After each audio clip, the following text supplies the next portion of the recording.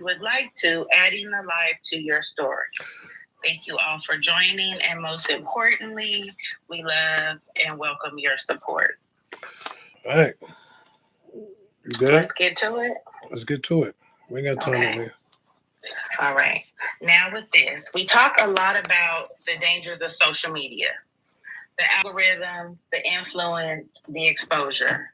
But the truth is, the biggest threat to our children isn't the screen, it's the parent behind it.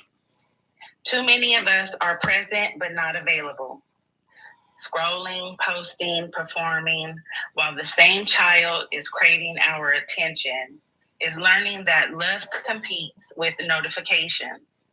We blame the internet for raising this generation, but who handed it the job?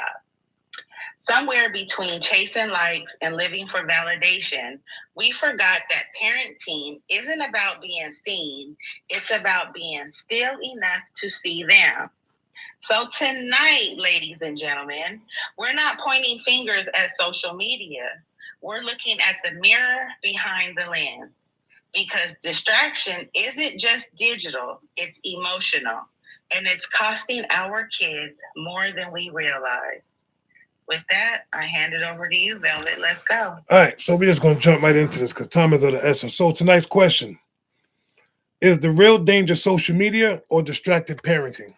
That is the question tonight. Is the real danger social media or distracted parenting?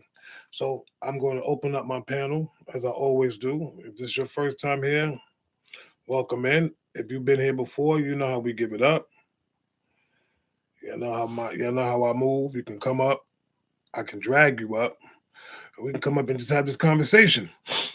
Pull up on me. Let's go. Tap the screen. Share the live out, please. Respectfully. Unc, what's up, Unc? I see Unc in the building. See 7-5. My brothers is always in the building, live and direct. What's going on, fellas? Welcome in. Y'all not playing. Not tonight. Good. What's up, though? They come out swinging.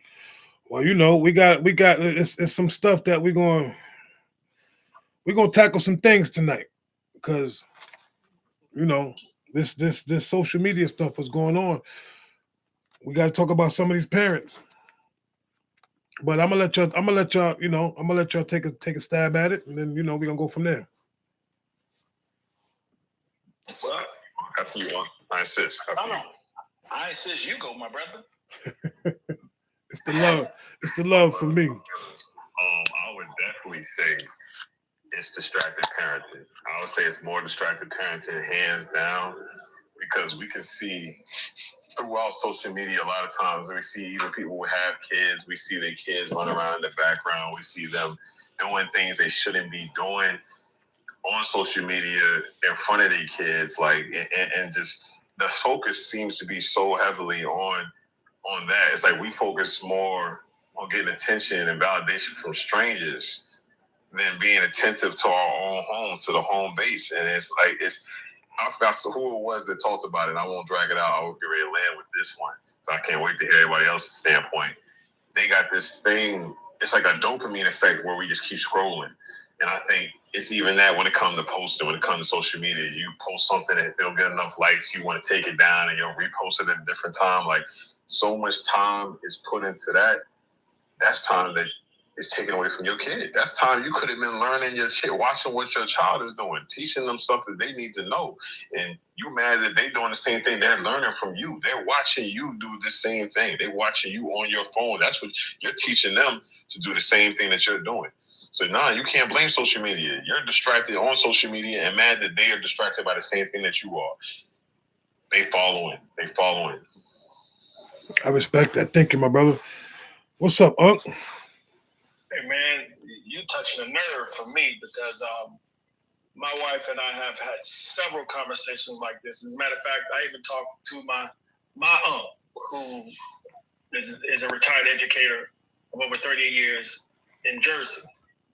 And one of the things we came up when we were talking is that wholeheartedly, I believe, is not the kids, nor is it social media. It is the parents. Kids are going to go how you lead them.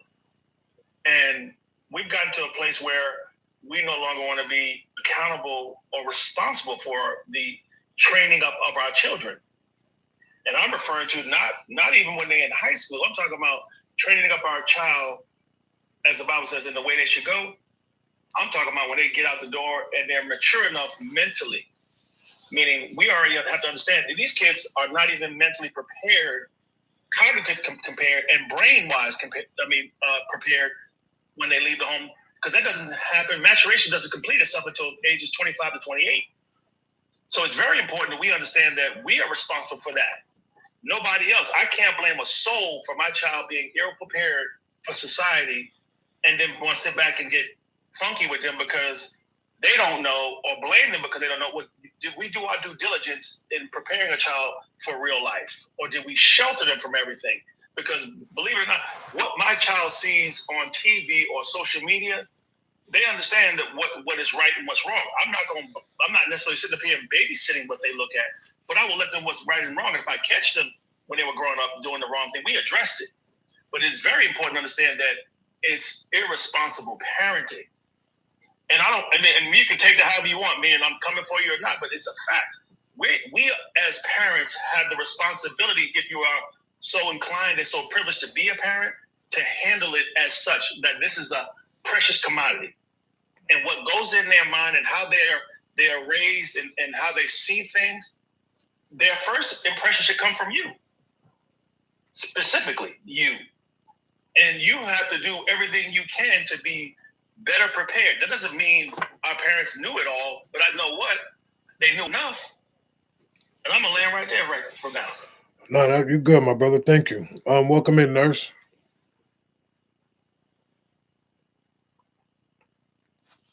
Nurse.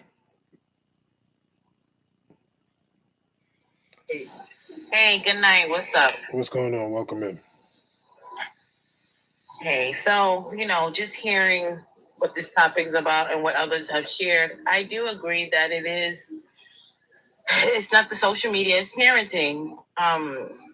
It's a lot of lack of work for me, I'm going to say as a parent, the work-home life balance, where I'm at in my career.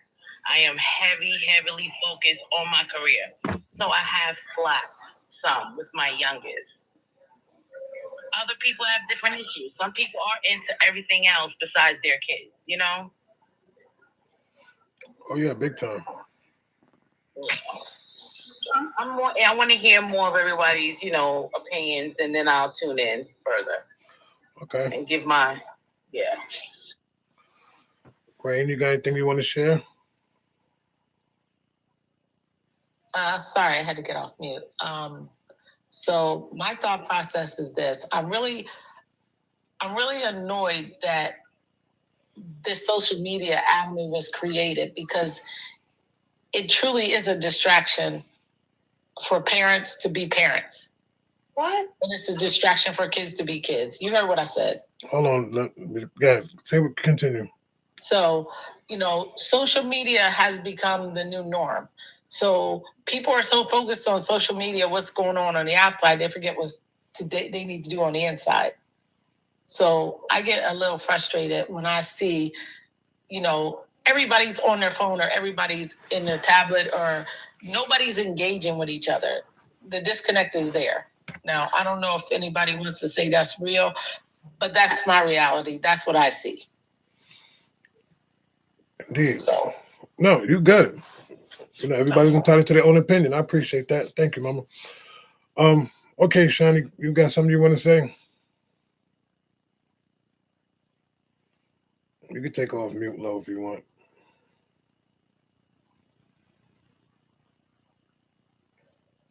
Can I speak? Yes, Thank you. You're welcome. It's not about social media, but it's not about social media. It's about handling your business. That's what it's really about. Handling your business. If you take care of your business, if you get away from social media, some people may have social media in their lives. Not me. You know, I make money outside of social media, you know. So sometimes I don't understand where some people come from because they make money off of social media. My thing is, what's the grand? What's the outcome? You know, what do you want in life? What do you want in life? What do you want in life, and go get it? Whether you gonna be in a relationship and do it with another person, or you gonna do it by yourself. And then they say, the religious thing, you know what I'm saying? And they try to cripple you and things like that. And it's like, no. And here it go. Ashkenazis. Those are ones, 1948. You know? It's like, stop playing with me.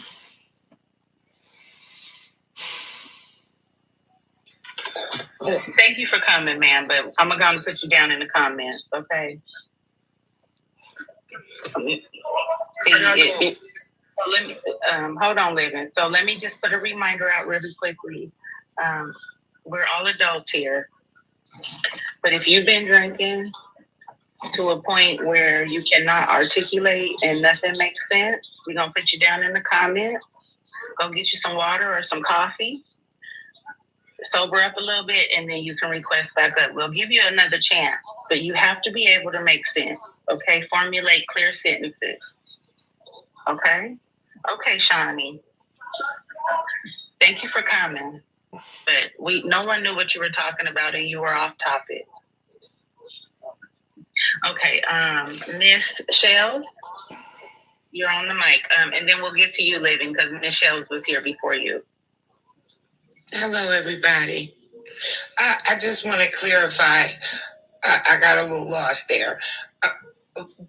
What exactly are we saying is social media? What is the exact subject? Is the real danger social media or distracted parenting? No, I believe it is distracted parenting.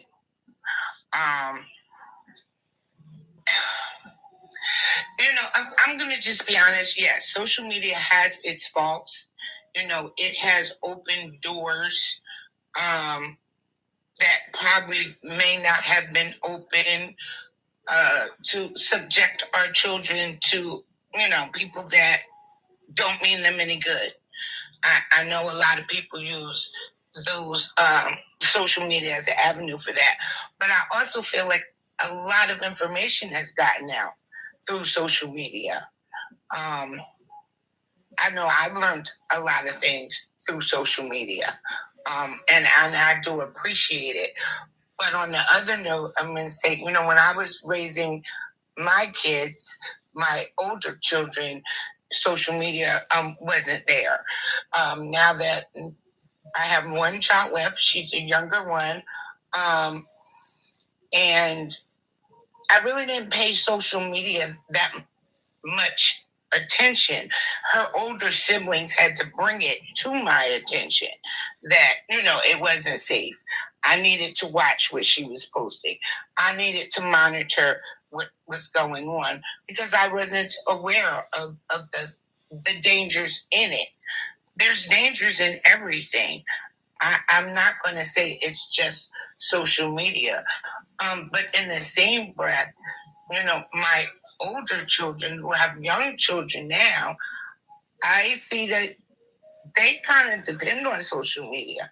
You know, my 5-year-old granddaughter, her mother doesn't really do too much with her.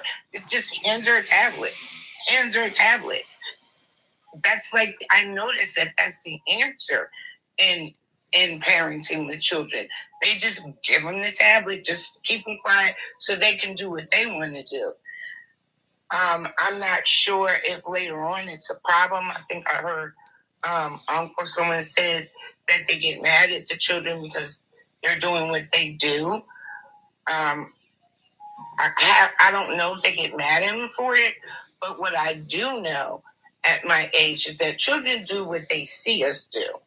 They don't do what we tell them to do. You know, they basically copy what they see. So I think it's a little bit of both. I think it's 50-50. Like, it can be dangerous, you know, everything has its dangers, but at the same time, it can be beneficial. I think you need to use it in the proper format. But I don't think handing a 5-year-old is a good idea. A tablet, and you need to sit there, you need to play the game, make sure they're learning something. I just feel like it's not being used properly. I think that's the best way to put it. Okay. That's my point. No problem. I appreciate it. Living proof. I mean, living for me. Welcome in, brother. Good evening. How y'all doing? Good. We good. I came in on the tail end of the stuff. I was spending time with my kids today. But I think that is distractive parenting. Because, and the reason why I say that, where you have parents that's distracted by something else, they don't know what their kids is doing on social media. Like, you got some parents, they also be on social media, like they kids. So you have young kids that's like 11, 12 with Instagram and Facebook and all that stuff, and just be posting anything. And some kids don't allow their parents to follow them because they don't want their parents to see what they're doing. Even when people hit the parent to what their kid is doing, the parents still ain't going to pay attention to what the kid's doing on social media. So if it was less parents distracted, my bad. If it was less parents distracted, I think it'd be more parents paying attention to their kids. So I'm gonna land my plane right there. No, I appreciate that. Sweets, welcome in. Can you hear me, guys? Yes, we can. Okay. Hey, everyone. I agree with everybody. I think that I would say actually both. I would say it's social media and the parents, but more so responsibility on the parents. I would say for social media, I feel like from a kind of tech standpoint, I feel like there could be more regulations around younger, teenagers or under 18 being able to access certain websites, or not just social media platforms like TikTok, but content should be, I think, monitored with some type of age verification. It had kind of came to mind the law they passed for, I don't know if I can say it on here, but the SMORN websites, if you guys know what I'm talking about. Mm-hmm. So they passed it in a few states. So now you have like that age verification where you have to, go through that process in order to access those websites. I feel like there can be something similar on some of these social media platforms. I've heard like Twitter is like almost, depending on what side of Twitter you're on, you're looking at, soft SMORN on there, and kids can access that. So I think it could be some regulations put around social media more for stuff like that. But then, like I said, I feel like majority of the responsibility is on the parent. I have a sister who is heavy on social media. She's in nursing, so she works outside of the home. But when she's at home, that's all she does. She's just on her phone constantly. So I follow all my nieces and nephews, and I have to call her and be like, what is this? You know, I'm seeing they're following, you know, grown adults, and they're only like 11 and 13, and it's men they're following, not teenage boys. So I try to keep a lookout for them as much as I can, but that's where I stand on it. All right. Lotus, you got anything you want to share? No, sir. All right. So thank y'all for everybody for answering that, right? So here's my thing. The real danger isn't social media, it's distracted parenting. I'm going to say negative. I think social media is one of the biggest distractions we have out right now. Because before social media, everybody was focused. A lot of people was focused on their kids. They were spending time with their children. But once social media came out, all of a sudden we forgot about our kids and started performing and started doing things on our own. We started projecting. We started making videos within ourselves. We wasn't paying attention to our children. We pretty much pushed them in the back burner. We even stopped having family dinners. The reason why I am talking about this tonight is because here's the reason why social media is one of the major distractions. There was a young lady that is on this app. She was a huge content creator. No disrespect to her. But this same woman was on a live while driving, had a panel, and was so focused on social media that she wasn't even focused on the road and hit somebody. Make it make sense. So what is the biggest distraction? Was she not paying attention? And on top of that, had a child in the back seat. So here's my question. Was she not paying attention? What was the biggest distraction? Was it just the fact that she was on social media? Or she just wasn't focused? Or was that bad parenting? I asked her this question because which is worse? Is for her being on social media while she's driving and hit somebody in the car because you was too busy to focus on what? On this app. So which means that what? So many people are addicted to social media. It's an addiction. Some of us can't even put the phone down. Think about it like this. When you go to the bathroom, you grab your phone, you get on social media. When you were sitting at an airport and you waiting for your flight, you jump on, you're sitting on, everything you do has to deal with social media. When you go on break at lunchtime, you don't even pick up the phone and call somebody. You too busy on social media, whether it's Instagram, YouTube, Facebook, whatever it is, you are on there. Some of y'all wake up at night and jump on your phone and looking at social media. So are you not addicted, but you want to sit there and want to say, well, it's the parenting? No, it is social media. However you want to look at it. You are addicted. It's worse than a drug. It's worse than a drug. You know why social media is so addictive? Why do you think people post so many pictures? Because they want to be seen on social media. Everybody wants to be the social media the star, the next big thing. But also when it comes to parenting, you should have known better. There's nowhere in the world you should be in a car, especially on the app. Why couldn't you just get to your destination and then turn on the phone? So who you see? The problem is this: you're so in love with social media that you gotta please everybody else instead of being a concerned individual, knowing that you had a small child in the back of your car. Imagine if the accident would have got worse. But see, a lot of times, this is what it is. It's exactly what it is. So I'm gonna land there, and it's an open panel now. Anybody can speak. Come on. This be the first time I want to give you some pushback, bro. That was a great, man. That was spot on. That was spot on. Because the first thing that came to my mind when you said all that is in the sense of, and I'm gonna use this analogy, because no one's making you take the smugs that's out there in the streets, but when you're going through hard times, or whatever the case is, when it's out there, a lot of times you will succumb to that. You become a product of your environment. So I get what you're saying. I definitely get what you're saying. But ultimately, the stance I'm going to take, the reason I'm going to give you some pushback is because it still falls on the individual. We still have autonomy over ourselves, which we all know that. But like you said, we all tune into this stuff. But it's like at some point, you got to know when to shut it off. Like, okay, for instance, the cyberbully stuff. People always complain about that. It's like, just cut your phone off. Just cut your phone off. This ain't the same as when you in person with somebody and they trying to put hands on you.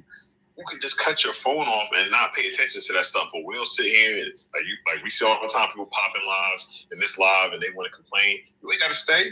Just leave. Just hit the X. This is the top right corner. Just go. So I get what you're saying though, but the way that they set it up, it is addictive and it makes it hard to walk away from it. So I knew you was gonna come with some. Listen. I'm gonna let somebody else step in on it. That was good. Well done. I mean, you Well think done. it's one of the, think about it like this. We could walk away from relationships. We could walk away from all this stuff. But the sad, one of the hardest things that we can actually walk away from is social media. You listen, people be sitting down with this person. It could be watching the whole program and be put on social media. You'll be at the movie theaters. Look what they do. Movie theaters, dinners, date night, you on social media. You got to make sure you take that picture to be seen. So is it the person or is it the app that you are addicted to? Man, but y'all are talking as if people don't have self-control. Do they? You're talking as if people don't have choice. You get to choose. You still control your behavior. This doesn't become addictive immediately. Social media ain't crack. You sure it ain't? The first time you use it, you don't get physically addicted to this thing. People have got to have some personal responsibility for their actions. Why are we blaming a tool? Why are you blaming your car for getting into an accident? Your car didn't get into an accident. You got into an accident. So you if you try to change your tire with a screwdriver, how are you gonna blame the screwdriver? You can't blame the tool. You gotta blame the individual. So technology is not new. They said the same kind of thing about the TV when we were switching from the radio to the TV. Oh, you can't watch TV. They promote all this sex and all this stuff on TV. This is not a new story for humankind. Anytime technology changes, it affects how human beings interact. It is our responsibility to use some discernment, to use some judgment, to use some maturity to limit our engagement with stuff. And specifically when we know that the stuff is addictive like this. This does have a biochemical effect. It does hit you with dopamine. It does affect people's sense of behavior. That's why, just like drinking alcohol, if you know you got alcoholism in your family and your father's an alcoholic and your uncles are alcoholics, does it make sense for you to go and start drinking a lot? Use some good sense. Control yourself. Make better decisions. This is not about social media. It's about the individual. I'll land. And I'm going to pick up from there. It is social media. You know why? Like you said, people went from the radios to the TV. Now, here's my stance. And I respect what you said, brother, 100%. 100%. But at the end of the day, you got to look at it like this. Like you said, they went from radio to TV, right? And they tell you don't watch TV a lot because people get influenced on TV. So did social media and TV did not influence people into do certain things? Let's ask ourselves that. Number one, we have self-control, but yet we started watching commercials. They did what? You watched TV so long that you started buying certain things, you started wearing certain clothes, you started moving a certain kind of way. You had a choice not to watch it, but you did. You know why? Because you was addicted to it. You came home and you had to make sure you ran home as a kid to make sure that you wanted to watch that certain program that you was addicted to. You had a choice not to watch it. You could have went outside and played. But what did you do? Oh, my show's coming on. How many people? Let's do the math. Even right now, how many adults do we know that would sit home and watch program after program and watch all these shows because of what? Because they are addicted to that show.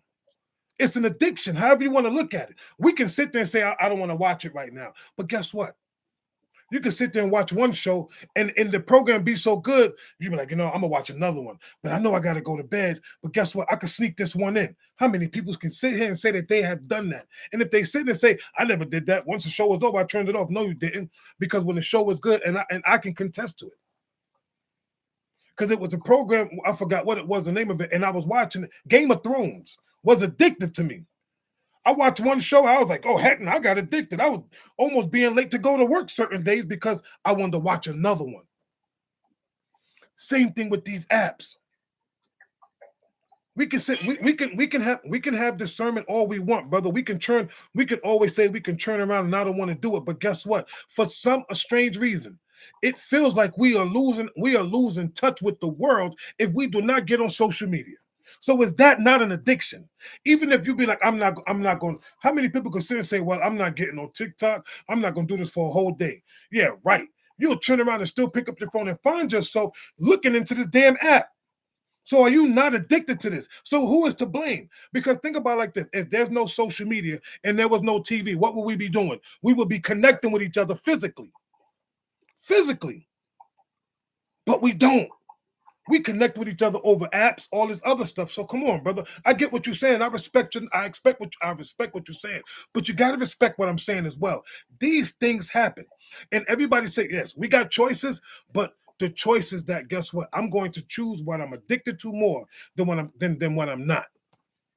This is why. Fam, just because I respect your opinion don't mean I agree with your opinion. That's all. Right. And vice versa. Right. So I mean, but I'm not addicted to nothing, brother. I'm not an addict. There's nothing controlling me. I control me. I make decisions for myself. Nothing makes decisions for me. I can watch Mercedes-Benz commercials all day, every day. It ain't gonna make me go and buy Mercedes. I have self-control. There are people in this world who are addicts. They have addictive behaviors, have addictive personalities, and those people need help. But that doesn't mean the rest of us are addicted because we like to binge on a TV show for the weekend because we've been working hard all week. That's not addiction, bro. That's preference. No. That's a choice. So yeah, bro. I'm talking about, brother. You watching the show every day. You coming from work, making sure that I gotta get to watch this show. It's still like an addict. Do the math. When addicts fit, I got to go and get my fix. It's the same thing. However you want to look at it. It's whether you want to look at social media as what it is, and people can say, oh, you know what, we have a choice. Yes, we all have choices. Hands down. Everybody named Over got a choice. But some people choose to be addicted to certain things and some people choose not to. That's it. There's only two choices. I gotta agree with you to an extent too on that though. I get what you're saying because I said the same thing you said, Deacon. Like you said, I do believe ultimately it does boil down to the individual. But like he said, let's be honest. Majority of us, overwhelming majority, is not gonna go a whole week not clicking on some kind of social media app in this phone. Whether it's Instagram, TikTok, Twitter, you're not gonna go a whole week straight just not checking on none of it. And that's been going on for years. Like, the mind is powerful, man. Let's stop kidding ourselves. And they know this. The people that create this stuff, they understand this literally. I remember Kanye talking about this. I know people feel about Kanye. This is one thing he said that was right. It's a dopamine hit when you get to scrolling. When you get to scrolling, next thing you know, you don't even realize how long you've been scrolling.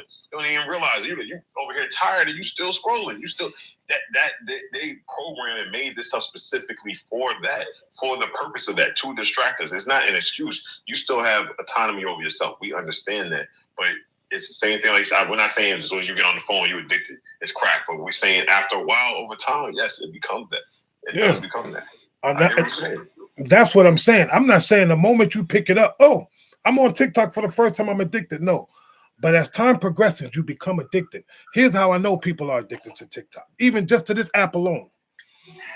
The moment they come on somebody's platform and they be here for X amount of hours, right? Let's just say hypothetically.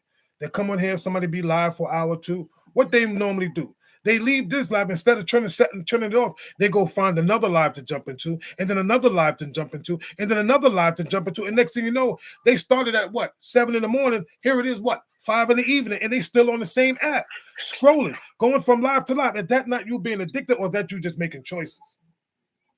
I think it goes both ways. I think for some people, it can be addictive. I mean, it has a purpose. They built it to distract you. They built it to get your information, to get your attention.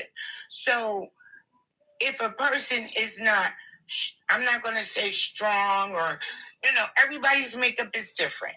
So maybe somebody like B, somebody like myself, who don't really find it that interesting, won't get addicted, where someone else can. It's the same as the crackhead or the other, addict. It's about choice. You choose what you want to be addicted to. You choose what makes you feel good. Right. I think you're both right, period. Right. But my sister, here's the thing though. You in your car, they already tell you, this app already tells you, do not drive while you on the app because it's a distraction. They already told you that. They forewarned you about that. But what people still try to do, they are so addicted to the app. What they do, I gotta put a green screen so they can't see me doing what I'm doing. Because I gotta get on social media. I gotta be seen. I gotta be seen. Regardless the fact of what's going on behind me, who I got in the car with me, I'm going to be careful. But guess what? You get so addicted and you get so caught up into the internet world that you forget about the real world. And now you're behind is driving somewhere and boom, you don't hit somebody and unalive them. And then you got a whole infant in the back. That's the problem. It ain't got nothing to do with anything else. It's the child. So many people, so many of these parents would rather be on this app and be on all these other apps than actually focus on their children. They forget to feed them. They forget to bathe them. They forget that these kids are doing their homework. Some of them even forget that their children are outside. So let's call a spade a spade. They can't even put this phone down. Some of them will even walk with the phone still on the app to go see where their doggone children is. You got some of these mothers sitting on this app feeding their babies while on TikTok. Make it make sense. I got to go feed my kids. My question to you is it if a person becomes let's say addicted to Finny or whatever's on the street, is it the Finny's fault? Is it the medication's fault? Or is it the person's fault? Whose fault is it? It's the medication because you shouldn't be taking it in the first place. You already know right from wrong. Here's the thing. Everybody know right from wrong. You know right from wrong. But if you're choosing something, guess what? You choosing something, you get hooked on it, that's on you. I'm not going to sit there and blame the drug because, listen, the drug is out there. You just took it. The same thing with this, with social media. Social media is here, but you got addicted. I'm not saying that social media made you. You made yourself addicted to these apps. The same way you made yourself addicted to those drugs. Okay, I want to make sure we're on the same page. At the end of the day, but what I'm saying is this. People may have all the choices in the world. Everybody got choices, do whatever, if you got free will. But you cannot sit there and tell me that listen, people can say what they want to say. I know for sure that people will be, here's a funny thing. When you even got social content creators that's be on this app from 6 a.m. to 8, 9 o'clock in the evening, you've been on the app for 12, like a full-time job. A full-time job, and you tell me you got all that time in the world. What is your kids doing? Did you go pick up your kids from school? Did you even feed them? Did you even take care of yourself? What about your own hygiene, your own personal hygiene? Come on. I think you misspoke really quickly because they're in the comments. You didn't mean to say it's the medications. It's the person making the choice to take the medications or the smugs, right? Right. Okay. Because the substance just don't jump into your body. You have to make the choice. So he misspoke. I want to clarify for the comment. Right. No, that's what I mean. The substance don't just jump on you. It takes time for you to get addicted to something if you keep taking it. Same thing with social media. If you keep watching it and you keep watching it, apparently what's going to happen? You're going to get addicted to it.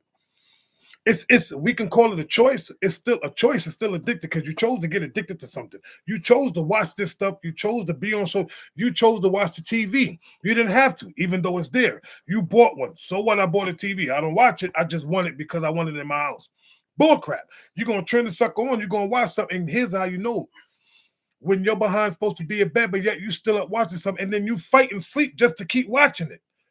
Huh? And here's another, this is how I also know you addicted, real quick. This is how I also know people are addicted to stuff. Because you keep upgrading. Because if you wasn't addicted, guess what? You would still have that same TV with the antennas on the back, turning the knob. But guess what you went and did? I got to get me a bigger TV. Oh man, so now you're trying to say because somebody is aspirational and they want to improve the quality of their life, they're addicted because they buy a new TV on Black Friday? That's what I said, and I stand on it. Well again, bro, you're really just making outlandish statements because just First of all, you don't know me. You don't know me to tell me what I'm making. I'm saying what I want to say. It's my platform, right? I can say what I want to say. So at the end of that, you can say what you want to say. But don't come up here and try to disrespect me. Talking about I'm making outlandish statements.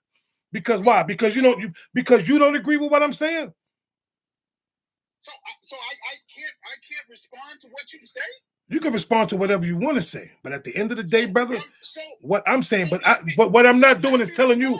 What I'm not doing is telling you about what you're saying is outlandish. Cause what? Let me respond. So then respond correctly. Bro, you don't get to determine how I respond. But I get to determine who's on my platform. Oh man, get the fuck out of here. And that's why you're going. Oh Lord, what just happened? He trying. Listen, that's that fake macho. He trying to be masculine. He trying to show. Oh, listen, dude. If you don't agree, you don't agree. But at the end of the day, what you're not gonna do is try to come up here and try to disrespect me. Real talk. Do not let this app fool you. I want to go in after. I know you got something to say. Go ahead. Easy New York. Well, yeah. Let me say this. And again, I'm gonna say this. I like the passion, but just be respectful. I'm gonna go back to what we were talking about initially, and for me, we have to be very mindful that we don't allow external stimuli call the shots. And that's why I say I have to be. I understand where it can be both ways, but if I'm gonna lean one way or the other, I'm gonna lean towards the parent and the individual, because the parent or the individual are the ones that can control the behavior that's being displayed. I don't care. Let me put it this way: it's no different than we talk about Smorgasbord, right? We all say that that industry is a multi-billion-dollar industry. But would it be a multi-billion-dollar industry if there were no viewers? Absolutely not. So when that's said, and it's only that lucrative because too many men and women watch it.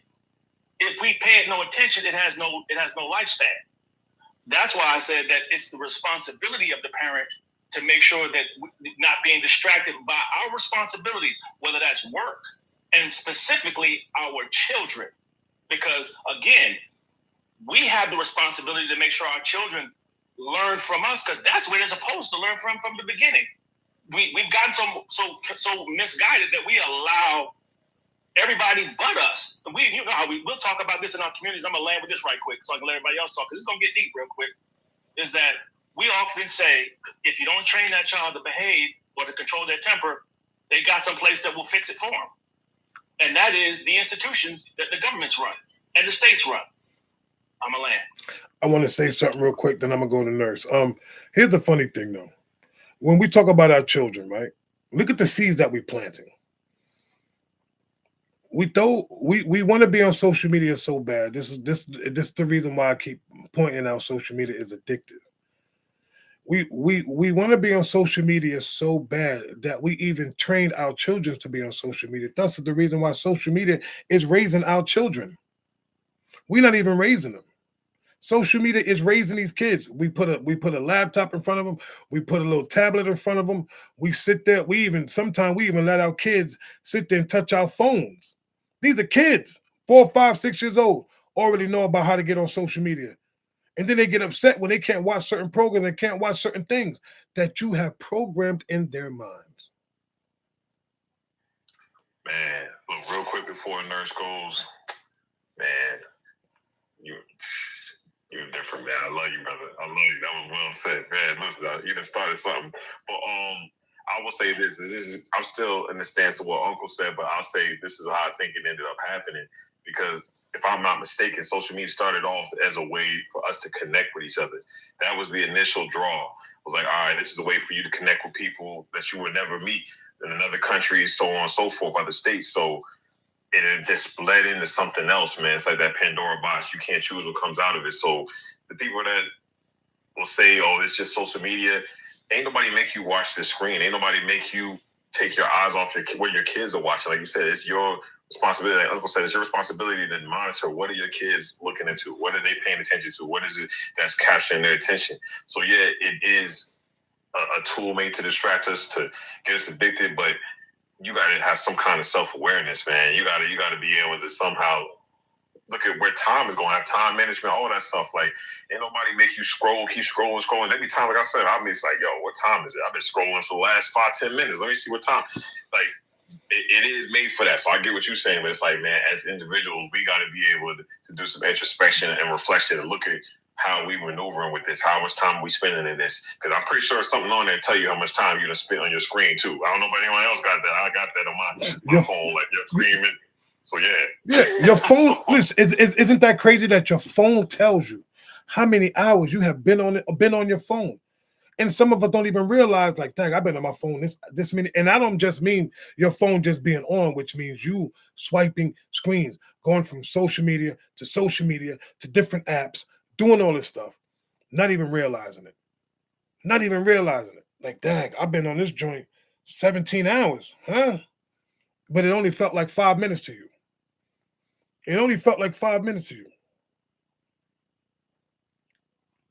We don't want to admit that we are that we are truly addicted to social media.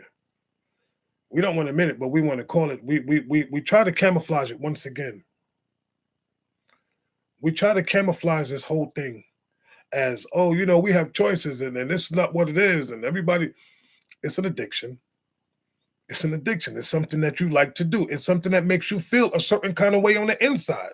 Some people change. Listen, it's to the point where here's how you know it's kind of addicting when you get on social media, you become a whole nother person. Some people ain't even who they truly are on these apps.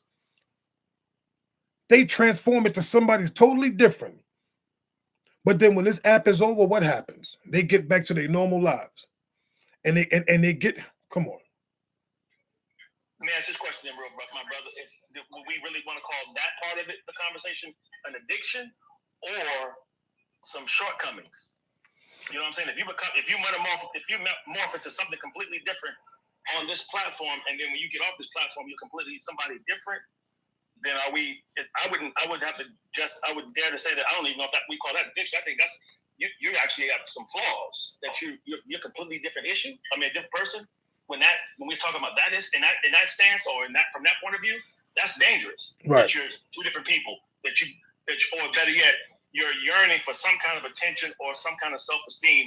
That the only way you feel like you get it is on this platform. So let me ask you. Go ahead. No, I'm sorry. Go ahead, brother. Continue, please.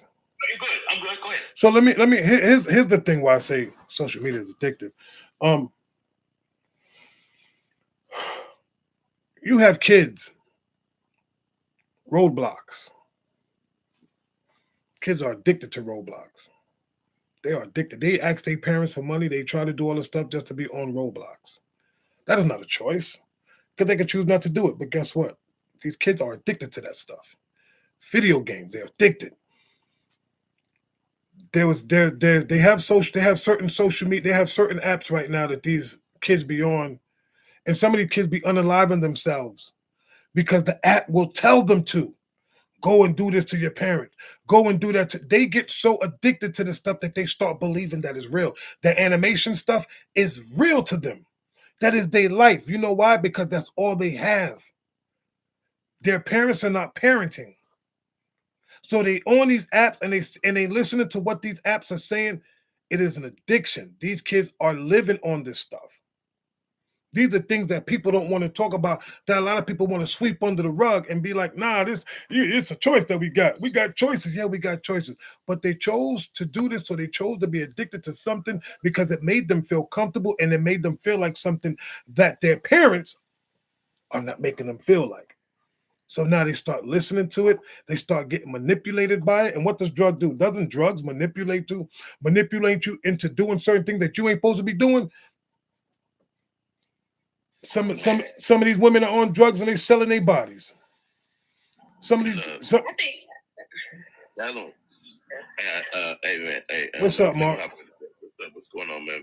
Man, look, when you spoke about the addiction part, man, I had this.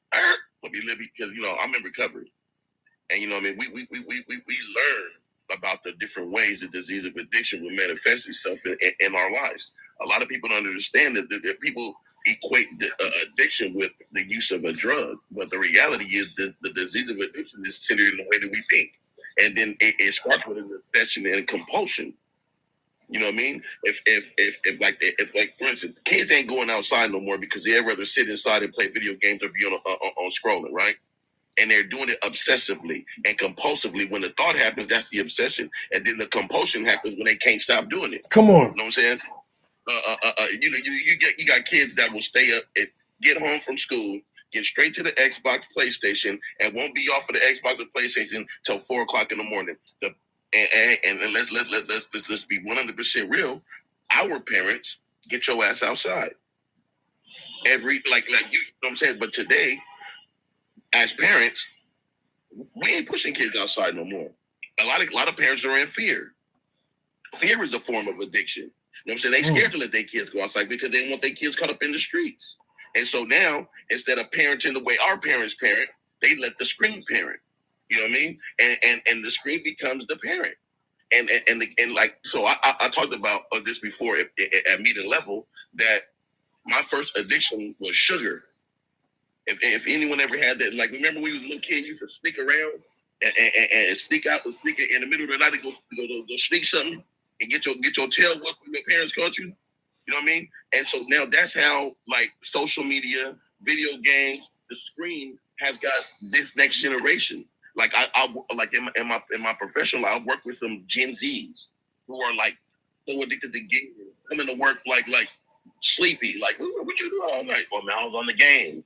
I'm like, bro, you know what I mean? But and like, so I could preach recovery to them, but I'm like, man, you might want to look into that, because that obsession to sit on that game and then the compulsion to continue doing it, knowing you got to get up to go to work in the morning, and it's vice versa.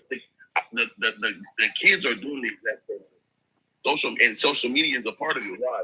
Because it gives us that same feeling that a drug will give you. It releases the endorphins. You know what I mean? Like you got like we was talking about how people will come on social media and be somebody totally different than the person they are in real life. Like that's a disease. That's a sickness. You know what I mean? That's a sickness. And if like not to be able to recognize it in the form of the disease, you know, because the disease will lie to you in your own voice. Mm-hmm. It'll tell you you're cool. It'll tell you the shit is okay, but it's really not. You know, but I'll let. No, you're right. Think about it. You have such a stressful day. You'll be on social media. You forget about your whole day. Everything that you have went through. Once you start scrolling, you ain't even thinking about that no more. Then you start seeing stuff. Because of the way that they put these ads and the way that certain things are set up or designed, you get stuck watching stuff.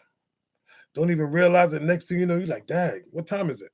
How the heck you don't even realize the show that you was watching on TV done went through about 4 episodes. And you still like, what I missed. Now you got to rewind the TV to go back 3 episodes and keep back on your phone. And then you miss them same 3 episodes again. So you just keep going back. Like, it's crazy work. What's up, MD22? What's up? Welcome in. So the difference between addiction and obsession, right? With social media. So you saying that social media is not an addiction because I'm not saying it's not. I'm saying it is an addiction. No, not you. Okay. Oh no, I'm saying it is. He's saying it is. You're saying it is an addiction. Yeah. Okay, all right. Okay, I thought we was going back and forth. No, that was the other dude. Okay, all right. Because I was going to say it's when you look up the definitions of both, and both of them have harmful consequences at the end of the day. They're both the same thing. You know what I mean? So yeah, I'd agree with that. That's ridiculous. Yeah, but the last I checked, old boy was telling me I was wrong. Nah. No, sir. Honestly, it sounds like to me, he was kind of upset because he has. I mean, you can't see my fingers, air quotations. He has his own addiction that he's trying to get over. Come on. I control my own time. Okay, yeah, we all control our own time, but at times, myself, I know I've got to go to work, but I'm sitting downstairs on TikTok. Looking at other people's lives, and it's time for me to go to work. I'm like, oh shoot, let me get out of here. And at times, I'm downstairs, the TV off, My son upstairs playing a video game. I'm just getting off work. I'm downstairs on the live. Let me go upstairs and see what's going on with him. So at times you have to stop what you're doing to go see what's going on. At times you have to go pick your son's phone up, whether they sleep, whether you snatch it out their hand and go through their phone to see what they're doing. You know what I mean? So that it comes hand in hand. It's to the point, right? Where my thoughts was with this young lady. She should have known better. She should have known better to be driving behind a car on this app. But see, that's what I'm saying. She was so busy worrying about, oh, am I following? I got to make sure I got my panel, this, that, and the third, because I got to let them know this is what I do. And it's only a matter of time if you've been doing it, thinking, see, here's the problem with this. Here's how you know you get addicted. When you've been doing it in your car for so long and you get comfortable with doing it, you are addicted to it because guess what? I know I can do it. I'm good. And it only takes that one moment for you to get distracted and unalive somebody. Now you're like, oh, damn, what did I do? And you know what the sad part about it is? You got people talking about, oh, are you okay? I hope she's all right. Hope she's all right. Hope she's all right. What about the child? What about the child's mental right now? Yeah. What about the family? Absolutely. But you weren't about somebody else. You weren't about a content creator. But you know what that's from? That's because the disease affects them also. Like people be addicted to the content. You know what I'm saying? And so the algorithms. Like I used to work at. I live in Silicon Valley. I used to work at one of the biggest, you know what I mean, companies that use these algorithms to trigger the disease in the mind. I mean, because again, like I was saying, drugs are just the most. Well, I'll say smugs are just the most obvious symptom of a person who's an addict, right? So if you can be in denial all you want because I don't use smugs. I ain't using no smugs. But you're using this phone in the same way somebody used smugs. You know what I mean? So, like, the literature that I study over these years that I've been clean now, you know what I'm saying, allows me to understand what the disease is and how it affects. Like, people sometimes, if someone just picked up like it's called the basic test, you know what I mean? Just pick it up and read it. Pick it up and read it. You ain't got to ever use smugs in your life. Pick it up and read it, and you will see where the addictive behaviors can manifest itself, even in someone who never picked up a smug in their life, but they have addictive traits. You know what I mean? And it's so easy to fall into a pattern of addiction on social media just by scrolling. Like brother was saying, I could be up 5 o'clock in the morning. That's my regular time getting up. I leave my phone in my bedroom and I get on my computer and start doing some of my schoolwork, right? In my mind, I'm thinking, what's going on FB? What's going on TikTok? And I will consciously make the decision to go pick my phone up. And now my phone is next to me by my laptop. And I'm supposed to be doing schoolwork, but next thing you know, I got my phone in my hand. Exactly. The thing is like this. The funny part is, only thing about this app, and I'm glad she said it. I seen it in the comments. The only thing about these apps that you can't really tell that people are addicted because of the signs. Like, you know, like she said, with a person that drink alcohol, you can take an alcohol test. You know that they got alcohol in them. Person that's taking a drug, they can take a drug test. You can tell through the blood. But the only thing about this is an invisible addiction that people cannot detect. Doctors, Lord, they can't detect this stuff. But we can see it all day. My thing, once again, I'm going back to what I'm talking about. This woman had no regards to life itself. Let's be real. No regards to life itself. Because here's the thing. You are so focused. How can you be that focused on a social media app while you were driving your car when you could have just been like, listen, give me a minute. Let me get to my destination. I will jump on then. Come listen, let me tell you how addicted it is. Some people have this addiction where they think that they can text and drive and pick up the phone and read text messages while on the highway and do certain things. No, you can't. Some of y'all can't even turn your radio on while you're driving, but more or less you want to listen. There's no way in the world I'm going to be on this app while I'm driving. I'm not going to do it. Because you know why? It is a distraction. Because you're too busy while you're driving, you're trying to see who's talking. Your head keep going like this. You want to, no. The fact of the matter is you got an infant in the back seat. I don't care about the driver. I care about the life that you took and the child that's in the back that may be traumatized about that. You just traumatized the whole child. Why? Because you want to be on what? Because you want to be on social media. Make it make sense. But the sad part about it is when you got followers, people that's following you, asking you, oh, I hope she's going to be fine. We praying for you. Are you serious? You praying for her? What about that person's family, the man that got hit? What about his family? Are you praying for them? What about that little kid? Are you praying that he doesn't have that? But you praying for the person that I don't understand that. Make that make sense. This is the ignorance in some black people, where they will actually pray for the person that caused that.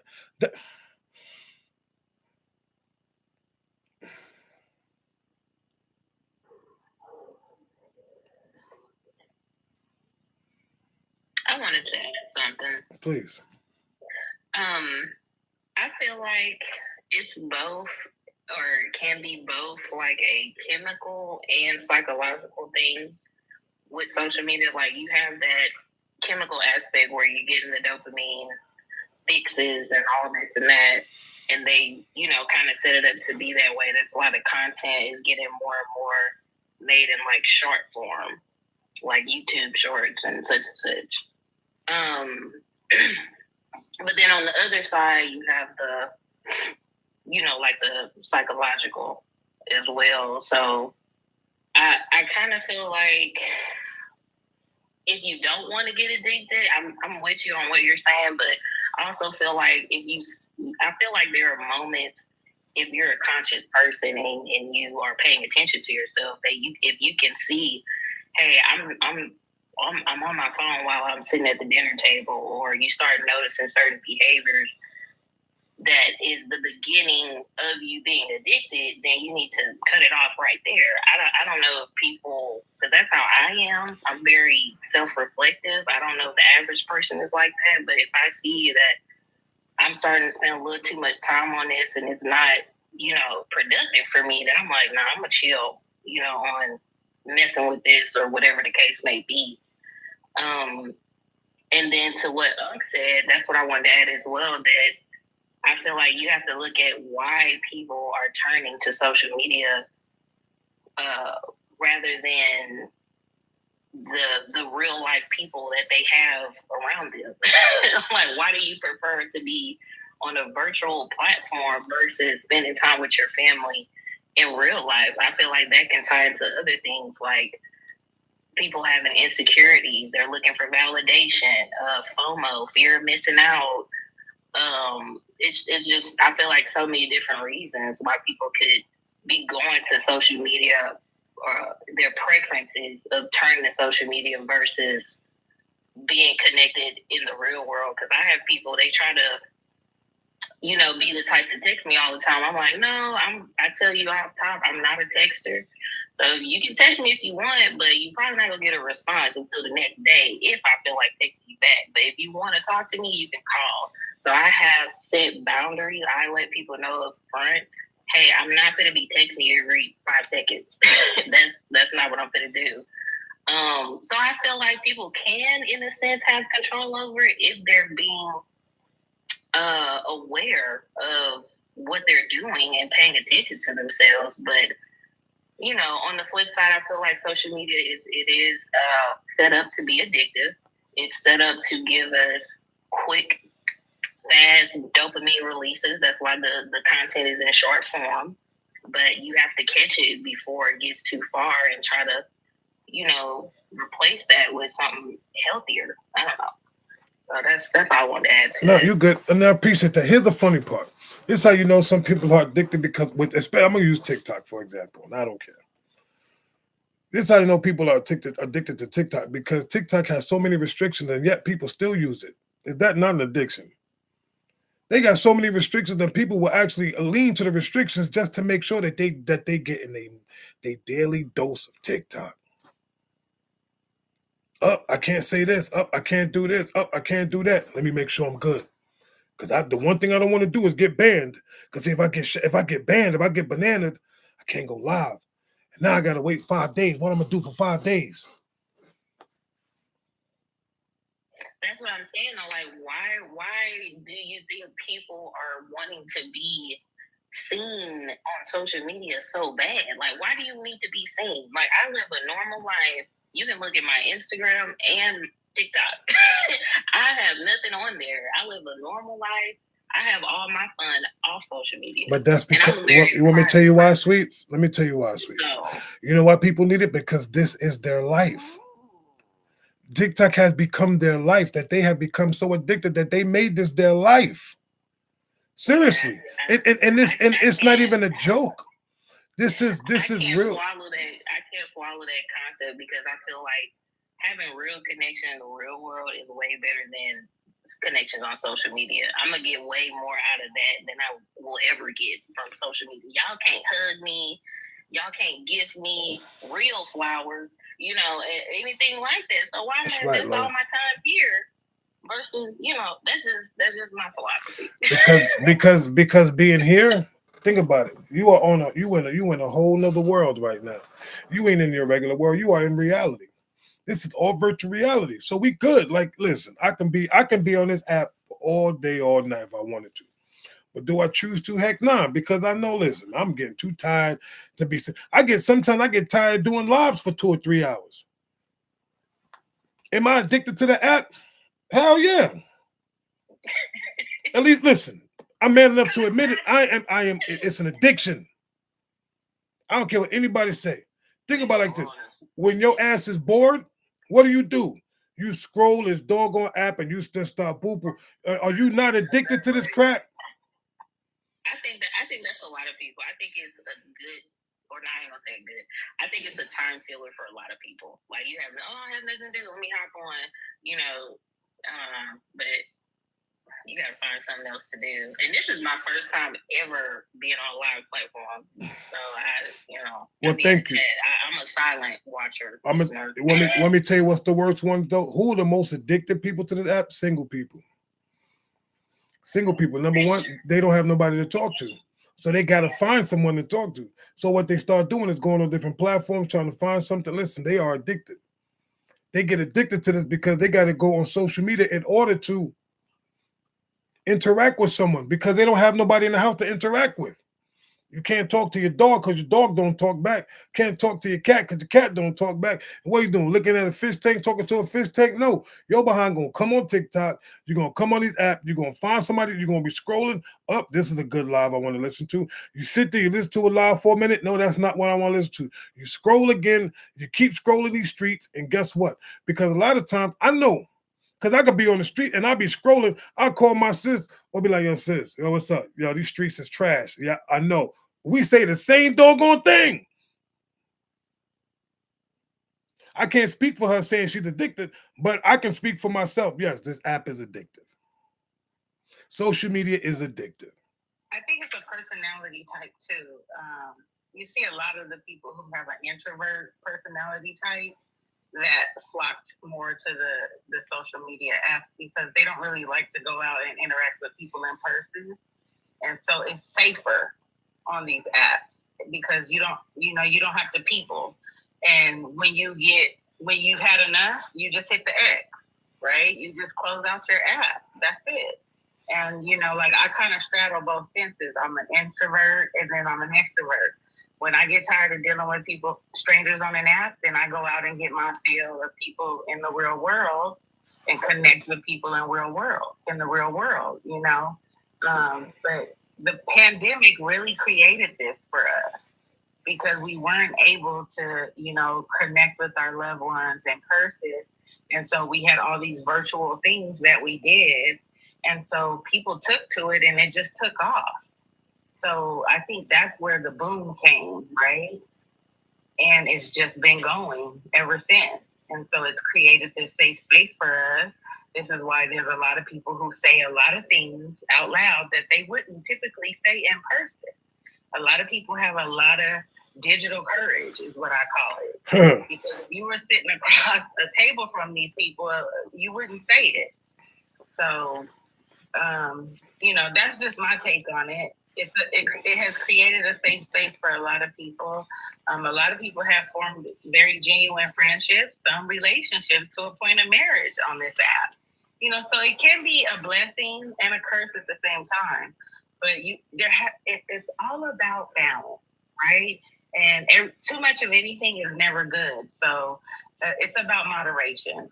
So you got to figure out your happy medium. You have to meet yourself in the middle, know when to pick it up and know when to turn it off. Regulate yourself, and that's it. Listen, I'm gonna tell you the funny part though. Tell me, I don't know. Just tell me if I'm lying. You can get off this app. You can go to sleep. You wake up somewhere in the middle of the night. You pick up your phone. What you doing? Let me see who's on TikTok. Am I lying?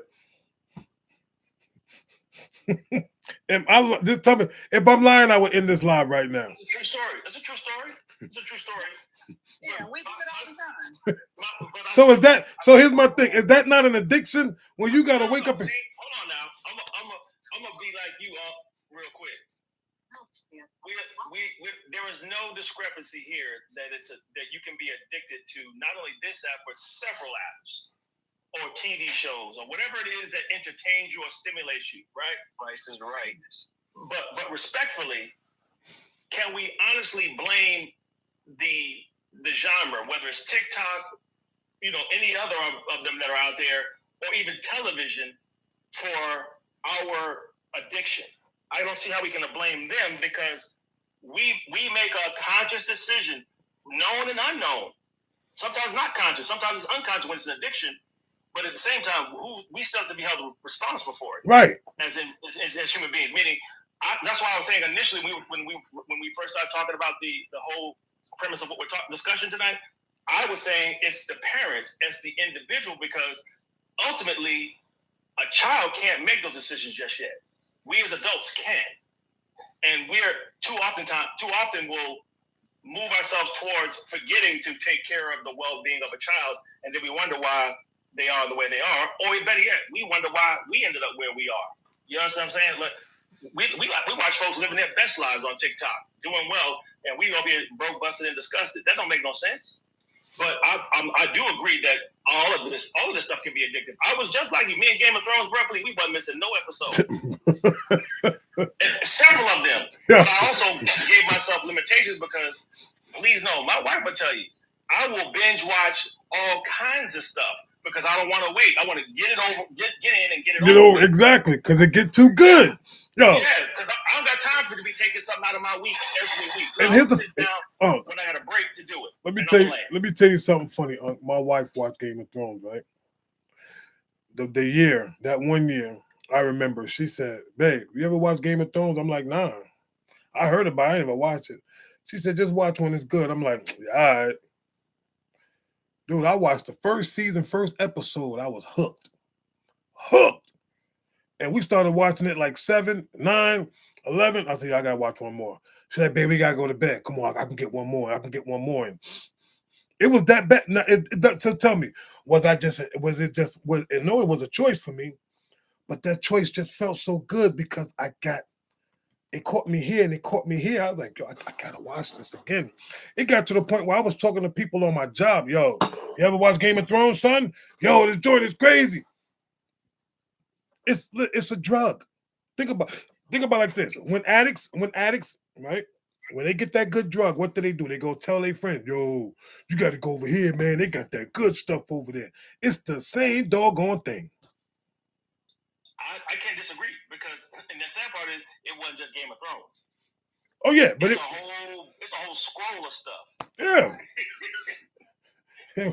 and we sit there and pretend like, nah, I don't want to watch. Because look, if it's bad, here's the beauty. This is how you know. You know, you ever had, you get that bad batch, they don't want it no more. It's like watching a bad TV show. You ain't gonna watch it no more, but you're gonna scroll and find something else to watch. Just like an addict, you're gonna go someplace and try to find another fix. Man, please, off the top of my head, there are some shows that were so smooth and they got me so good that I would watch them all over again. Sons of Anarchy caught me out there slipping. Come on. Gangs of London caught me out there slipping. And I was like, man, and I'll be sitting over here, and I know I was fiending because I'm sitting there, wait, when's the next season coming out? When's the next season? Exactly. You get mad. You get pissed off that day. I gotta wait this long for the Shy to come back. I gotta wait this long for Raising Kanan to come back. I gotta wait this long for Power to come back. Like, you got all of those things. Sad part is this. A lot of us try to camouflage our addictions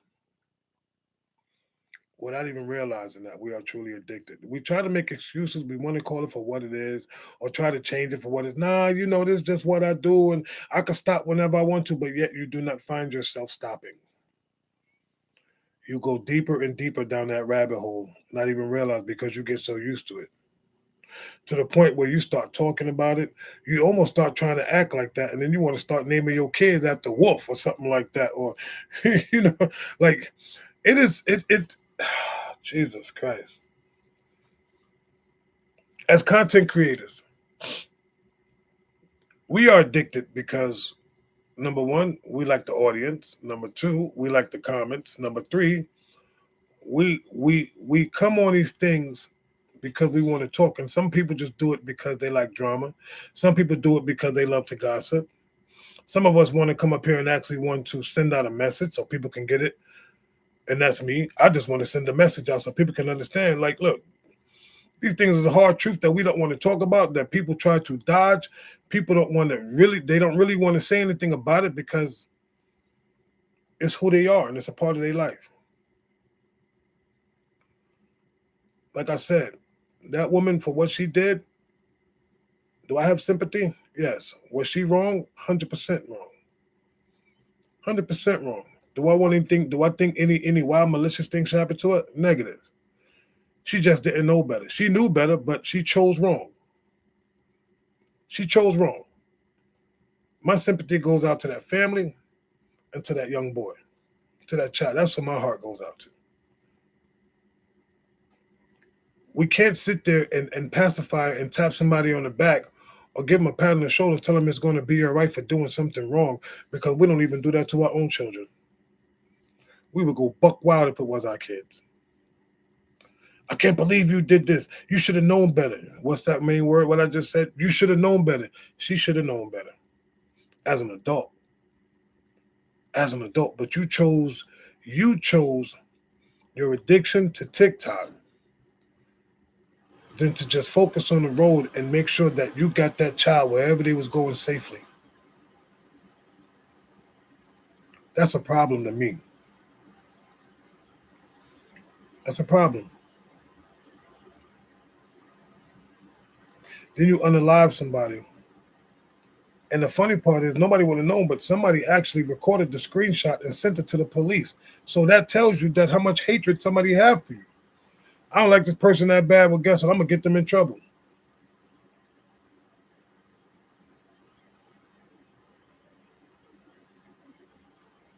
What's up, Hunter? Welcome in.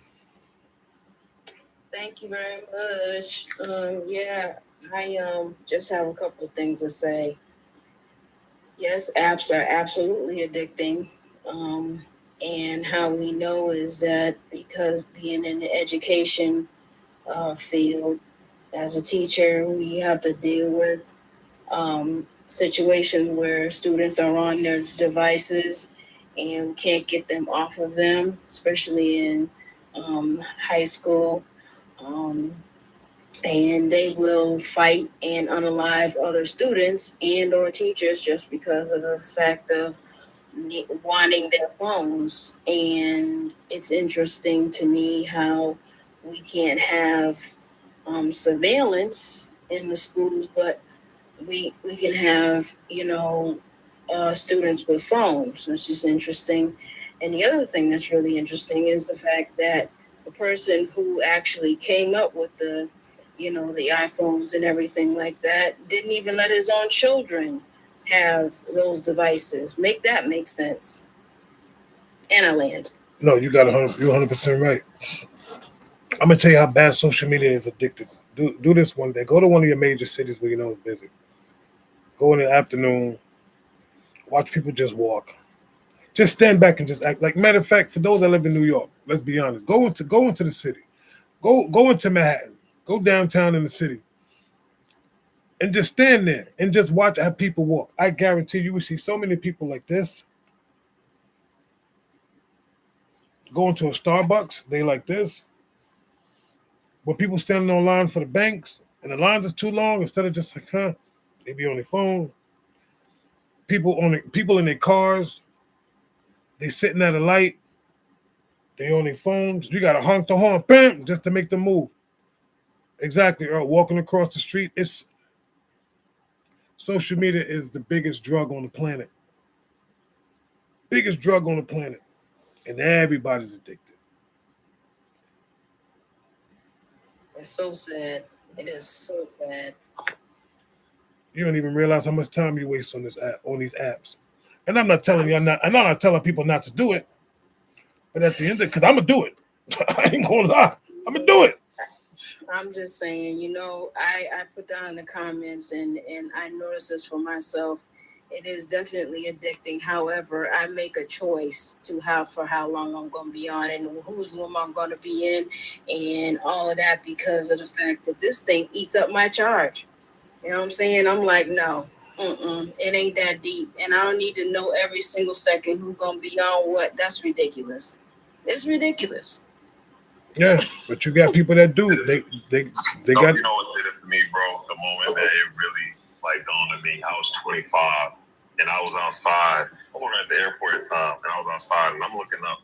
So I'm a big nature head, and I see everybody looking down at their phones. I'm like, yo, a whole meteor could be flying at us, and no one else but me would be seeing it because everybody got their face in their phone. I remember seeing this lady fall on her face. And everyone just looked at her and then looked back at the baggage claim. I'm like, dang, ain't nobody gonna go help this woman out? I'm like, yo, we moving like zombies out here, like we mindless. Right. 7-5. Here's the funny part. Here's how you know people are addicted to social media. I'm gonna tell you they are addicted to social media. An accident happens, nobody's calling 911. Everybody's pulling out their phone to record that accident. Yo, bro, no.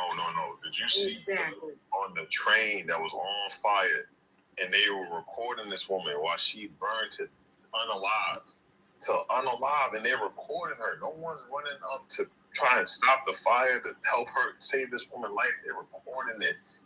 Like, that's sick. That is sick. You more worried about catching a moment and clicks than saving another human life?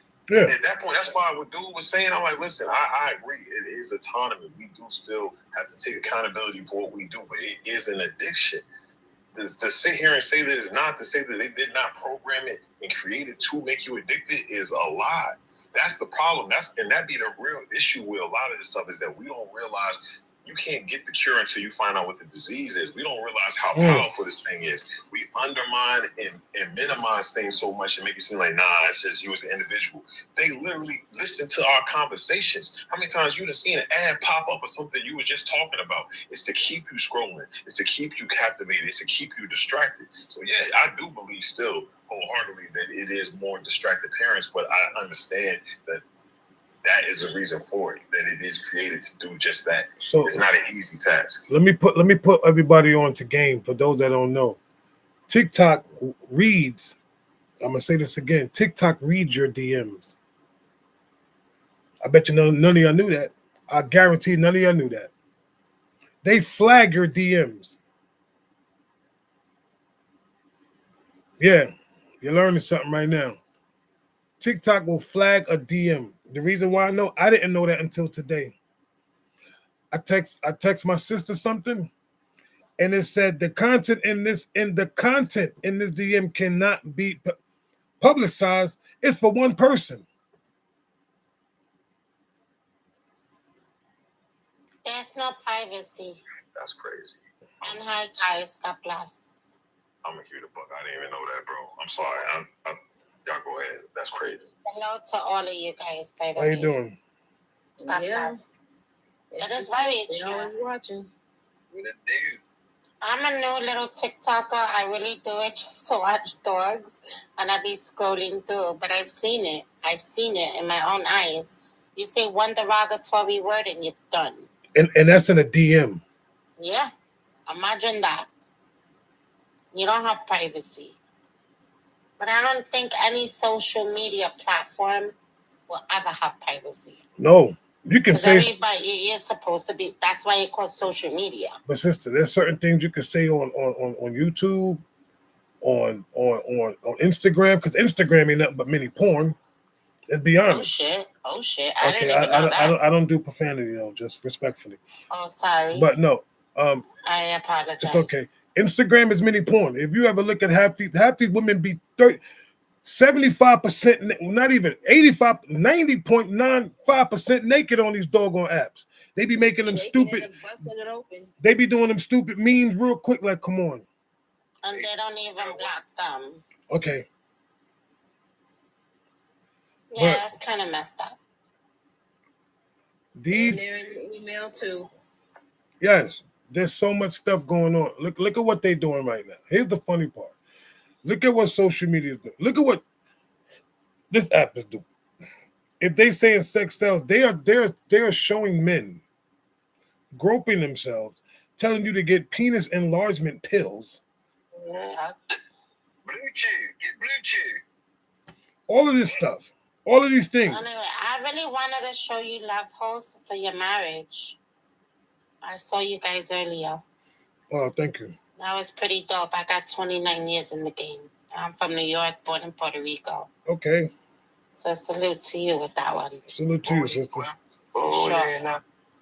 But look, Yeah. we got it. Look at what they did. They started adding commercials in between certain things. You be scrolling, you'll see a little ad. All addiction. That's how they keep people on. They keep you to buy stuff like it's just bananas. It is crazy. It is bananas right now. Where you can't. That's why sometimes when my sister be like, "Yo, when you get off this app, when you leave this live, go outside and touch some grass." Some people don't even know what grass feel like under their feet. When the last time you really picked up some grass and smelled it? I'll wait. Thank God for me, I own a house. I had to mow it. And it's real because even on top, if I can add on to what 757 said, is that not only are we just being reckless and dangerous, but we've gotten numb to the danger around us. You know, we just think that oh, I can handle this and I can handle that. We've gotten completely numb to the dangers around us. Walking with our phones in our hands and don't know what's in front of us. Yeah, I agree. Don't have any understanding of our surroundings. That's deadly, and that's dangerous, male or female. For sure. It is. It's like to the point of what can we do? What are we going to do? No, I caused my daughter that she's a teacher now, God bless her soul, in Brooklyn. And me and my husband bought her a car because she goes on MTA and she's on TikTok and something called Snapchat, Chat Snap, whatever you call that. Snapchat, yeah. And I'd be like, Cece, focus. Focus is gone. You know, yeah, because it's like she wears really heavy jewelry. No, she's a good girl. We buy her good things. On the MTA train in New York City, that's no joke. Oh, I know. You get snatched up real quick. My husband's born in East New York, Brooklyn. So we already know how that goes. We really come from the hood. Well, But it ain't. she doesn't. I'm We not raised her in Long Island. You know what though? So she's blind. I want to say something about this though. Real talk. Go ahead. When we talk about the hood, right? Excuse me. You're good, bless you. It ain't the hood is bad. It's the people in the hood. Because the blocks ain't got nothing to do. The buildings ain't got nothing to do. It's the people that live inside the building. That's why people like, yo, don't go in that building. For what? What the building got to do with who lives in there? But I want to get back. At the same time, I think people truly, and it's hard. It will be hard, but sometimes you need to take a day off and be like, you know what? I'm not going to go on social media today. I'm not going to get on live. I'm not even going to scroll the app. I'm not going to do this. I'm not going to do that. Why you think sometimes I take days off? I know I got a schedule that I do, but at the end of the day, I do take days off. I barely sign on because I myself just graduated for nursing school. So I have a lot on my plate. But when I feel like that little, extra time, I'm like, okay, let me go on TikTok. Let me see what's going on. Let me see people's opinions. Lately, since I've been on, excuse me, it's been really negative. Like, I'm like, I don't even think I want to do this anymore. Like my practice. I don't know live. I don't do lives. I don't know these things. What my practice is, I'm even tomorrow Sunday, I'm not going live. I'm not doing nothing. I'm going to try my best to say. As a matter of fact, I'm going to try to keep so busy that I don't get on social media. It's God's day tomorrow. I'm Catholic. Every day, I'm Boricua. every day is God's day. Yeah, but for me, Sundays means a lot in my family. We have Sunday dinners. We go to church. We don't do all that extra stuff. I may sneak around. When I go to the bathroom, smoke a little cigarette, nobody knows I smoke. I put like my hand sanitizer. I'm like, yeah, I'm here. I'm really not. But I sneaked on TikTok real quick. Addicted. But see what you just said. You anything that you got to sneak and do, it's an addiction. I got to sneak and do this. You are addicted. I'm sorry. I'm not sorry. All right, that's okay. I can take it. I'm not saying you. I'm just saying in general. Brother Cherry, what up? It is. Because I be like my family's so Catholic. I be like, you know what? I'm such a good girl my whole life. When I go on TikTok, I like the bonjinje. Like, what are you guys up to? Yeah, because you're addicted to that stuff. That's what it is. People. Here's the thing. You got people that's addicted to gossip. You got people that's addicted to all types of stuff on this app, but it's an addiction, however you want to look at it. I don't care what anybody say. They can agree with me, they cannot agree with me. But that's okay. You're addicted as well. It's no. And I said I was. I've never listen. Right. At least I know I know my demons. It's a difference. Exactly, and I know. But I can face mine. But some people can't too, my love. I'm not saying you can't, but I'm just saying some people. But I love the way you're real. Some people can't. Can I finish my statement, please? Okay, God, you're the host. Thank you kindly. I appreciate that. Some people can't face their own demons. They can't even look at themselves in the face and truly be honest with themselves and tell them, yo, you know what? I am addicted to this. But when they learn and truly look at themselves and be like, you know what? How can I stop? What can I do? I need an outlet. You know what? I need to put this down. I need to go outside. Sometime I thought I heard somebody snoring for a second. You see me looking at. Oh, my dog. I'm so sorry. No, you're That's good. my dog. Yo, what up, bro? That's my dog. All right, hold on. I got to mute you because that dog is snoring like hard. Yo, so I was talking about people being like the addictions on TikTok and all that. People had a dude up here arguing with me, talking about it's a choice. This. I'm like, dude, but you, regardless of choice, you chose to be addicted to this app. You own it so much. Sometimes people, like I said, people can't even put this thing down. They pick it up, and everywhere they look, every place that they go. But you spot on, bro. You spot on because what it is you're not necessarily addicted to apps, cigarettes, smacks, narcotics, smoking things, hookah pens. You're addicted to the dopamine hits, and they know that. You know what I'm saying? So, that's why they had Mark Zuckerberg up there on Capitol Hill talking about the effects of social media, not just on people, but on the youth.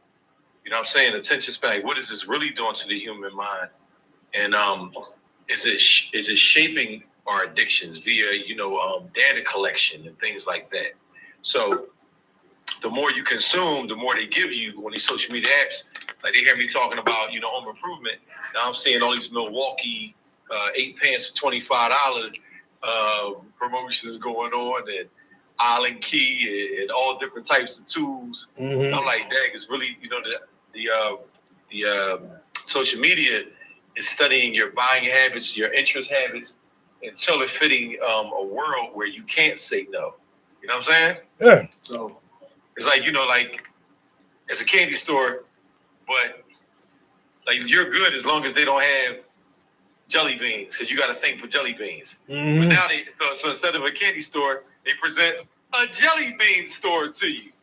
Now you just gotta go in there. You can't leave. You know what I'm saying? Yep. So that's the dopamine hits for the, and with the likes and the gifts, the animations, it's no different than being at the casino.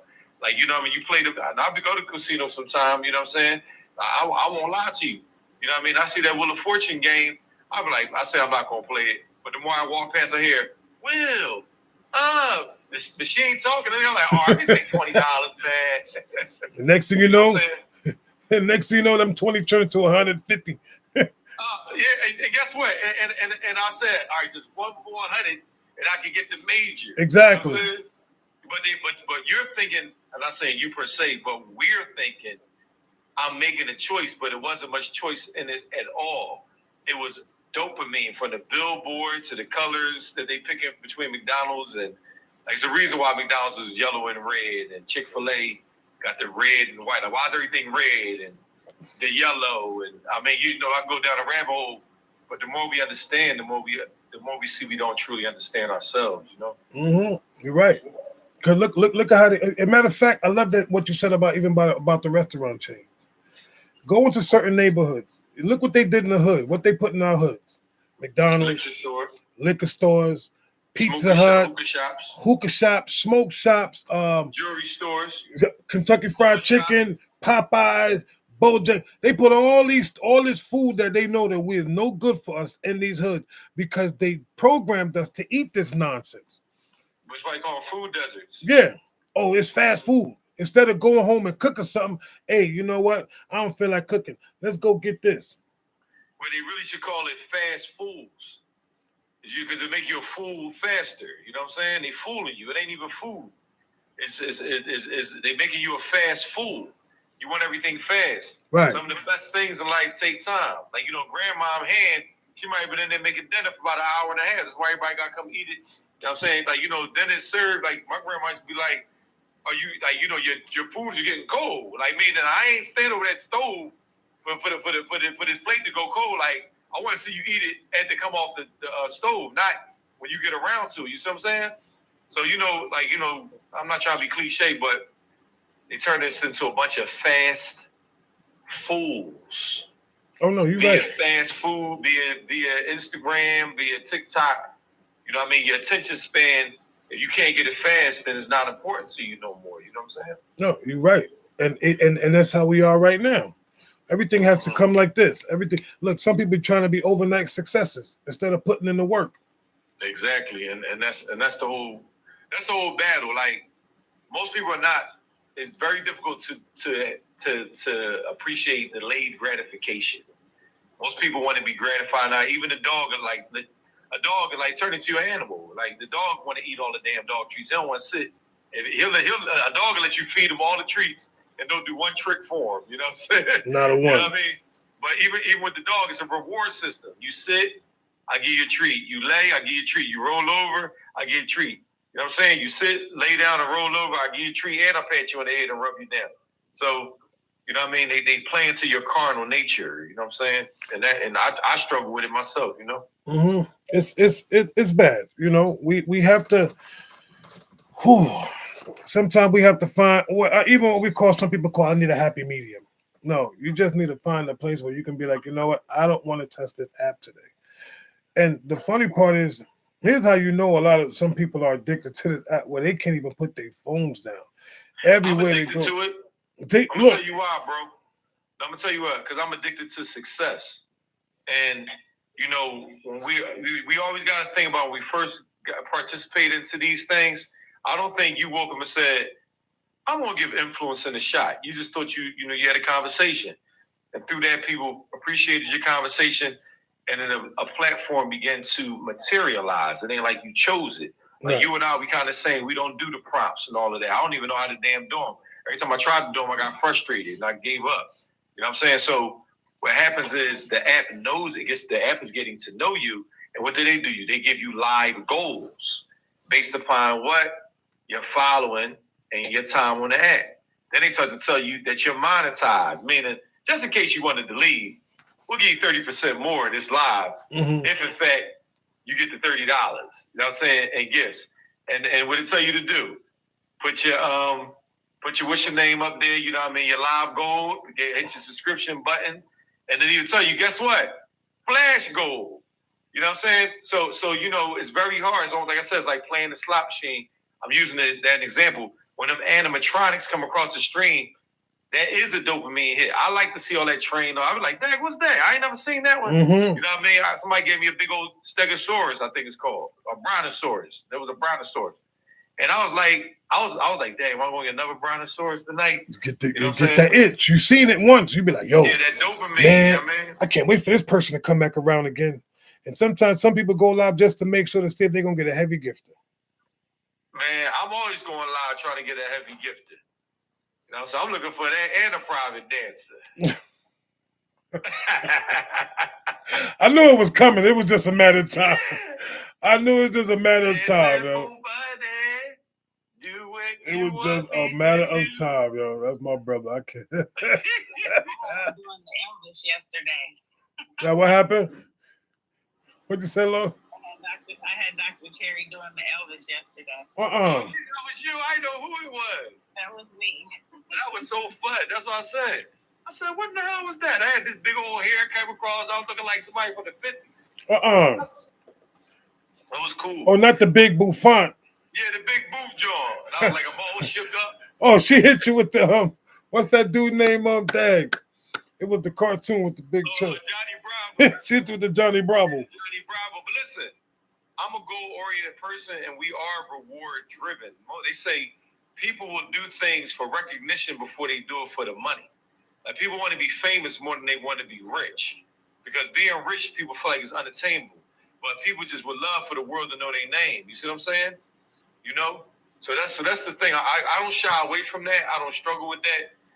Am I addicted to that? I would say no, but I am addicted to success. And once you start to get it via these apps, it gives you social proof that your message is worth it, because men lie, women lie, but numbers don't.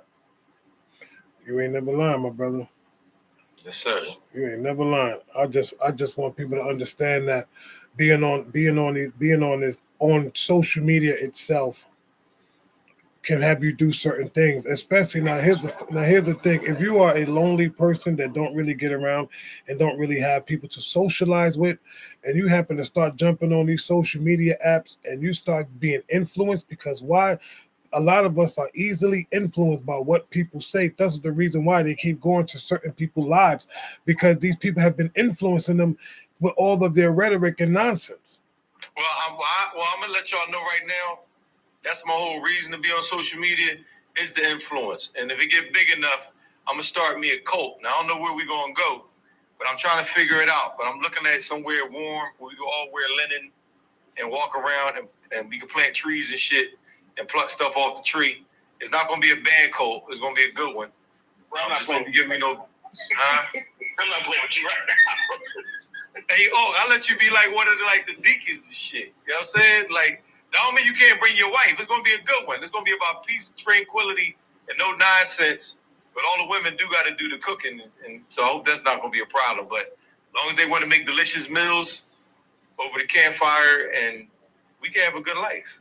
It sounds like that TV show Lost. I'm good, bro. Hey, but listen, we got each other. We always gonna be fail. Nah, listen, I'm not mad at you, but I'm trying to influence people on the internet. I done cussed out about 18 people in the last 2 months on TikTok and had to set the record straight that you're not talking to a damn fool. You know what I'm saying? If they try to talk to you stupid, on here I have to let the guy know. Listen, I don't care how many statistics you got. Statistics don't got nothing to do with breathing in and out. I mean, here you go. So how many statistics you know from breathing? Like, you don't know. Did you count how many breaths you took today? So people think they're smart in this app, and I'm smart in real life. And that's why people send me gifts and stuff on TikTok, and they come to my page, and they be having. We just sit up, man. I knew you was at work. I did this live, man. People was thanking me, said I was doing the Lord's work, bro. From talking about finance. That thing was so lit, man. I had to shut it down. I was using like Scotch tape to hold my eyelids open. That's how much people was learning. The chat was like going stupid. So I'm saying I am on here to influence. I'm trying to influence people to get out of poverty. I'm trying to influence my black people to believe that we can do anything we want to believe. I am trying to influence.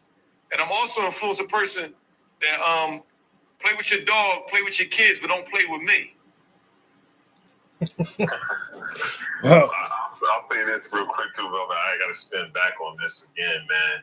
Reason why I will still say it's distracted parenting, because as soon as you have a kid, that's supposed to be one of your focal points. It's supposed to be raising your kid. Like when I hear these stories about people that have toddlers and their toddlers end up unaliving in the pool because they done crawled in there. It's like, and I'm not trying to pour salt into the wound, but it's like, where was your head at? How did that even happen? How did that occur? Like as soon as you had, like me and my wife trying to start our family, it's like I'm as soon as they touch this ground, as soon as they come out and they have their first breath, my eyes is gonna be on you until other than if I know you in your bed sleeping, because that's the kind of world we live in. That's the kind of world it is. We know there's distractions everywhere, but it's still on the parent ultimately, like to have that awareness. Like once you have a kid, it ain't about you no more as much as it is about them. You got a whole nother life that they need your attention. They need you to focus on them because they cannot navigate this world like that. They're still learning. You're supposed to be overseeing them. You're supposed to be keeping your eyes on that stuff. So it's like as us as adults, if you don't have kids, I guess I can understand it to some degree. But once you have kids, it's like, nah, you ain't got no excuse. Like you're supposed to be watching that. More than you watching your phone, you're supposed to be watching them. And the thing is, the problem I have, though, and I love that you're saying about that, brother, for real, because I agree with you 100%. These people, some people should not. I'm going to be real. If you want to be on social media, don't have a kid. Don't even have no kids if you want to be a person that's on social media. Because if you can't focus and take care of your child, and all of a sudden your child gets into an accident, and you wonder, well, how did that happen? You know how it happened. You know exactly how it happened. When you got a kid that's in school and you're supposed to be the parent that's home with the child, but you just go pick the kid up, drop them off, let the kid go in the room and do whatever they want to do. Now this kid is failing in school, but you too busy trying to be successful on TikTok, or you trying to be successful on one of these platforms. And then what happened? Well, how did you fail? You wasn't paying attention. No, you wasn't paying attention to your child. Sometimes the kid needs help, and sometimes these kids be crying out to their parents, and these parents just push them off. No, just go over there. I'll be over there in a minute. In a minute is 2 hours. Next you know, kids hungry, in the kitchen, trying to make themselves something to eat, burning themselves, getting scorched with water, doing all types of stuff. Because why? Because you as a parent was not focused. Almost burning the house down because you want to be on social media. And then want to get mad at the child for the child being hungry. And then, oh my God, you don't even want to cook nothing really. You just go in the kitchen, get a bag of ramen noodles, throw the water, put the noodles in the thing, season it, throw it in the pot, throw it in the microwave with some water for about 3 or 4 minutes, take it out here, sit down and eat. True story. And it's even worse in the educational field, which I'm in. You know, I can't imagine as many things my mom had to deal with as a single parent. The one thing she made sure is that we went to school to be educated. Period. End of discussion.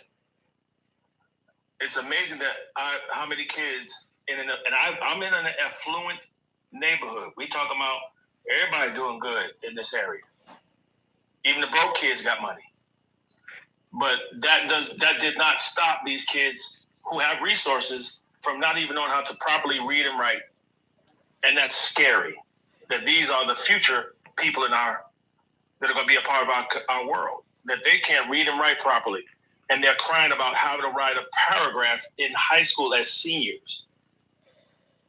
That's where I say where my point of view is, I'm saying that we as parents have just completely left our kids in the dark.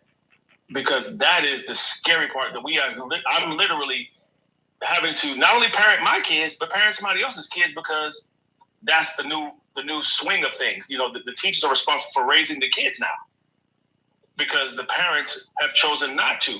And when I say they have chosen not to, hey, look here, you can get all the bags you want. But at the same time, you didn't bag it when you decided to make that child. So let's not do all that. So my statement is always going to be, it's our responsibility. If you have children, it's responsibility to make sure your child have a foundation to have a decent head start. And we got to start with just, if nothing else, reading and writing. It's a shame that we as parents have allowed the school system to say that they can take all these tests to graduate high school and spelling does not count. What? I'm gonna land. Thanks everybody for the gifts too. Rico, what up? Though, first of all, hold on. Hold on. What's up, Rico? In the building, you got the floor, brother. Come on. Rico. You know what too, Velvet? That people, I always come in your comments, but a lot of times I like the dialogue. I'll just stay in the comments. But you know why everybody is so in love with this TikTok thing? It's because for most people, it's an escape from reality. And people can be whatever they want to be. You know how many platforms I've been on? Everybody, I make 6 figures. I'm a millionaire. I'm this, I'm that. No, you're not. Because the people that I know that's well-to-do, they don't talk about it. You know what I mean? They don't talk about it. You know, and people love the fact that they can argue with people, not as no consequence, no violence, none of that. Like, this is a scapegoat for a lot of people. Me, it's entertainment to me. I don't get too into it. I'll listen to good positive conversations. The negative, I'll scroll right past them lives. I don't like that. I do want to say this though. When it comes to parenting, right? You know how many? I got to say this, and I'm gonna piggyback on what Unc just said. You know, these parents now are not even parenting right. I'm gonna call it for what it is. When your kids' hygiene is terrible, not only that some of these kids don't even they don't know how to write. They barely can read. They don't even know the basic math. But let's talk about hygiene. When your kids can just wake up in the morning, got crust in their eyes, breath smelling like yesterday, and all they do is get up and throw a t-shirt on, a hoodie on, and a pair of sweat socks and some slides and going to school like that. Then you got your daughters going to school with just pajama bottoms and a bonnet and the shirt going into. Since when did you? Listen, when I grew up, we had to wash up, get up in the morning, wash up, brush your teeth, comb your hair, put lotion on, all that stuff, and then make sure that you had proper clothes to wear, because what your mother used to say, get your school clothes ready for school the night before. Exactly. We don't even, right now, what these kids are doing, these kids wake up, they don't even, listen, we had to wake up and we was getting breakfast at home. These kids, they stopping at the store, what they getting? Candy, a bag of chips, some candy, and maybe a little juice, and then and then they going to school. Look, Cherry, you right, and blunts. They want to sit there smoke, or vapes. How you in high school and you vaping? But that's their bad behaviors now. Listen, where I live at right now, and I know Cherry see it too. These kids walk around with hoodies on, face looking dirty as I don't know what. Got the tightest sweatpants in the world.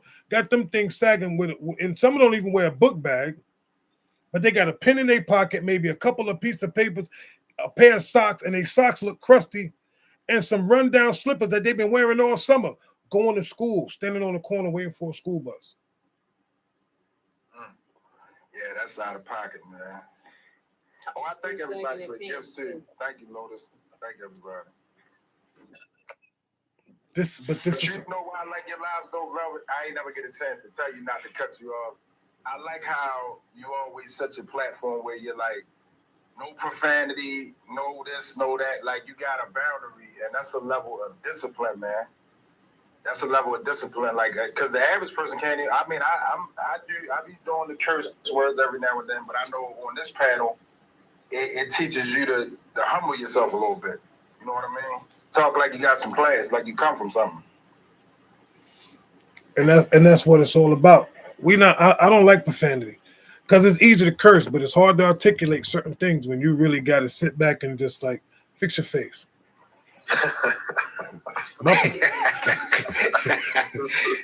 You see the face? She's like, Listen, don't get me wrong. I get a little potty mouth, But I only do it when I get mad or when I'm off this app, because that's when I explode. Be like, yo, you heard these mother boo-doo-doo-doo-doo-doo.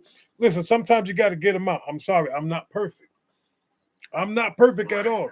But on this app, I gotta stand for what I mean. Bottom line, I gotta stand on it. Right. See, I'm being transparent. I could be real. I don't need to sugarcoat nothing. If I gotta get it out, I'm gonna say it. Yo, I'll call my sister. I even talk, babe, you know these mother, and she look at me like, babe, you know, I'm like, I know, I'm bad. It's just I don't know. Because sometimes these people just rev me up like that. But you know what? It is what it is. We are all human. Ain't nobody here perfect. Yeah, the Mario brother. Yeah, plus your lives be solution based. I get so tired of being on panels where they always talking about the problem of black men this and we need to do this and what is the solution? And then when you ask them that, is either you get dropped off the panel, don't nobody have no answers. It's like, well, don't talk about the problem if you're not trying to be part of the solution. You know what I mean? Like if I feel like it's something that I can't fix, I don't even speak on it. I'm gonna say this. You're right. I the one thing I don't know, I don't people think that I attack women. I don't attack women. It's not what I do. I try to put y'all up on free game, but it's the way that I say it, because I can only go by I see, and some of the mistakes that some of y'all women make. It's a lot of things that women and some of the things that y'all fall for, but y'all don't want to hear the truth, so y'all get mad. Oh, you lying? That's not real. That's not true. Yes, it is. Because I'm a man, and I'm telling you a lot of stuff that y'all fall for because I've done some of the stuff that y'all fell for with some of these women out here. You know what I wish more people would do though, Velvet? On a serious note, you know how you always hear people say, it's not that I didn't get the message, it's the way that you delivered it. My thing is, it doesn't make a difference how it gets delivered. Get the message. That's what you need to do. If more people do that, we'll get a lot further. People so busy worrying about how somebody said something to them. Like if it need to be said, then the person gonna say it to you. And sometimes they may say it to you in a harsh way because they probably told you what they're telling you 1,000 other times. So of course it's going to come across a little bit blunt. But they don't want to hear from me. When they hear from me, all they hear is, oh, he's an angry black man. He needs a hug. Somebody hurt him. He did this, that, and the third. But if it's a woman with a softer tone and said the exact same thing, they done heard every word in the book. Am I lying, Lotus? How can they think that about Am I lying, Lotus? Married and everything. Let me say and let my sister say it. They don't hear from the softer voices either. The truth is the truth. If they're not ready to receive it, they're going to push back. That's the bottom line. And boy, they be pushing. It'd be a whole heap of hyenas pushing. Whole of them. And that's where they call us pick-me's, they call us mammies, you know, whatever it is, nappy-headed, and, you know, we're all kind of stuff in the comments. So it doesn't matter. I think because here's the part. I think they love being in that. They love being in that form. They love it. They don't. Like the whole thing about it is, it's like when you finally get told as a kid that Santa Claus, Tooth Fairy, the Easter Bunny don't exist. You know, wrestling that. You can't say that. I like Santa. Okay, but Santa don't like you because I'm the one that was just Toys R Us buying all these damn gifts. You know what I'm saying? So you know, I ain't bumping the Santa when I was putting them underneath the tree now. But at the end of the day, if you can remember how infantile our minds was at that time, where we could believe and make believe. Some people never stop believing and make believe. That's why it's so messy on this app. You know what I mean? That's why, you know, what the brother Rico just was talking about, where you just feel so out of place in the conversation because you don't believe in make believe. You believe in making things happen. They believe in make believe. You know what I'm saying? And you person that believe in making things happen, and you don't want to hear about just the problem. You enjoy figuring out solutions. You the problem solver. Some people feel like the problem will always remain. So what's the point of trying to solve something that's just going to keep, you know, perpetuating itself anyway? So they wallow in it. Like, you know, like, why wash my face when my hands is going to get dirty anyway? That part. You know, they dizzy like that. So, you know, like once you start realizing that, to me, I like social media because it's a microcosm. I did a post about this the other day. I said, you could tell who the A, B, C, D, and trailer students was. Like some of us was in the gifted classes, like myself, and some of us was in the remedial classes, like most of these MFs on TikTok. And I didn't curse; I used the word MF. so I was PG-13. But what I'm trying to say is, if you look at the world through that lens, it ain't like in adult life. Everybody got a report card stapled to their forehead. That way you can see, oh, you ain't never pay attention in class. No wonder why you hard to talk to. Oh, you know what I'm saying? I'm not knocking nobody. God bless y'all. But you had an IEP. I did not. That doesn't mean I'm smarter than you. The richest man in the world is autistic and stuff like that. But I know most of these people, skull is thicker than, a jawbreaker. And the more you talk to them, the more your brain start to get smaller. Now you got a damn IEP when you're done. You know what I'm saying? So that's why I realized, I like it, though. Because I be like, you know what? It is true. When you argue with a fool, you soon become one. You start questioning your reality. You start wondering, do 2 + 2 really equal 4? They would drive you up a wall trying to make sense out of nonsense for this raggedy act. I'm serious. You know what I'm going to say this, though? What people fail to realize? This is my thing. Street knowledge always beat book knowledge, hands down. Absolutely. Hands down. There's nowhere in the world you're going to sit to tell me that because your degrees match my street degree. Because you can't use that you ain't gonna use that in the street. Just because you got that piece of paper, think, well, I'm intellectually inclined, this, that, and the third, but you don't even know how to survive in the hood, bro. Keep it a buck. He ain't trying to survive in the hood. He want to be around intellectuals all day long, where they can argue about, 3 times pi and all that sine waves, cosine stuff on the calculator. He want to be analytical. He or she want to be analytical and not be a person that puts that into practice. So they don't even roam in those circles. I've been around them, and their world is very queer-like. Yeah. And I'm telling you the truth. It's a very queer world, and everything goes, and everybody's sleeping with everybody, and Smex is fluid. Everybody's gender fluid. It get real. I ain't fit in. Everybody let their underarm hair grow out, and the girls let their mustaches grow in, and it just get real wild and real crazy. You like, well, damn. Like, why you gotta let, we don't follow societal norms. Until societal norms get to following you. You know what I'm saying? So it's crazy out here. Here's my question to some of you women. Then I want to go to Quiet Storm and Vanessa. Here's my question to some of you women. Would you rather have a dude with street knowledge, or would you rather have a dude with a PhD? I'll wait. Street knowledge. Well, she kept it real. Come on now. Because if That's he what I'm has talking about. street knowledge, we will survive anything. Anything. Because my mother had the book smart, but my father had the street smart. And so there was a balance because no one could take advantage of her. She knew how to read the contract, right? She knew how to balance the budget and everything. But he knew when they were talking too slick and too fast. So. Because I tell you like this, a brother, you're right. A brother with a PhD cannot catch that. Listen, I can go in places right now and sit there and go in stores and be like, yo, look, I'll go in stores and still try to get a bargain on some slick because it's slick talk. That street, you can get like, yo, come on, my man, you serious? Prime example. Dude came in the restaurant when we was in Chicago, right? We was sitting down, we was eating. So the dude came, he was taking pictures. They come to the table, oh, take a picture, group picture, whatever. Taking pictures, right? So we sitting there. He gonna come back. He said, look, you get 1 for 15 or you get 2 for 50. I said, well, shoot, you might as well just give us 4 for 50. I said, give us 4 for 50. He was like, what? I said, yeah, give us all 4 pictures. Regardless of the fact you're still gonna make money off the pictures, even if we don't buy them, you're gonna make something off the deal. He was like, let me go talk to my boss. I said, bro, you're gonna throw those pictures away if we don't buy them, right?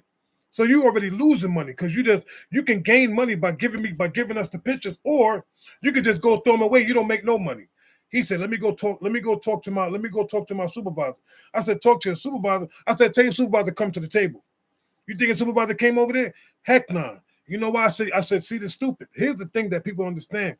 When you go to certain stores, you ain't selling the merchandise like that.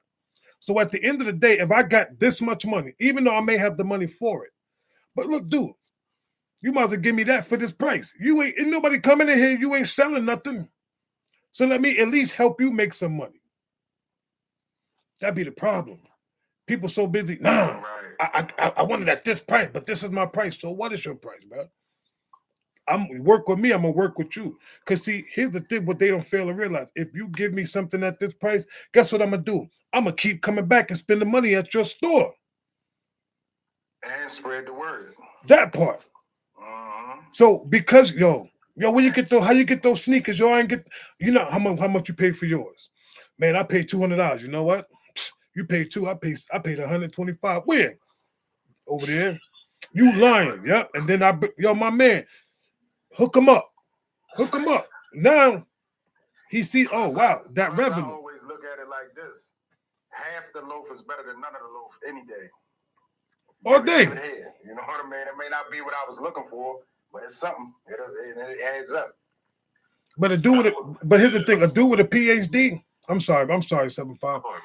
A dude with a P, he don't know nothing about that. He's like, well, you know what? I'm just gonna pay the full price, and well, here's 50, and I'll just give me these two.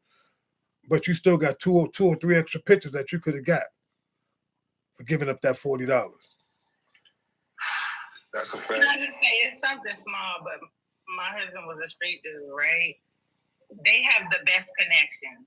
So you could buy nosebleed seats, but because his homeboy was a janitor, you was in the VIP section. All day. Like, they got the best connections. Like, they gonna know somebody who knows somebody who knows somebody who knows somebody. Like, maybe he has a debt and he got to pay that debt forward from 20 years ago. Whatever it is, like that street connection, them street politics is on a whole different type of level. Where the dude with the PhD, he's gonna try to take the straight and narrow path. You know, oh, hold on, I gotta see it. You know, or he's gonna spend that extra money on them those expensive seats. Where Terrell didn't have to do that. He's like, pay for the nosebleeds, and I'm gonna take care of everything else.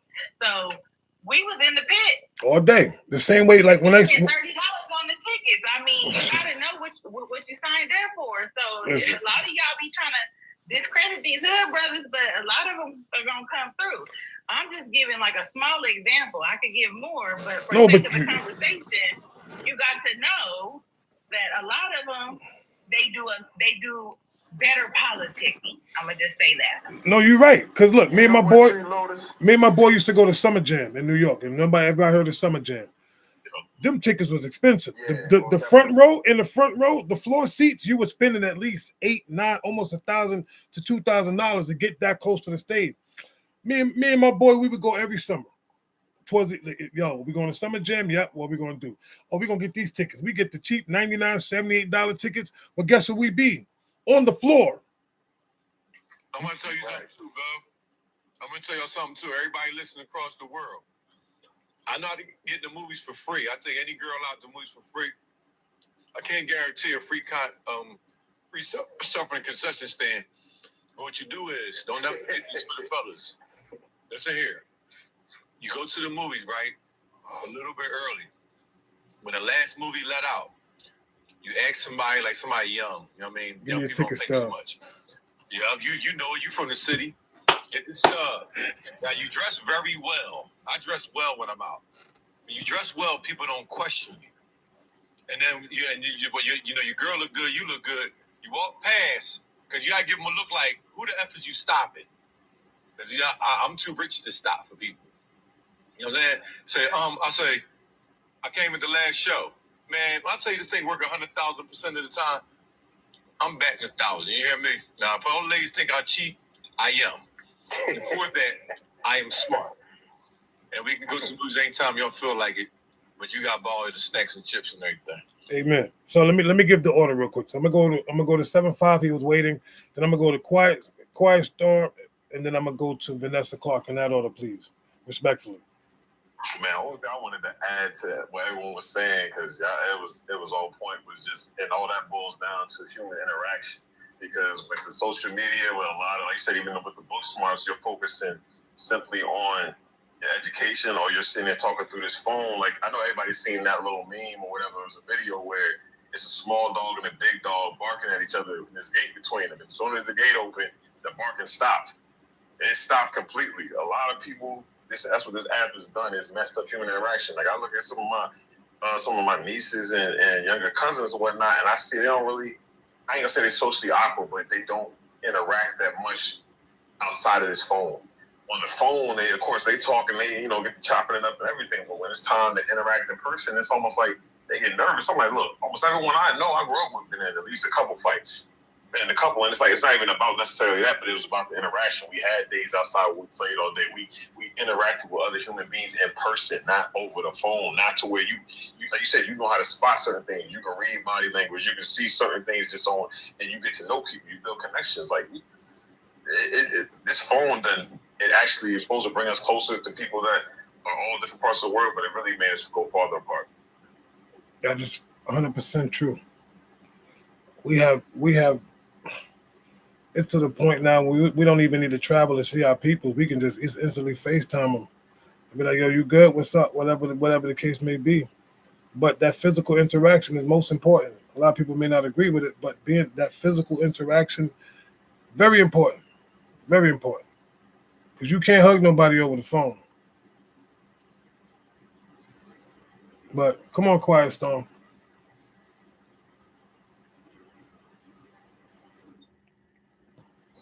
I like that name. That's cool. I don't like because you. Hey, I gotta agree with Lotus on the street smart because I mean it's hard out here now. If you don't know how to get out there and hustle and make some things shake, where this economy and stuff is, you about to drive.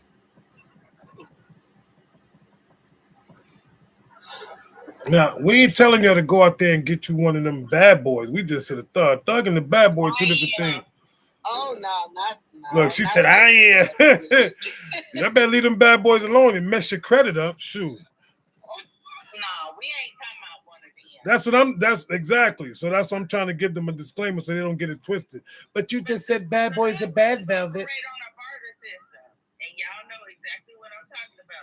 He gonna get you everything you need, and it ain't gonna cost you much.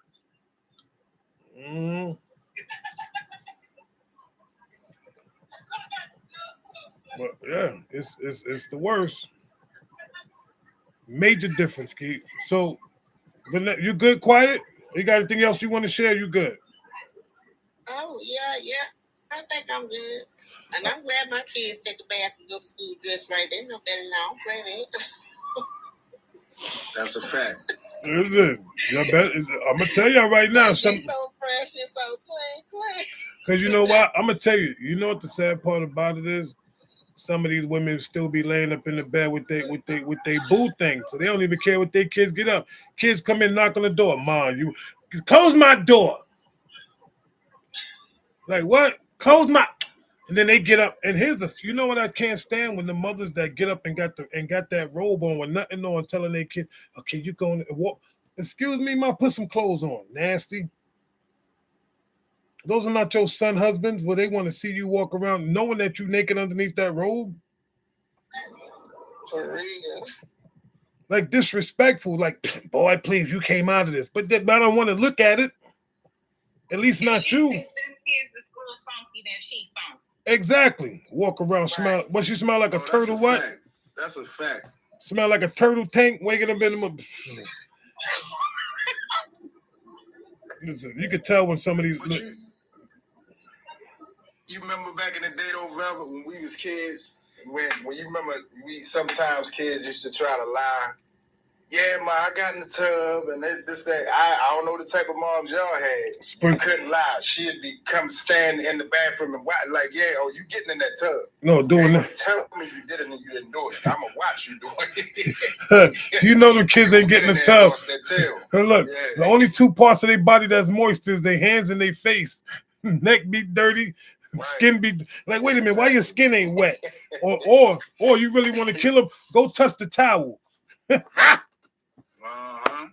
Be like, wait a minute, this towel bone dry. What did you dry off with? With the air? Come on, Miss Clark. Come on, Sister Clark. Good evening, everybody. Yeah, what up, cuzzo? How are you, good sir? I'm good. Look at Lotus looking all cute. Ma'am, come on and serve the people. The rest of y'all cool your jets. This is like a really hard subject for me because I've actually been like praying about this, especially in America, specifically in America, because this is the nation that we live in. But there's something going on with parenting. Parents serve themselves, and children are suffering for it. Whether you are in the inner city and you're sending your kids off to school, however, or you make 7 figures a year and you're sending your kids off to boarding school in Switzerland. There's something going on with parents that we cannot be bothered with our children. We just can't be bothered. Close the door in my room. Knock before you come in. What do you mean you're hungry? You just ate. We treat children as if they are a bother. Somewhere we stop sacrificing. Somewhere we have lost the honor of raising the next generation. And it breaks my heart because babies aren't burdens. Babies are beautiful. And we keep repeating awful cycles because you reap what you sow in your babies. We practice being away from them. We practice handing them off to grandma, handing them off to auntie, handing them off to public school. We hand the babies off.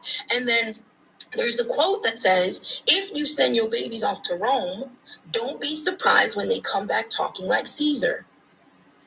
There is so much unmonitoring going on.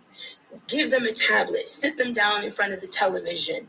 We're okay with their friend group because we don't even know the names of the kids that our children are befriending. I've been homeschooling for the past 10 years. This was a parenting plan that me and my husband took seriously, that we're not handing our children off.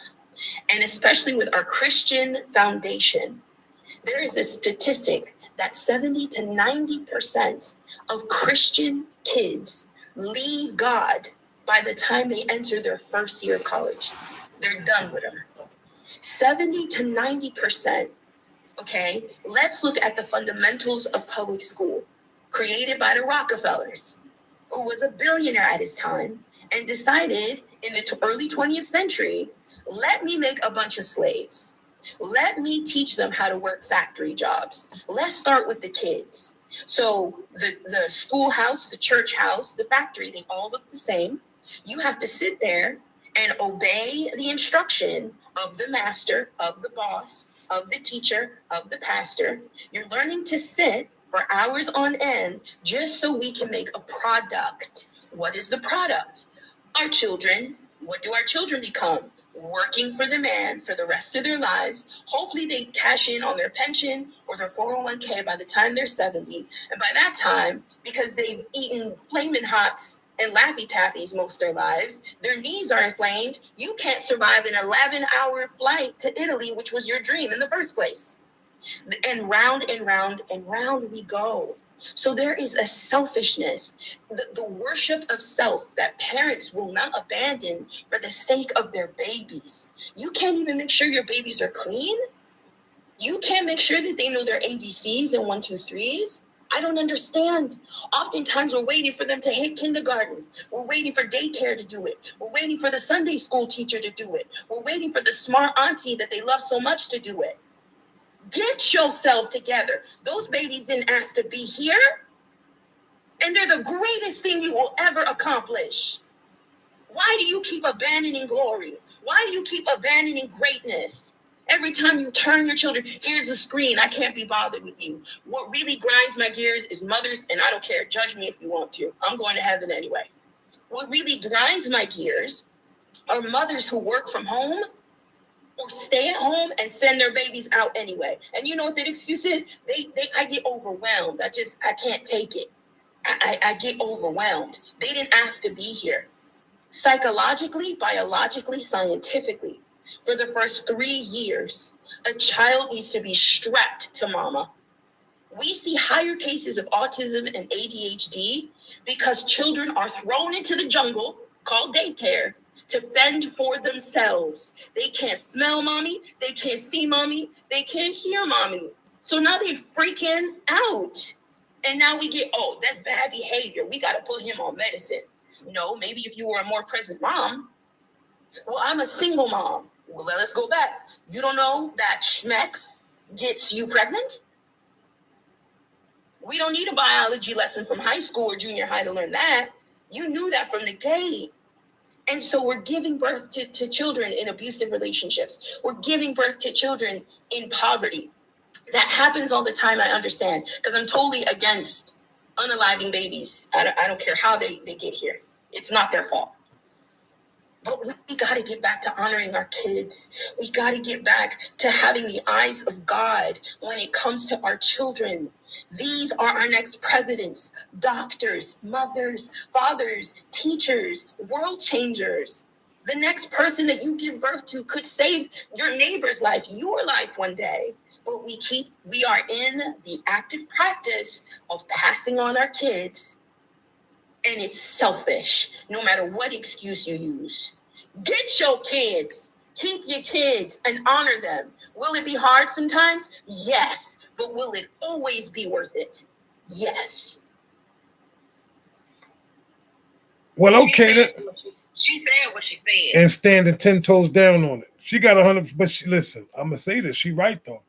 There's so many people out here right now that's not even paying attention to their children. Can we take this another little way real quick if y'all don't mind?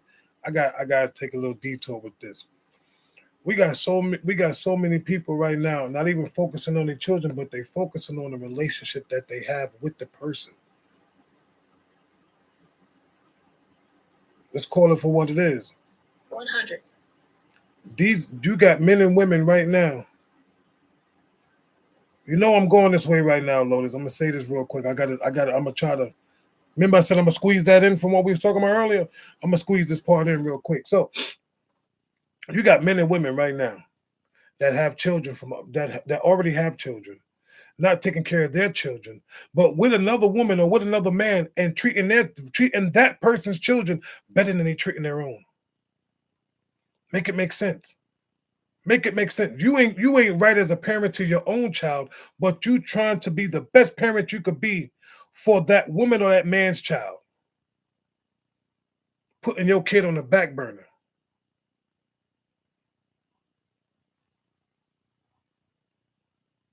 Crazy work, ain't it? These are things that people don't like to talk about, but it's the truth. It is the truth. They will sidestep their child, but make sure that this other person's child, and men do it just like women do it. I'm talking about both. I'm not speaking on one gender. Now I'm speaking on both. Men and women alike do it. They will not take care of their own kid, but because they are married to this woman or they are with this woman's child comes before their child. Or this man's child come before her own child that she gave birth to. She be living with this man with the child. And because he got 2 other kids, she's treating her child worse than she is catering to that man's kids, making sure everything is good with them, but your child no, stop, this, that, and the third. Same thing with a man telling his kids, nah, chill, stop playing. Yo, like what? It's called altruism. Altruism, by definition, means I'm going to be good or do something good because I know there's a reward for me in it. Right? So somebody like that, a male or a female, taking care of somebody else's kids in a relationship better than their own, they're being altruistic because they feel like it's going to help them hold on to the relationship. So it goes back to selfishness. Now, here's the sad part. Here's the sad part, because don't nobody do their due diligence to look into the glory of babies. Okay. First of all, babies physically, oh my gosh. For a mom, the uterus for a woman is the size of a dinner plate by the time she gives birth. A dinner plate. It's going to take 6 months for that thing to shrink back. Do you know biologically the baby, the smell of the baby, the sound of the baby, the feel of the baby helps her to heal faster? Because birth is traumatic. Whether you push or you get cut open, it is traumatic. So how is it that your baby comes with gifts for you? Come to heal you, come to calm you. Yes, they're demanding. Yes, they're a little selfish because They can't walk. They can't get up to eat. They can't tell you what they crying and cooing is what they can do. But a lot of women, and I blame society, I blame the systems within society, trick mothers into thinking, especially mothers with more than one child. Oh God, how you doing? Are you making it? Oh man, you must be stressed out. When do you have some me time? When do you ever buy something for yourself? Shut up, Alpha. This is the glory of the Lord in my life. We need eyes to see that children are a blessing. If we ignore our babies to serve other babies in order to keep a relationship, first of all, shame, shame, shame. But the prayer here is, take a look at what God has given you in this little body, in this little baby, in this little person. There is a scripture that says, that God says, before I formed you in your mother's womb, I knew you. Meaning babies have directly come from God, which is why I don't believe in unalive babies in any circumstance. They come directly from. So why not tap into that genius? Why not take pleasure and joy in raising the next generation? We need eyes to see it. What gets in between us and our babies today is two things. Molech, which is a god of the Bible, where people used to sacrifice their babies to gain fortune and fame and relationships. And number two is mammon. We love our money. Shantae on here said, yeah, baby, she was talking to me. Yes, but mama has to work because she has to pay her bills. I totally understand that. I'm not coming for, this is not an indictment on mothers' choices. I'm coming, number one, after the deception of the enemy that tells you you're not even qualified to teach your own kid. You're not even qualified to be in their presence. The devil is a liar. And then number two, the systems that force you to work. Did you guys know public school is new? Homeschooling is old. Homeschooling was the original blueprint. It's the biblical view. It's what we're supposed to be doing.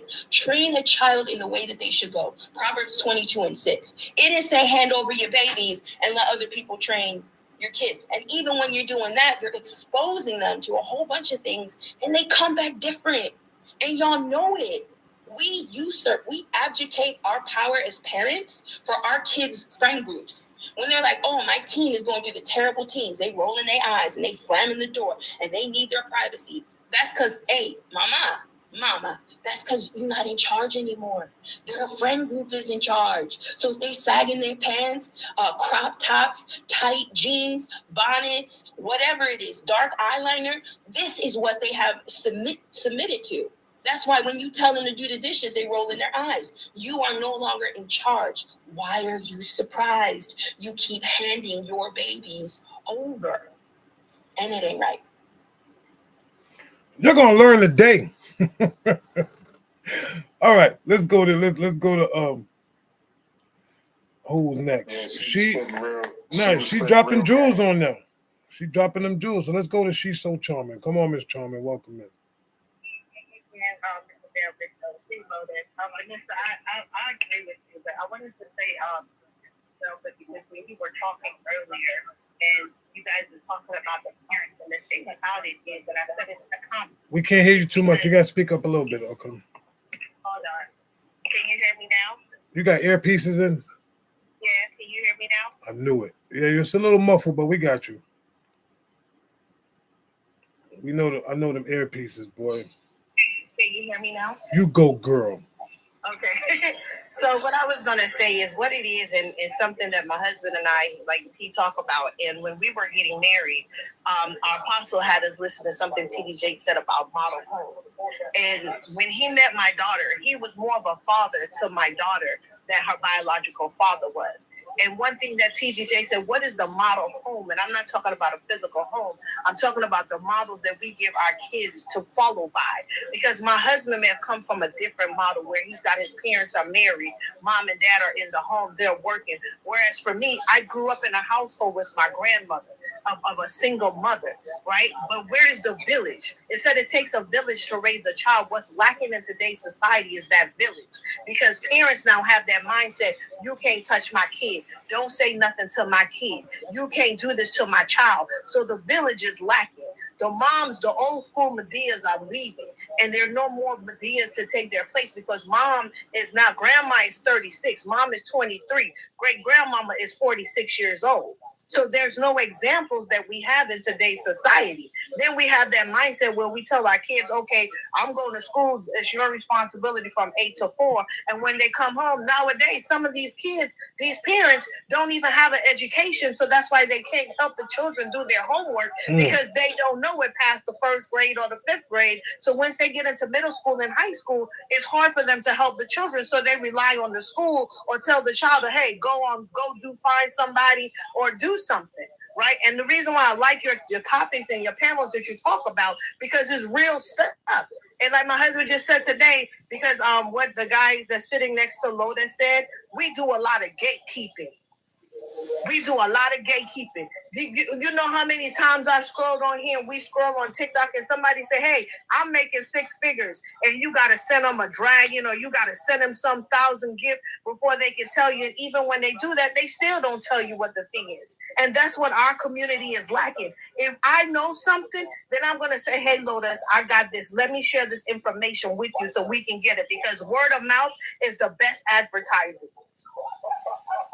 Right? And so when she said about the Bible and stuff, yes, he knew us before we were formed into our mother's womb, but he also gives us a willing mind. So he said he gives us all willpower, even your kids. You can teach your kids and tell them all day long, but because they have the will, they can go and do what they want to do, no matter how structured you have had your children.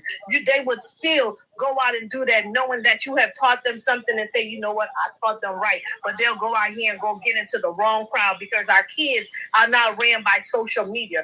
Our kids' teacher is what they see on social media. They don't know what it is to go outside on a Saturday all day and play around and be outside in that heat because they can't stand it because it's too hot outside. They don't know what it is to pitch marbles and jump rope and all that stuff, because you know what they know now? This PS2, this Xbox, Roblox, and all these different games. And the games are what's teaching our kids. And then we don't know what strangers on the other side of the mic talking to our children. So if we start back by pulling a rope and parents really being parents, like mentors, and saying, you know what, my husband, he just said that, bring back the Boys and Girls Club. Bring back the stuff that used to teach us when we was growing up, that we had something to help us, because you can go to the Big Brother, Big Sister program. Mom don't know, but you can help. And that's what we lack in our community is help. We don't know how to help each other, because once we make it to the top, we feel like, oh, it's just for me and mine and bump you. We're not saying, you know what, I see Mr. Velvet family over there. You know what, Velvet, we living in a time, but look here, brother, I got this. You know what I'm saying? I want to make this. You got some butter? I got sugar. You got rice? I got this. Let's make a meal, feed everybody. We don't know that no more, because when most women, like my husband said, can't cook. They know a microwave or a menu. They'll pick up a menu. Let me order this today, because they ain't gonna know how to. Let me go put some eggs, some sugar and butter, eggs. Let me add that flour to it. Let me go ahead and make this pound cake. Let me go ahead and make this from scratch. They don't know how to do that. But all they know how to do is scratch their ass. No offense, but I said it. My cry 2 tears in a bucket. But let's be real. We got right now with these children. Where these children are the parents, and the parents have become the child. Exactly. Roles have got reversed. When the kids are telling you what they don't want to eat, I don't feel like doing this. I wish you would put your hands on me. I will call this. They already sending you threats as a kid, telling you, oh, if you hit me, I'm gonna call the system, and the system gonna come in. These kids will tell you all types of stuff. And guess what these parents do? You know what? You're right. These kids, you can't look. It's to the point where they be like, "Well, what do you want to eat? I don't want to eat that. I want this." And these parents turn around and make a whole nother meal. No, sir. When I was growing up, my brother said, "You didn't want what I prepared, then you ain't hungry. Go to sleep, and you better not get up and fix something else, because that plate that you didn't want gonna be waiting for you when you get home the next day." Absolutely. A lot of parents don't. That's why, Lotus. I read your lips. That's exactly it, right? They No. put you on mute, Lotus. But I want to say this though. A lot of parents, to be honest, they don't want to parent. No. They want to. Number one, they want to be their kids' friends. They want to allow their children to do whatever it is that they want to do. They call it. Some of them even say, "Well, I'm just letting my child pick their punishment." How you gonna tell your child to pick their? Well, I'm trying to teach them this. I forgot what it's called, but to me, it's called stupidity. First of all, what individual in their right mind would tell it? Well, you know what? You're my child. I love you. Just pick what you think is a good punishment for you. Huh? Let me tell you something. Growing up with my grandma, we had to go get the switch. We got beat with whatever was in her hand, whether the broomstick, the pot spoon, whatever she had in her hand. It was no pick your punishment. When they say no locked doors, they meant no locked doors in their house. When they said don't let the street lights hit you before you come to the house, they meant that. And I grew up in an era where your neighbor can see you down the street and whoop your butt, and by the time you get home, you get another whooping, and let your grandma come home, and they gonna talk about it, and somebody else in the family gonna whoop you again. Listen, I'm from the era where they tell you go pick your switch. Exactly. I'm gonna tell you something like this. My grandmother, right? My grandmother was so strict. She didn't even like to be called grandma. She's like, you call me mother. That was her name, mother. We couldn't call her grandma. You called her grandma, you would get in trouble. So she lived in North Carolina. She was old school. When I say old school, I couldn't stand when she came up north. When she came in, she always had to stay with us. Like out of all the sisters, out of all her daughters, she had 4 daughters. I have 3 aunts and my mother. Why you had to come stay with us? And then she stayed with us, and guess what she would do? She would send my oldest sister and my oldest sisters to the store and go to the flower shop around the corner and go get me a bundle of Pussy Willows. I didn't know what those things were when I was a kid. What's a Pussy Willow? So it's some country. This is some backwoods country crap. So my sisters would go pick up the Pussy Willows, bring it back. She put them in a nice little vase, make them look nice. I was like, ooh, mother, what's these Pussy Willows? What they for?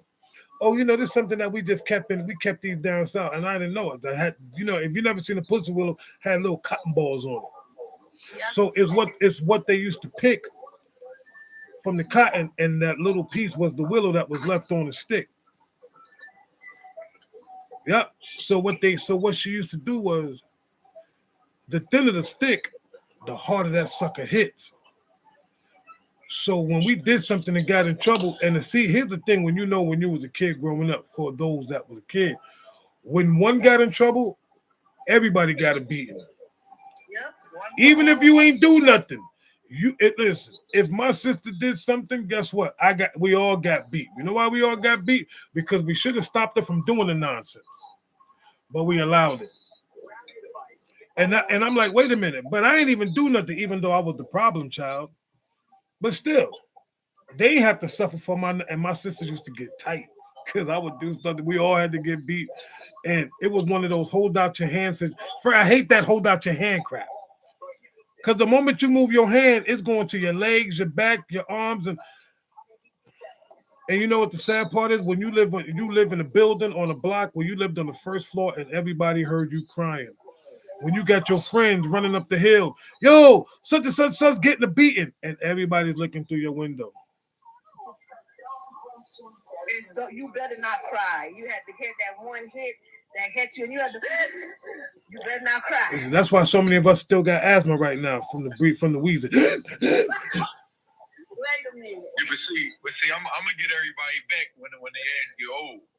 Okay, because I got mine logged and accounted for, and some of them beatings was undeserved. Like, I don't like potato salad. Why would you beat me for something my taste buds don't like? I want to eat it, okay, but I'm young. Why you torture me? You gonna sit there? So you gonna make me eat some like room temperature potato salad the next day? It's all spoiled. Yeah, I should have been able to call the cops on them back then. And so when they get old and their teeth is missing, you can't even block it with your teeth no more. I'm gonna make you eat some warm potato salad and then threaten to beat you too. I logged that one. Yeah, that's what he said. Somebody said, give you something to cry about. You already got something to cry about. Yeah, I think that's like most of us were abused. I'm just gonna say it. Because you can't look at a little baby that you just gave birth to and then be so emotional and angry in your feelings because that's not something that you dealt with, and beat the mess out of your baby. Like, that doesn't make sense to me. We all got it really bad in the end. I think that the greatest takeaway, though, during that era is that they paid attention and that they cared on whether or not we got in trouble. So that was their effort to keep us out of trouble. I'm going to hurt you so that you understand consequence. And consequence should keep you running home before the streetlights come on, should keep you from any little girls knocking on my door talking about they pregnant, should keep your teeth brushed, your body bathed. So I understand the concept. But if we take a deeper look, most of us were abused. A lot of that came out of the anger and frustration of mostly a single mama. Did you say abused? For a lot of us, Black and brown people. Wait, did you say abused? Abused. Look at. Now they're like, yeah, I took that on the chin. I was the problem child. I needed that. She said abused. It's how you do it, right? So with my sons, we don't like physically hurt them. We don't physically. Usually, it's when we take something away, or I just got to give them a side eye, and they yes ma'am their way right into obedience. But also teaching them having a relationship with Christ does a lot for my sons, because they understand if I disrespect my parents, I'm also disrespecting God. And if I disrespect God, I'm breaking his heart.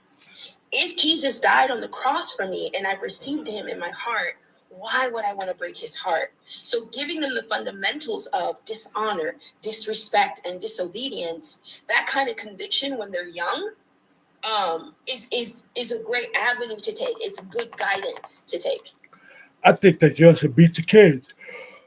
I'm sorry. Yes, these kids need behind whippings. Taking something from your kid is not a punishment. Taking something from your kid, no, because beat them. Let them know what it feels like. You want to feel some pain? Because listen, they're going to go through heartaches and pain when they get older. At least they be able to deal with it when they get older. You better stop, because look, here's the thing. When we keep taking stuff from our children, guess what? By the time they get old and they get into something and it's two things. They're going to take something, they're going to cry. But if you beat them, they know what that pain feel like. It's a difference. Because kids cry over the stupid thing. Give me your phone. I ain't taking my phone. What? Taking your phone? I ain't even hit you and you crying. That ain't. So you trying to say me taking your phone is more painful than me popping you in your behind? Make it make sense. So yeah. I think it depends on the environment, right? So me and my husband, we spend the majority of time with our kids. We've established a relationship of respect. We've established a relationship of trust without abdicating our authority over them. So they know mommy and daddy's not your friend. We not your friend. You ain't pay for nothing up in here. You turn on a light, it turn on. Mommy and daddy work hard. Keep it pushing. Turn it off when you're supposed to before you go to bed. So it depends. I think most children who are not being parented will get in trouble. Their curiosity for kids need parameters and boundaries. And when they don't, you have to move to corporal punishment to jar them awake, to say, hey, don't go there. But if the environment in a household is different, where you actually like your kids like you, Jesus is at the center, everybody has fun. But when it comes to discipline, it's supposed to be done in love, because you don't want to walk away with little bodies, welts everywhere, bleeding, bruising, broken. You want to walk away from, if it's going to be corporal punishment, with an understanding that I did this because I love you. And I want it to be a reminder to you. And it's the same thing when you're whipping them. I beat you because I love you. Well, that don't mean I don't love you because I laid hands on you. I beat you because you did something wrong. And I'm going to inflict the fear of me inside of you, so that when you mess up, all you gotta do is think about that. If I do that, my dad, I'm gonna get beat. See that part? If I do it, I'm gonna get beat. But listen, a kid can mess up. You can take their phone, and you still got to give it back. But behind whippings, you don't get back. Behind whippings is something that you inflict, so they feel it, and they're gonna remember that every time they do something wrong, no matter what they do. I know if I do this, I ain't doing that because I ain't trying to get no beating. You don't hear kids say, I ain't doing that because I don't want my phone taken. So what? You take it for a day, you're going to get right back the next day. But they never know when that behind whipping is going to come and how hard it's going to hit. That's the difference. Beat your kids. Give them whippings. I know it sound harsh. I know it sound crazy. Yeah. Let me say this. My parents raised 3 of us. Do you know they never spanked us? All of our spankings came from like my grandmother or Still got your butt wet. aunt. Right. And they were livid. They had conversations with them about spanking us because they did not spank us. So, and the same with my children. I have never had to put my hands on my children. Me and my husband, we spoke with authority. We ran a very tight ship. And I agree with Vanessa. When you run a tight ship and there are boundaries and structure and order in place, you don't have to place hands. So there are things, and the taking away, or you know what?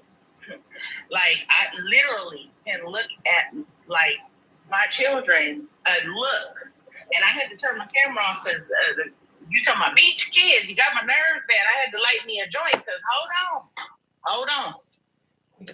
Everybody doesn't approach it the same. Now, what works for one set of parents may not work for all.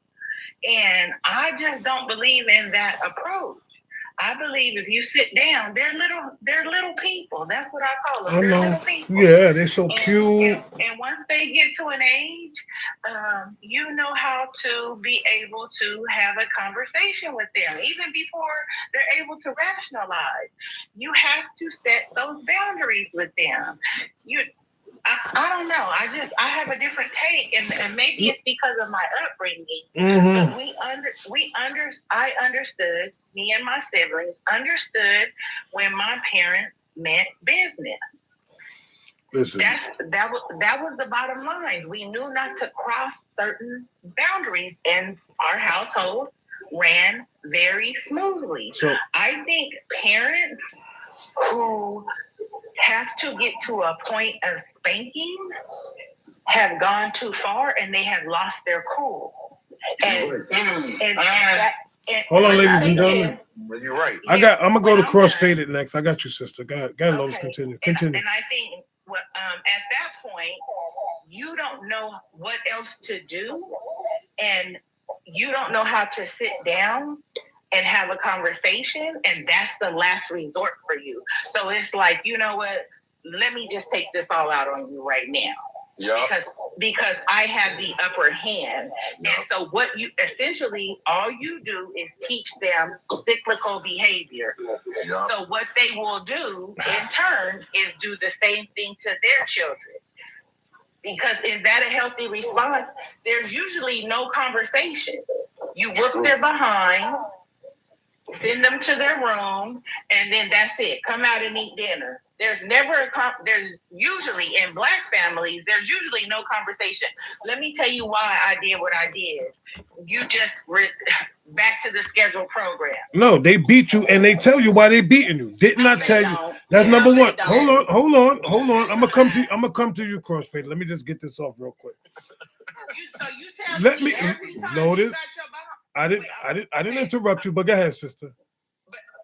But I see where you're going with this, and I just want to ask this question Mhm. while I sit here with what I'm doing. Mhm. I just want to ask this question. So every time you got your behind whooped, you telling me your mother or your father sat you down at the table and gave you a full detailed explanation on why they beat your behind. I got the detailed explanation because first of all, I got the detail before I got the whooping. See, they tell you this is the reason why I'm gonna beat your behind, because you did X, Y, Z in school. Now go back there and get ready to get that butt whipping. It's a difference. It wasn't like I just came in the house and they just beat me. No. There was always a reason for everything. I got a letter from your school and you did X, Y, and Z. I got this. I got a phone call while I was at work and you did X, Y, and Z. So they're giving me the explanation. And they also giving me the opportunity. I didn't do that. Yes, you did, because your teacher called me, the principal called me, this, that, and third. Now I gotta take a day off of work to go to your school to talk to these doggone people. And you know what happens when you cost mommy and daddy a day of work? So you got beat because you inconvenienced them. Wow. No, I got beat because I did something wrong in school. Had nothing to do with inconvenience. And here's another thing. Let me explain something to y'all to these so-called I don't beat my kid parents, right? When your kid is mad disrespectful and talk to you in any kind of manner because you don't want to lay hands on them and you choose to have a conversation with your kid, but your kid call you all kinds of B's and tell you he ain't doing what the F you want him to do and this, that, and the third, what you going to do then? You're going to sit down. Come here, let me talk to you, Jimmy. Well, talking to me like that as a parent is not cool. You need to take the tone down. Are you not going to put hands on them, or are you going to have this conversation? I want to know this part because this is what they do. They sit there and have conversations with their kids. I want to say something real quick. I'm gonna say this: I've never had that problem. It's not that you have the. See, here's the thing. I'm sorry, brother. I'm sorry. No, go ahead, bro. You go in there. Go ahead. Here's the thing. I'm not talking about you having a problem. I've just brought a scenario to you. What you going? To me. Let me let it fly. No, it's applying to anybody that's claiming that they never put hands on their children. So I want to know if your kid came out the woodworks and just started blasting you, what would you do as a parent is my question. I want to say this, though. The thing is, by the time it reached that point, it's still the parents' fault. See, just hear me out. See, Miss Vanessa kind of lines things up, and Lotus did, and you did too. And I'm sitting there thinking about my childhood, and a lot of it was rooted in dysfunction. Like, I ain't asked to be here. I didn't ask to be your child. I didn't ask to learn. I don't know what I'm learning. So, like, it dehumanizes a person when you do get the beating on them. And where did that come from? Slavery, subjugation, and stuff like that. So we perpetuating what was done to us unconsciously, and a lot of that is rooted in the dysfunction that go back from grandparent to grandparent before you can't even remember who the hell you belong to. Go back to a slave name. So that's why, like, the dehumanizing one another and the intent behind why we putting hands and feet on it, it's dysfunction. That's what I'm saying. Environment playing to it. Like you see your buddy get his behind whooped, so you think, dang, I don't want my behind, but I'm gonna be honest. All them behind whoopings, it just made me not trust my parents more. I ain't gonna lie to y'all. Like, I was like, all right, so that means that I'm damned if I do, I'm damned if I don't. So I just figured I just might as well be damned. I know you're not gonna believe me. You know what I'm saying? Like, y'all, like, and then when Miss Vanessa said, look at the influence that you're going through all day long. I remember navigating third grade. Why am I at 8 years old navigating these bad behind kids? That's when I first started using curse words. Got a black eye before third grade. Like your parent don't want to hear what an 8-year-old got to say, especially in the 80s. It's like, go to school and just focus on school. I can't focus on school because Michael keep harassing me around there. I'm 8 years old. Like, why y'all not listening to me? All right, so now I'm in the principal office. I've been through all of that. So I don't really think like that solves anything. It just perpetuates the behavior when people think I'm justified to put my hands on another human being based upon my lack of parenting skills. I don't like that. No, all I'm saying is this. I hear what y'all saying, right? But I don't hear nobody answering this doggone question I just asked. I'm gonna say, come on. Let me hold on, Vanessa. I'm sorry. Say your question real quick, and I'm gonna say something. I'm gonna say this one more again for all you parents that's claiming that I talk to my children. This is how I discipline my kids. I don't beat my children because I think it's abuse. This, that, and the third. Now, all of a sudden, that same child that you are raising comes out of nowhere and starts cursing you out and calling you all kinds of B's when they got mad at you.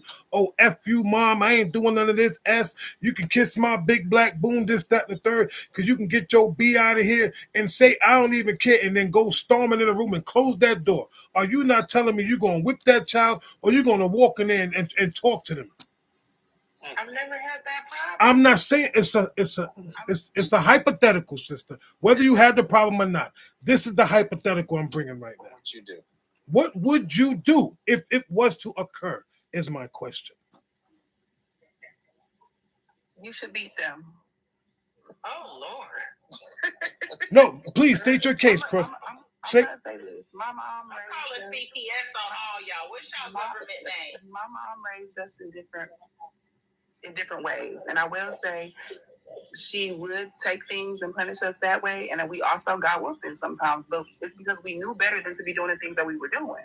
So if you know better, and I've explained to you not to do this, I shouldn't have to keep telling you so, especially when you're of age of understanding, to know you're going to school talking to people crazy, or you have an attitude, or you didn't do what you were supposed to do, and we've already went through this, and you have 3 strikes.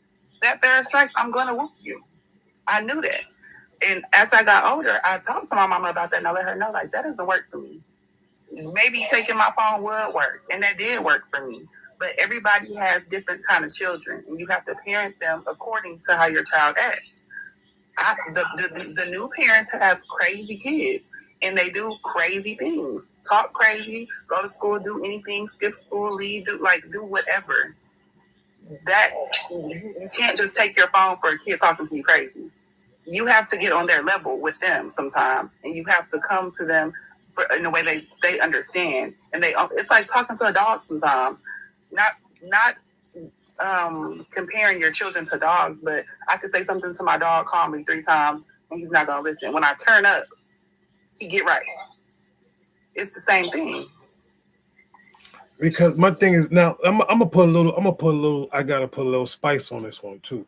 So now you out in public, you and your child is in the grocery store, and you picking stuff and you putting stuff in the cart. Well, I'm gonna get you this. First of all, here's what your parents do. What do you want, Junior?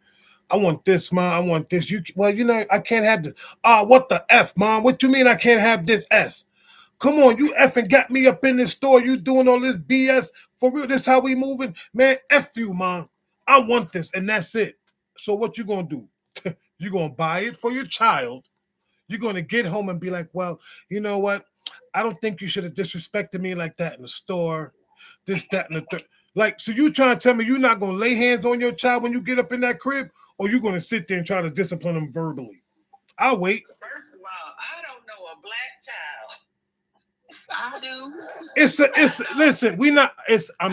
I'm painting a scenario, sister. That's all I'm asking is a simple question. It's a simple scenario question. We know we don't know black kids that's going to do that, but I'm saying hypothetically, your child happens to do that. What are you going to do is the question. I know kids that do that, so we can take the hypothetical out, bro.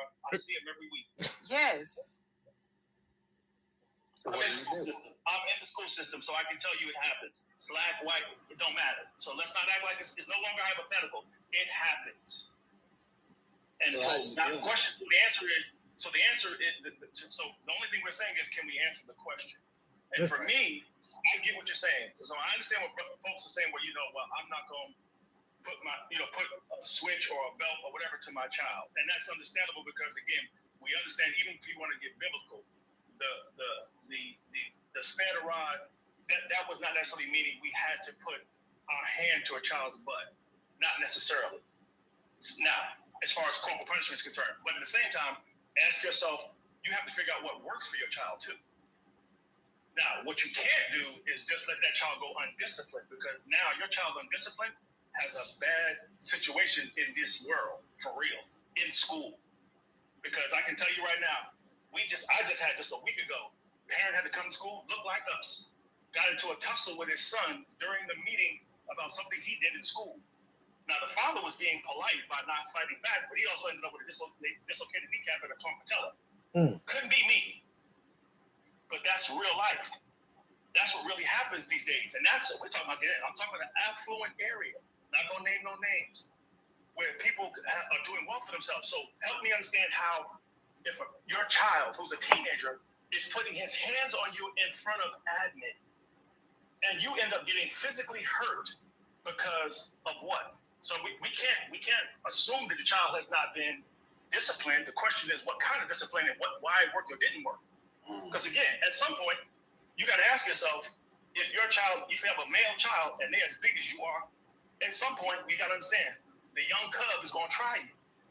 Exactly. Because it's their nature. We have to understand we have things innately in us. We have a sinful nature in us. We're going to try some things and figure out what we can do, what we can't do, what we can get away with, what we can't get away with. If that's not true, then tell me why Adam and Eve did what they did in the Garden of Eden when they had everything. I'm a man there. So here's the beauty of it. How many? Something. The key word when I just said I, and when I said I don't know, I made it specific to me.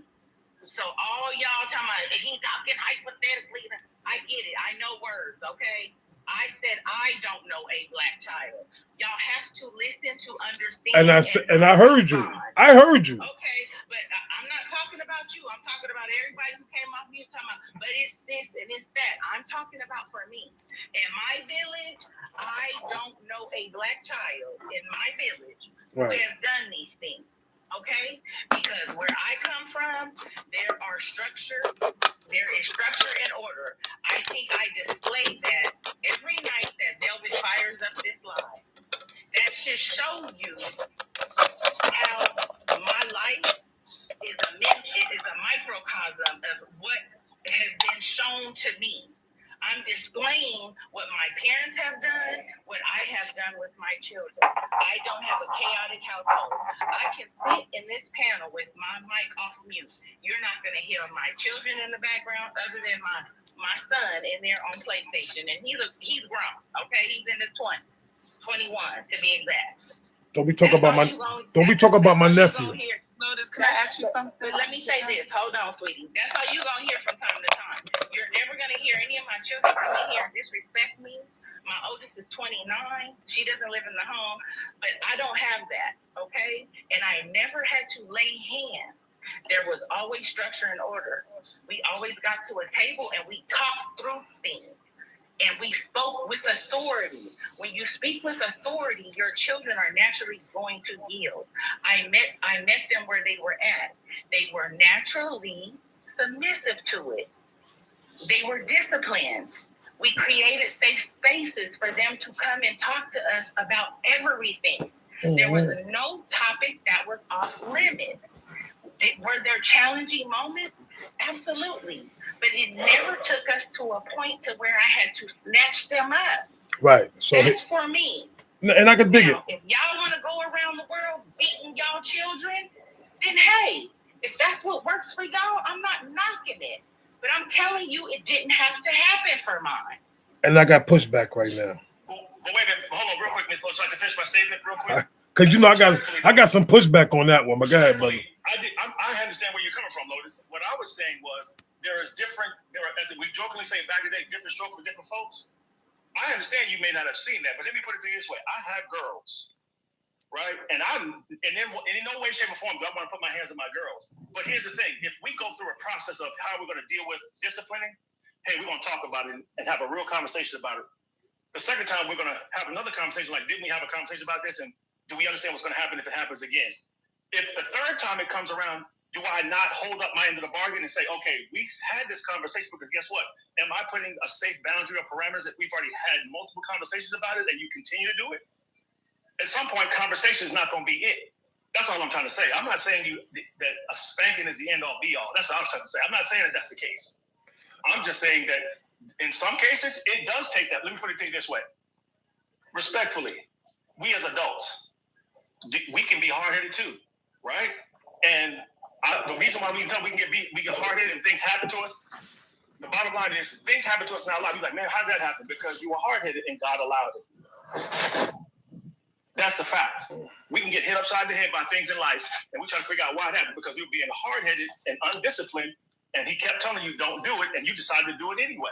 Well, there's a consequence that came with that after a while. He just let it happen. And all I'm saying is, ain't nobody answered this doggone question I had neither. But it's all right though. We go through all the time. I ask a simple question. I'll answer the question. The answer to the question is yes. If your child has disrespected you, then you have. I gotta say it like this. People ain't gonna like this gospel. If you're not raising your child, you shouldn't be beating your child. If you're not parenting your child, you should not be laying a hand on your child. Why do I say this? For 30 to 50 hours a week, you send your children away from you. You're not the one parenting them. Other children are parenting your child. So when they come back and act out, you are beating them from a decision you made to send them away.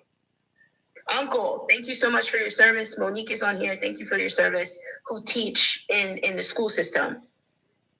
Why you feel it's okay for a lack of parenting and your babies are away from you.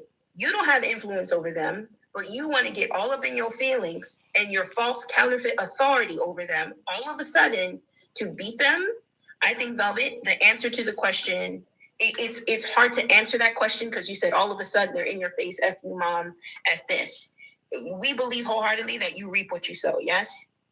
So if you have been sowing into intelligent, God-fearing, hygienic, beautiful kids, they're not going to all of a sudden cuss you out. This is why it was hard for me to answer. Well, stranger things has happened, sister. Stranger things has happened. You got God-fearing. This is true, but this is why it was hard to answer the question. Like, wait a minute, why all of a sudden they cussing me out? I don't understand that. Because somewhere along the way, I also have to take accountability. No, here's the thing, and I'm gonna say this, and I'm gonna come to you, 7 o'clock. I know you want to say something. Matter of fact, say what you got to say, brother. Then I'm gonna come behind that.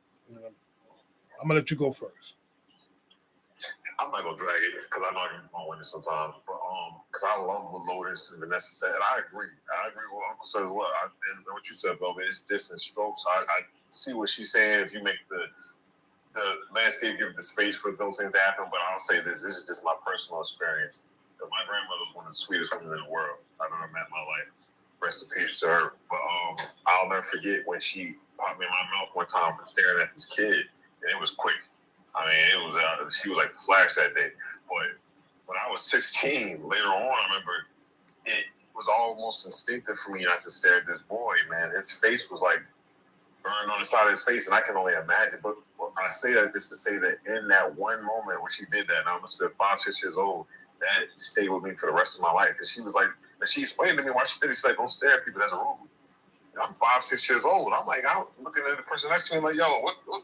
Asking them to help me out, but I'm glad that she did what she did because, again, that little moment of pain, it gave me a lesson to carry throughout the rest of my days. Because I remember she even went further into it after that. We got in the car, like, you don't know what someone else is going through. Mind you, I'm a kid. I'm 5, 6 years old, but she was preparing me at a very young age. Even another time when she spoke me, she hugged me right after that. So I think it can still be done with a balance. And like I said, it's supposed to be different kids. There was a kid that went to my niece's school on a Pew school. Little BOK kid. He's 6 years old. And so I think you got to know your kid. You got to know your kid. And like you said, Lotus, I know you did an amazing job with yours, and I'm sure you're going to say amazing job with yours. Vanessa, everyone in here, but everyone doesn't have that kind of I guess I want to say space foundation. Everyone don't have that foundation. Like if someone did have a child with someone that, because you're carrying that person's characteristics or genes. Let's say the person that had one, but a person that don't have the best characteristics genes. You gotta keep that in mind. That's all I'm saying. So I'm gonna do this. I'm gonna go to Crossfade. If she wanted to speak, I'm gonna go to Willie Boy in that order. Come on. Okay, I did want to touch on the foundation. That's what I was going to bring up. I come from a 2-parent household, but my friends who are parents, they don't have a father figure in the house. I'm gonna touch on 2 things. I read this book called The Conversation. It basically tells you about the history of the Black family broken down into why it's destructive the way it is now, as far as the male being taken out the house in order to receive benefits back then and things of that sort. But daughters need moms and dads, and sons need mom and dad in the house. So if you don't have both parents coming to you, teaching you things that you need to know from both sides, it causes destruction sometimes. And as a woman, even me growing up, I did used to look at my mom, and my dad was in the house. He was on the road a lot, but I knew if she picked up that phone to call him, all he had to do was get on the phone and I could act right. Children don't have fear of their parents. My mom always told me, I have brought you in this world and I will take you out. I don't care. And she meant that. And I knew she meant it because if I did something that was to the extreme, she showed me that. And that's all I'm saying. I'm not saying it was right. And she knows that now that I've grown up and we've had conversations, I don't fault her for it because I knew I was out of hand. And the children in today's time, they need to be punished, sometimes to the extreme. There are people killing their parents because of video games. And oh, you said I can't go here. Like I live in Texas. It's been so many times on the news recently that kids have got their parents' gun and killed them. We gotta be careful. We gotta use TikTok friendly word. Gotta say unalive and pew. Just no, it's okay. We just do unalive and pew, so that way we don't get, Right, I'm sorry. It's okay. But, yeah, that's what's going on down here. No, and it's true though. But you know what though? At the end of the day, I'm sorry. Come on, Willie. My bad, brother. Oh, okay. Well, the only thing I want to say is with me coming up, my father was he was real strict with us. And to be honest with you, I was scared to do stuff because I know I would get a beating. And that made me a better person growing up because I knew that if I did something wrong, I would get a whooping. So that made me stronger. Now, today, you know, he would get arrested for where he used to beat us coming up because it would be child abuse. But that taught me, though. I mean, I learned coming up that way. And the other thing I want to say, my kids are not disrespectful. I remember once when my son, I guess he was in high school, and, you know, he got, you know, did something. So I told him if he couldn't do right, he had to leave. So I kicked him out. You know, he went away and he found out exactly what was going on, and he came back and apologized, and, you know, that was it. But you have to do something to keep your kids in line. Yeah, no, I want to say this though. See, a lot of times, and I love what my sister Vanessa said too. I want to go back to that little aspect of, you know, when you raise your children right, and your kids are following Christ, but kids are easily influenced. Regardless of the fact of how we want to look at it, their brains are like sponges. They absorb certain things. They can be walking with you in Christ in the house, but when they get outside, they're walking totally different. Kids minds are not, they're not, a lot of them are not programmed, but as long as, so here's the thing is that when we keep drilling something and drilling something and drilling something and drilling something in the kids' heads and not allowing them to go outside and make mistakes and see what the real world is all about and allow them to just walk their own walk because we want them to walk the path that we want them to walk, these kids become rebellious when they get older and they decide to drift away. That's why a lot of them do drift away. I say that because I was one of them kids that was forced to go to church. Bible was thumped down my throat all the time, telling me, oh, you're going to go to hell if you don't do this, if you go, inflicting the fear of God in me instead of allowing me to accept him when I wanted to accept him. I had to walk the way that my grandmother, my uncles, my aunts had taught us to walk. We didn't see, I didn't know any other way but to go to church. And it was a thing of like, dang, this what, but as I got older, I started to realize I never turned away from God, but I just decided to move in a different way with God. See, it's a difference.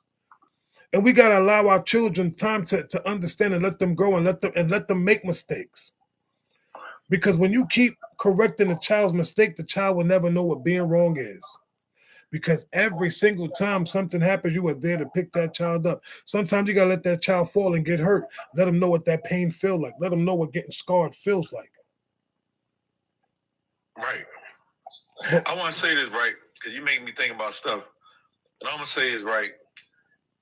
Like I was telling the lady in comments, where Ms. Vanessa was trying to say about raising your kids. It's a lot of conflict. We ain't going back that far. My grandma, my great-grandma, and even my mom ain't really hold a job for a long time when I was coming up because she was always going through sexual harassment on the job. You know what I'm saying? Just that's the truth. My Aunt Vanetta as well. So our moms was home, and if our moms was at home, our best friend moms was home. So women entering the workforce, looking to have high achievement in the workforce. There was a point in time a lady said, I got to go home to my kids.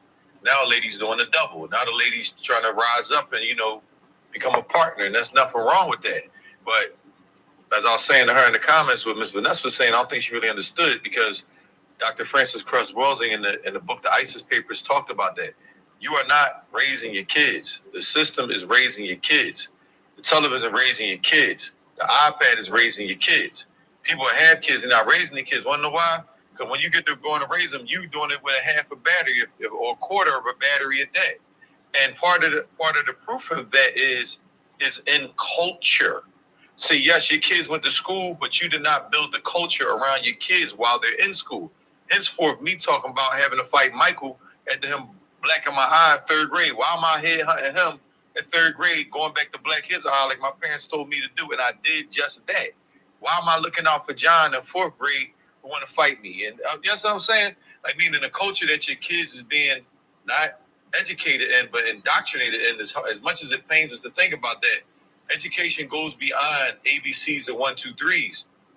Conflict resolution. Why is it wrong to treat each other poorly like that? So that's why I was saying, by the time you roughing them up, the reason why your parent the parents will never admit to it. It's a poor reflection on your parenting skills, your conflict resolution skills. See, I was whooping people behind because somebody whooped them up. I won't deny that. Like, but when you're doing it, you ain't thinking, okay, let me beat them up because somebody beat me up. No, it's just that's how you learn how to resolve conflict. You know what I mean? And ain't gonna be a bunch of yelling, screaming. You hit me, I'm gonna hit you back harder, and I'm gonna keep on hitting you so you know to never do it again. You know what I'm saying? But where'd I get that from? Well, I'm indoctrinated with. That's the consequence of trying me, for lack of better words. So we don't understand, and we don't understand collectively as a community, because our community is indoctrinated. Our generation, our parents was indoctrinated. You know what I mean? Don't question God. Real quick, Vev. I went to Catholic school. Okay. And then I was with my mom on the weekend, and you know, they like Baptist. And then my dad, when I went with him, he going to mosque number 12, you know what I'm saying? Like as a Muslim, you know what I mean? Follow Nation Islam. So, you know, I give a lot.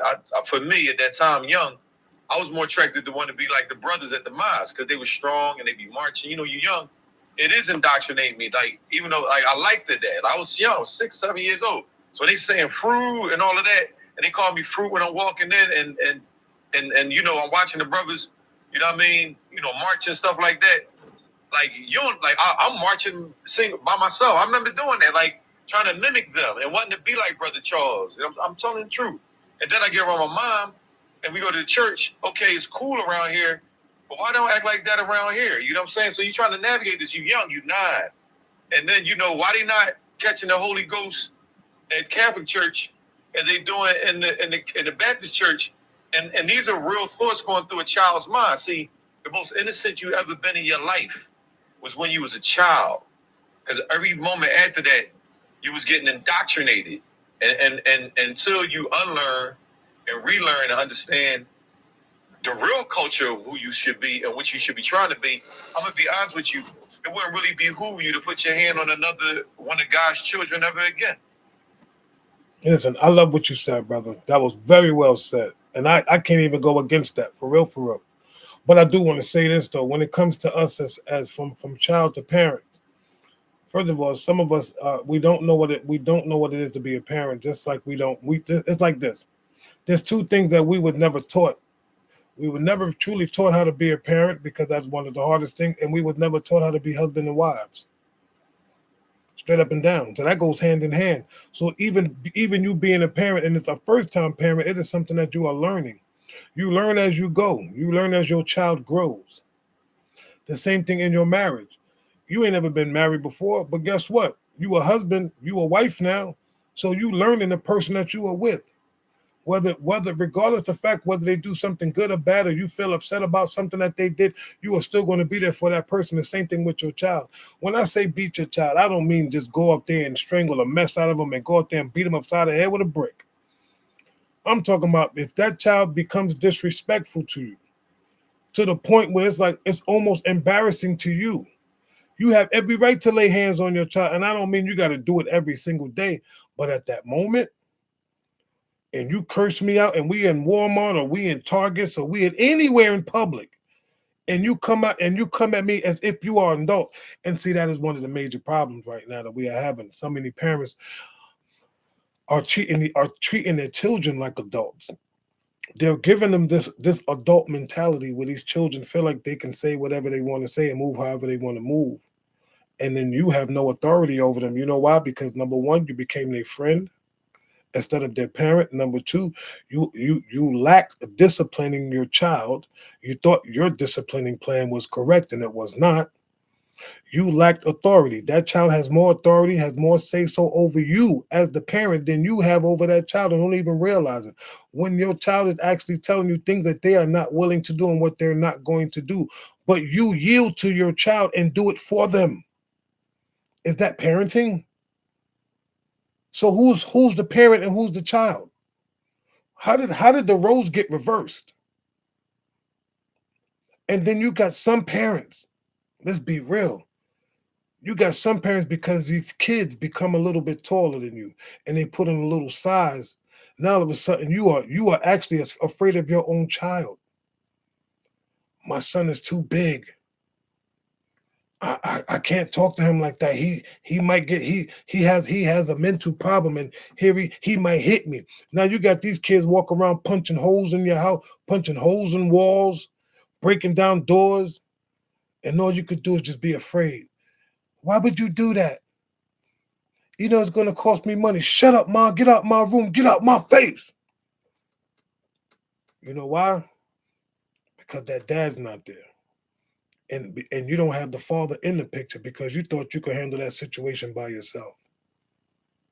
I don't need no man. I don't need him. Your father's this, your father's that. That same pain that you are inflicting into that child's heart, he is taking that out on the walls because you just made your own child mad at your father, mad at his father for no apparent reason, for your own anger. Some of y'all don't even understand why your son is acting out the way he's acting out.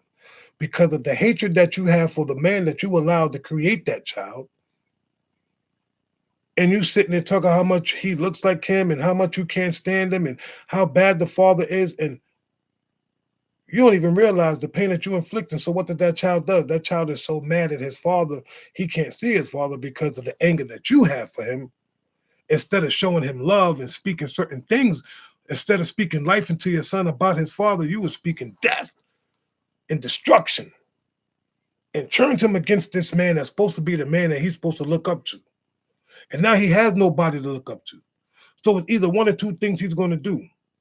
He's going to go out in the streets and he's going to get that same love that he's claiming that he's getting, that he needs from his friends who hangs out on street corners, who's doing all the nonsense that they ain't supposed to be doing. But turn around and turn your son against what? Against the world. Now he got the hoodie on. Now he got the blast mask on. Now he walking around with his pants sagging.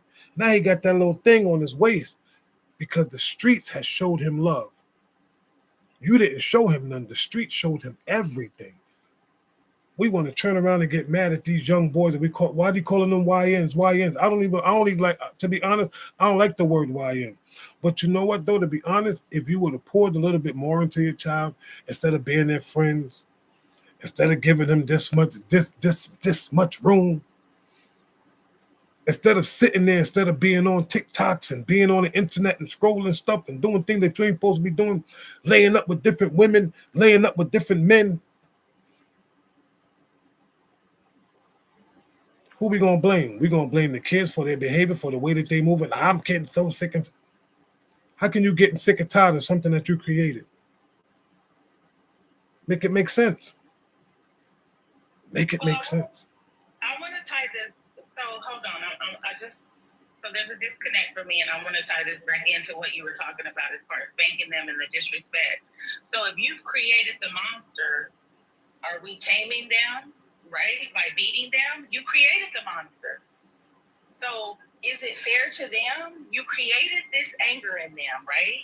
You're saying that you're speaking illy of their father. You know, a lot of times they run the fathers out of the home, or you're not there for them. You're not showing up for them. You're not present for them. They have to find love outside of the home. And then when they come into the home and disrespect you, now you want to whoop them. I'm just a little bit confused. Like, what are you teaching them? More anger? That's my point. You put something inside that child that now you want to try to beat out of them. For what? The kids only act up because number one or two things. Number one, they're lacking the attention at home. So they got to find some kind of mechanism to get your attention as a parent because you want to be what? You want to be TikTok famous. You want to be internet famous. And I'm talking about now. I'm not talking about then. I'm talking about now. These parents are more focused on being on these apps than being in their kids' lives. That's crazy work. And then want to get upset that their kids are moving the way that they moving. I can't believe you got me coming. Yeah, because I'm trying to get your attention, but I don't know how. I've been trying to tell you for the longest, but you don't hear me, Mom, Dad. Listen, two things I'm gonna say this, and I'm gonna digress. When you got parents sitting there drinking and smoking with their kids just because they're a certain age, no. I don't care if your kid, my kid's 25, 26. We ain't gonna smoke together. We also ain't gonna drink together. We are not friends. I am still your parent. What am I showing you? Because now you're a young adult that it's okay to do these things, because what happens is what? When they get old and they have their kids, well, you listen, man, my mom to my dad, I smoke with my mom to my dad all the time. Don't worry about it, you good.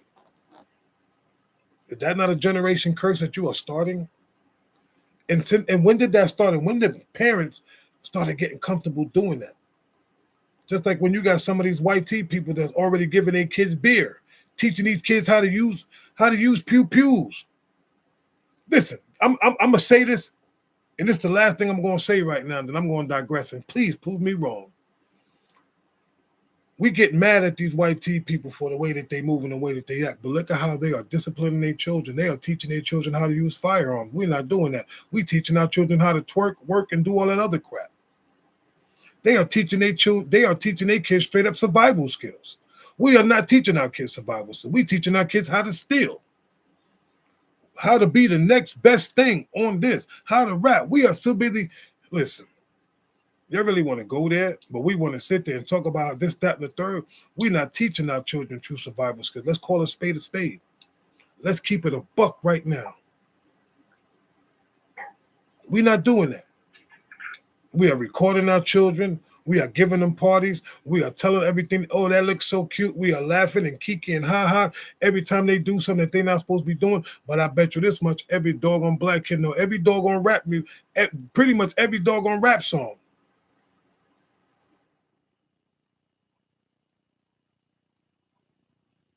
I really want to talk about it. Let's talk about this. This is why. What's this life? What my life called the hard truth. I'm giving it to you, the hard truth. Maybe I may not like it. It is what it is. But this is straight up. This is black and white. Ain't no gray area with what I just said. And please, if I'm lying, prove me wrong. The only way these little black kids are growing up knowing how to use pew-pews is because they're getting them in the street. And what are they doing? They're not hunting no animals. They hunting each other. Come on. We're going to talk about it. Let's talk about it. So it's really easy to do, to hunt each other. You don't come out of a place of love, honor, respect out your household. See, when the mom ain't speaking to the sister, the cousins don't speak. Since the big mama passed, granddad passed, they make it imperative that we all get together during, at the minimum, the holidays. If not, before, every Sunday was at Big Mama house because you went to church together. Then people want to know why you wasn't at church. Now you ask somebody why they wasn't at church. It's why you in my business. To the elder might say before, your great aunt could be like, why we ain't been seeing you in the church? Velvet. And your response wasn't, look, people need to get out of my business. But today's person, it's like people wrong for pointing out wrong, where even if you wasn't feeling right, you would feel ashamed and not have participated, because now you got to, face the pastor again. They want to know, why you ain't been coming? Because they want your presence there. So that's be the whole thing. By the time a illegal pew-pew get in one of these kids' hand, they already, once again, indoctrinated with survival versus how to thrive. You know what I'm saying? We don't know how to thrive in our communities, which is sad, because you should be remember borrowing a cup of sugar? Remember that? I mean, how we didn't grow up in the same places, but we all was doing the same stuff. Because we had community. We was more communal. Now, somebody knock your door and ask you for anything, a jump for your car. I don't know that N-word. I don't know that B. Why do you knock on my door? How you skip over 6 doors and make it to my door, and then somebody gonna support that? I know, right? That's weird. What's weird about you knowing your neighbor and they need some help? There was a point in time we was comfortable taking a cup of sugar. We ain't even asked, did it come out the bag or did you keep your sugar? You was just happy to, you better bring the cup back. Okay, when you said we have a cup of sugar for your fry. I remember that. See, that's what we gravitated away from. And unfortunately, because we got away from our communal ways as, essentially, Africans in America. We like our individualism and mimicking the YT culture, which is being alone. I ain't gonna go deep, but Dr. Francis Preston Wellington talked about it in the book ISIS Papers. You cold, you alone, you in a cave, and I ain't trying to be ragging on my YT people. I'm just saying it's a psychology behind the why. It's not just happening because it's happening. is when they look in the mirror, myself included, we don't see what we love. We see what we hate because our minds were hijacked. So by the time we look at the father, if I look at the son, you see a problem on the horizon instead of seeing a little warrior, soldier. I mean, reflection of yourself. How could you beat up on yourself? You know what I'm saying? I'm just saying, how could you be comfortably, you'll take the switch and go clean over my back like you the overseer? Because you don't value what you look at, because you look in the mirror, you don't value yourself. So it's hard to value your kid. And it's all this extra rareness unnecessary instead of educating, keyword, not just ABC, 1, 2, 3s, writing, reading, arithmetic, the culture building. In this house, we don't do that. This family last name don't do that.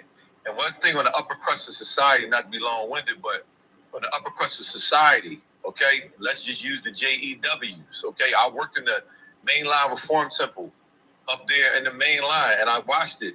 See, they get taught about their culture. They talk about culture a lot beyond going to school. So yes, they went to school in the day, and then they went to the Mainline Reform Temple for at least 3 hours after school. This is why this family marries that family.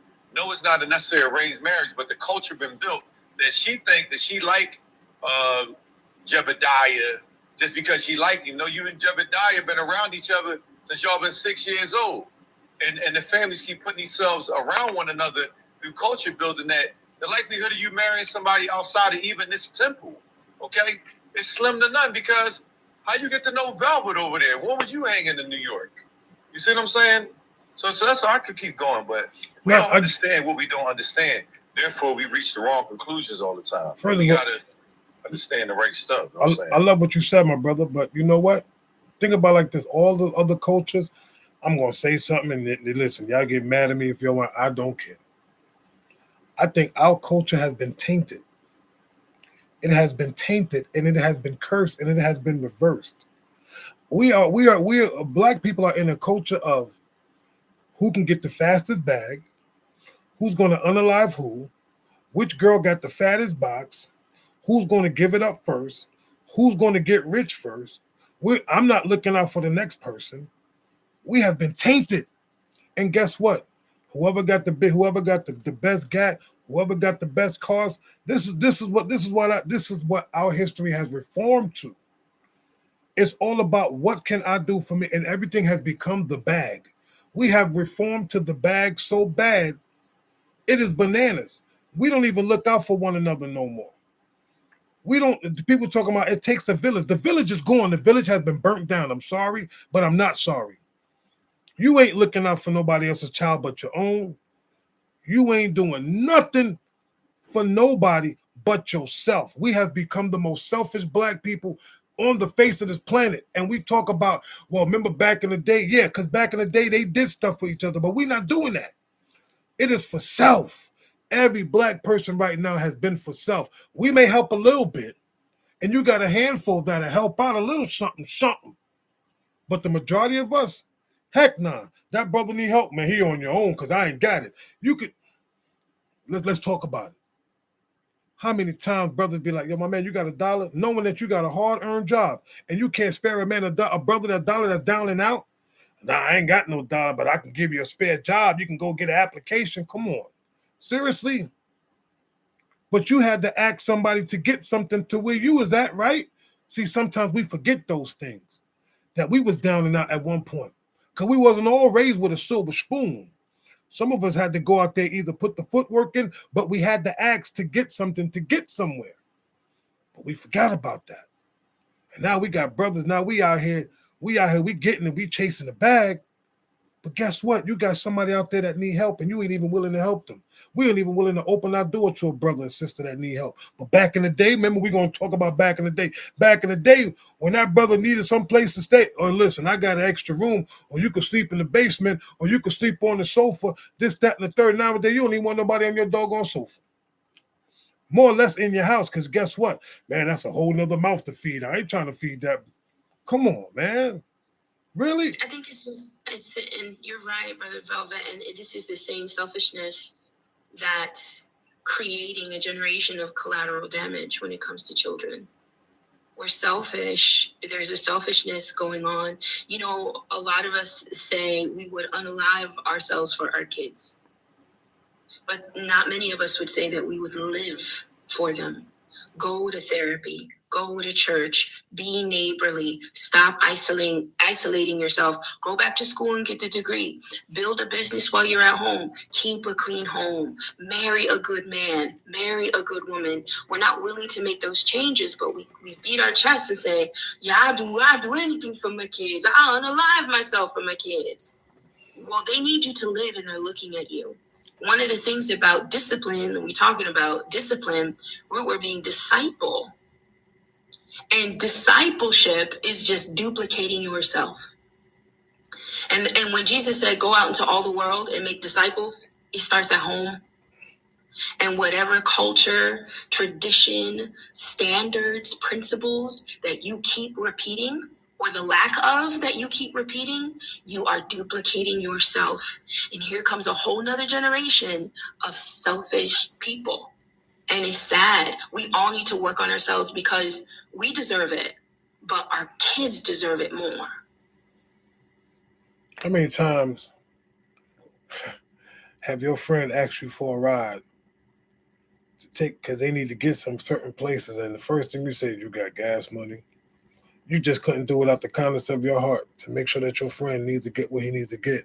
Sometimes we do that because guess what? We don't even want our friends to be better. We don't want our friends to do better than us. We don't. I can't, like, what you mean you need a ride? Come on, man. Every time I turn around, you need a ride. But guess what? Give that man a ride because you never know when you're going to need that same person. Sometimes we forget.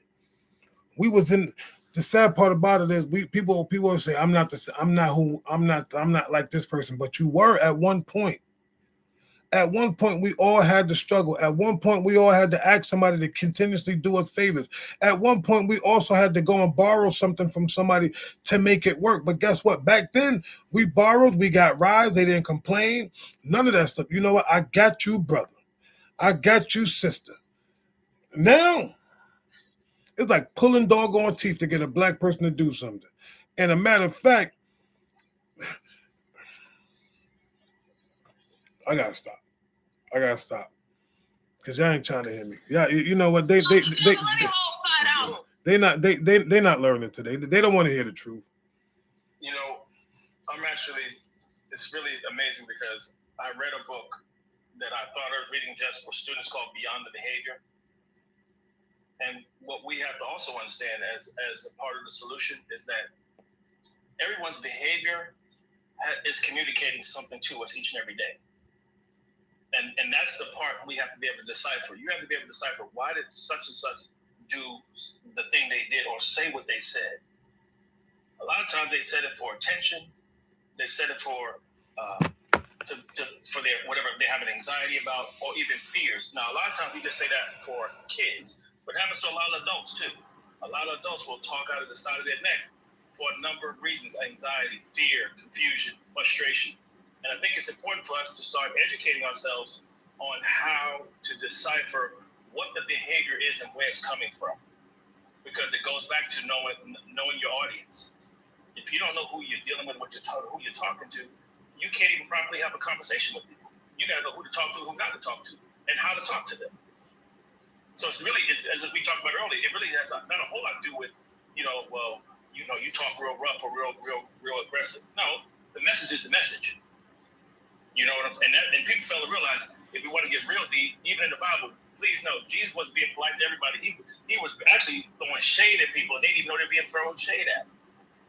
Because he was just saying, hey, look, I'm going to give you a parable to help you understand what I'm saying, because I don't really hurt your feelings. But you have to understand that it's important for us to be able to understand behind every behavior, there's a reason for that behavior, especially if it's negative behavior. Our responsibility is to figure out what it is so that we can now communicate to them, because obviously they didn't tell us what it was. So we have to ask ourselves, why did that person say that or do that? And now I can address it such things, so I can start asking the right questions. It's not that we can't get what we want out of people. You got to ask the right questions. First of all, I got about a good 10, 15 minutes left. I'm trying to be done by 1 o'clock. I'm exhausted. It's been a long night. I've done 2 lives in one day, back to back.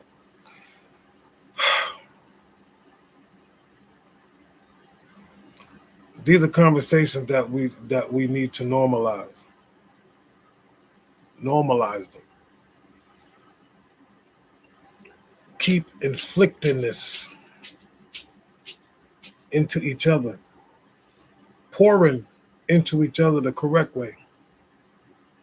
Because all the other nonsense that they doing on this app, I really don't care too much about. I'm gonna be honest. All of it is nonsense. They're not speaking life into each other. They're just speaking just to be talking.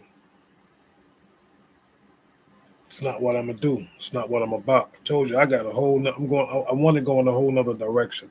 Now I know sometimes I may trigger. Sometimes we may laugh and ha kiki. But these are serious issues when it comes to parenting and when it comes to your children and when it comes to us as Black people, as a people. Period. Period. To do better, you got to know better. To do the right thing, you got to know that you're doing the right thing. It's easier said. I know, sis. I know your nerves is bad. Trust me. Mine's is too. Chest hurting, all that. I'm going buck wild right now. But even through the pain, I got to say what I got to say. I love y'all, for real. I love my peoples. I love how we all move. But we got to start doing better. We got to start spreading the message. We can't just keep letting all this nonsense manifest on these apps because people want to get, I want to host a live and get about 400-500 people up in here just to talk nonsense and keep downplaying Blacks. Like we destroy ourselves on this on TikTok so much as bananas. It is crazy how we destroy ourselves and we follow these people that ain't really got no structure, ain't got no message or nothing but Jesus Christ, man. I can't, I'm not even gonna speak that into existence. Listen, we're gonna close out tonight. I gotta get upstairs and hug my wife. I need to pray over my wife, and I need to pray over my family and pray for my TikTok family, which is you guys. Because like I said before, and I do want to say this, I appreciate everybody that comes to this platform. Regardless of the fact, like I said before, my door is open to all that want to come. This is not just my live, this is your lives as well, because y'all comment, you tap, you share. It's not about me. It's about y'all. It's about us as a people. I don't want a village. I want a community. I don't care about a village because villages get burnt down, but communities grow. I want something that's going to grow.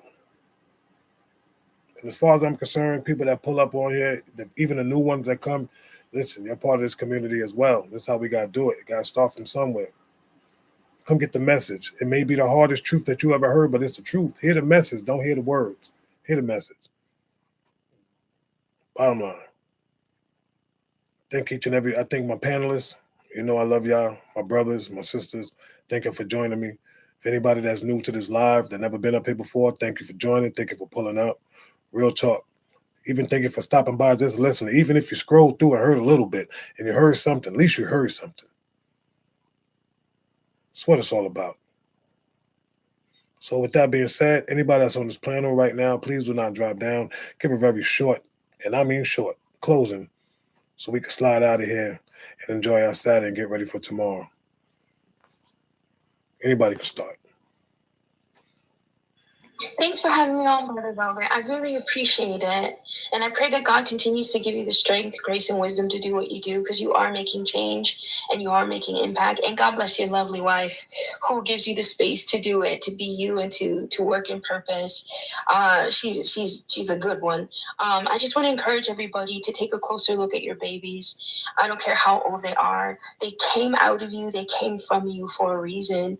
God specifically chose you because he equipped you to carry the mantle careful to do what you got to do by your babies. Do well by your babies. This is the next generation, and they need you more than you know. So if you got to lose the weight, stop eating junk food. If you got to go to therapy, if you got to forgive your mom and dad, if you need, more structure and schedule, you got to get out of bed. If you got to dress better, do what you got to do, because your babies are watching and they deserve to have a legacy to look forward to. And it starts with you. Blessings, everybody. Blessings to you too. Thank you, Sister Clark. I appreciate your love, and just continue to do what you've been doing. Real talk. Real talk. Continue to do what you've been doing. You are always a blessing, an amazing sister. Thank you again for joining. You have an amazing Sunday, and hopefully we will see you again next time I go live. Who would like to be next? I like to go, bro. I gotta get ready for this workflow in the morning, man. God, man, it's just priceless. This was deep. Y'all left me with a lot of things to think about as I'm looking to start a family as well. And just thank you, Vanessa. Thank you, Loaded brother. Thank you.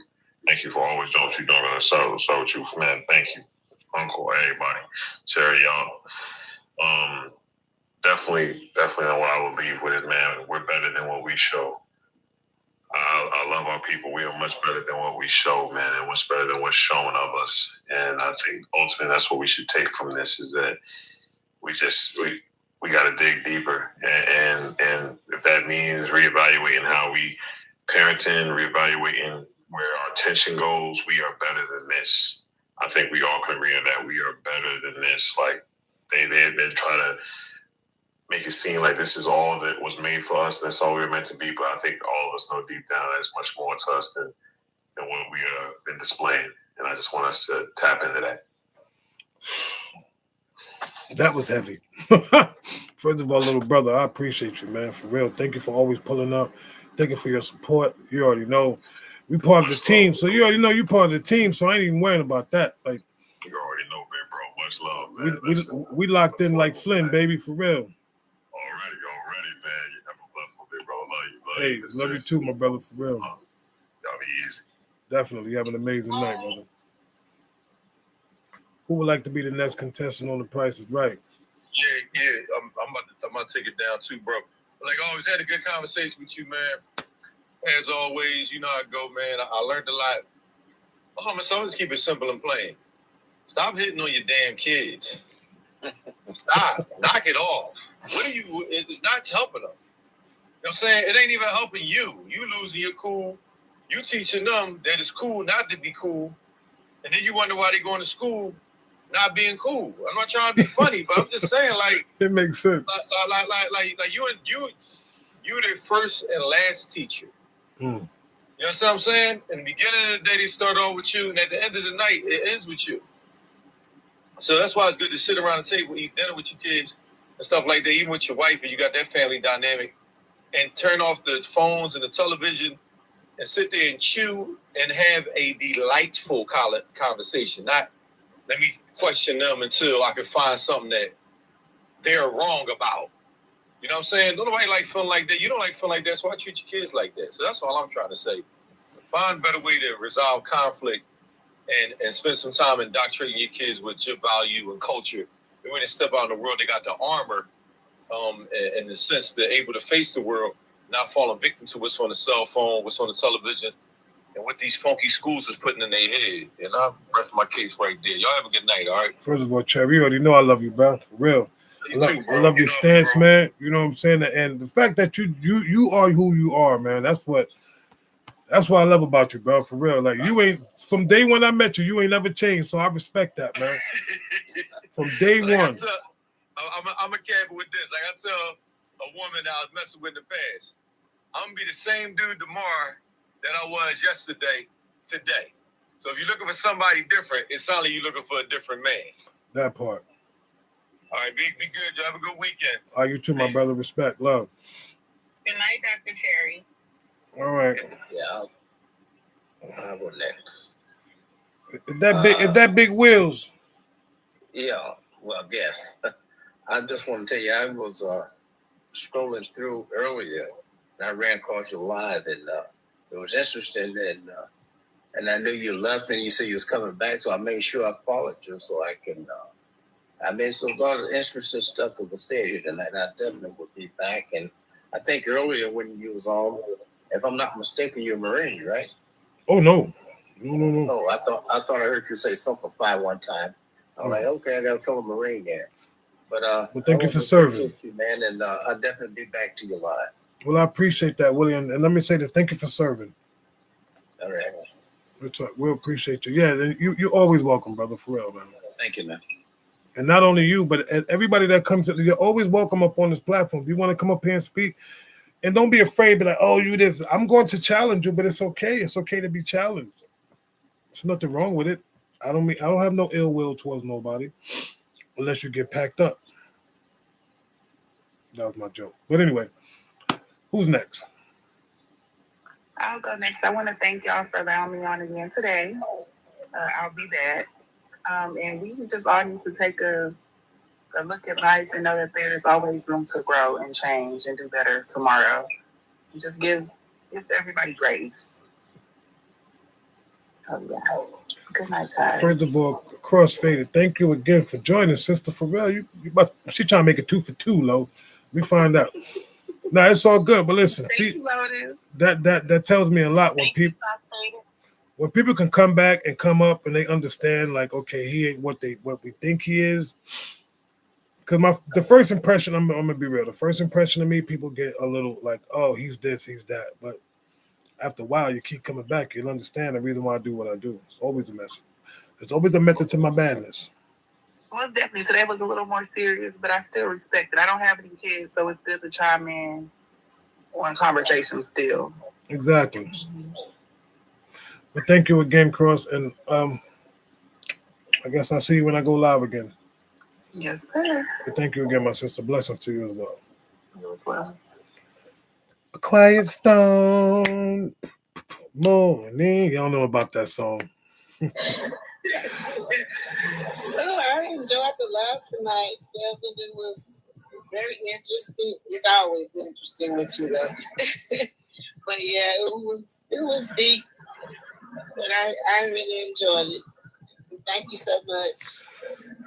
You're welcome, Quiet. You know, we gotta do what we gotta do over here. We're gonna keep pushing this narrative that work. My whole thing is work is not done. It ain't done yet. It ain't done yet, and we're gonna keep pushing it. Oh, you know that? Oh, see, somebody telling their age. They said Smokey. You know it's Smokey when I heard that song, but we're going to keep pushing what we got to keep pumping out. Yes, sir. Because there's so much more to pump out. We ain't done yet. Right, Lo? We ain't finished yet. I ain't done until God tell me, guess what? You can stop doing this now. Your job is done. But right now, my job ain't done, so got to keep going. But I appreciate you, Quiet. Pharrell, thank you for joining, Sister Love Your Perspective. And, you know, just enjoy the rest of the day. Enjoy your Sunday. All right, sir. You too. Indeed.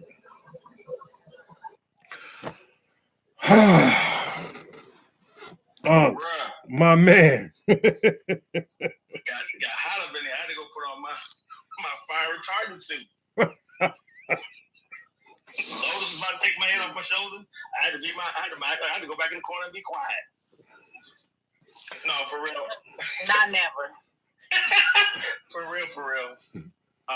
Again, always a pleasure to have these kind of conversations. I have to give kudos to the queen of the house, your wife, that allows you to do this, fam, because people don't know it's real out in these streets to be doing this kind of thing. You know, you definitely got to make sure things are good at home. Because that's what everything we're talking about starts at home. That's your first ministry. That's your first business, if you will. And I want to say, for real, I appreciate the whole conversation that everybody brought to the table, good, bad, or indifferent, because, again, this is where we learn. This is where you get a better understanding of what you need to do. By no means am I going to sit here and try to vilify or justify how I raise my babies. And I can't justify how my mama and them raised me, but I can say this. Didn't have to necessarily be right, but it may be who I am today.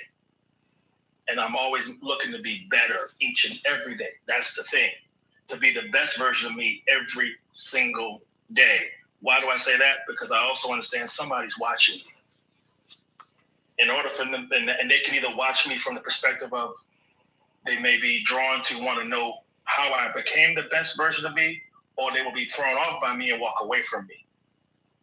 I may be the only Bible they see, the living person. And I got to make sure I give them the best version of that. And I land. Brother, you always gonna give them the best version of you. Just continue to be great. That's all you got. That's all we can do. Just continue to be great and showing them the right way and keep them on that path. Listen, man, it's as long as we can keep our kids and show them that the direction that they're taking is okay, and when they messing up, that we're not quick to snatch them up, but to be like, you know what, I gotta pick you up a little bit. I'm not going to pick you up all the way. I'm going to pick you up just enough that you know how to stand on your own too and get back on that right path. Because if we keep staring them, they're not going to know what failure looks like.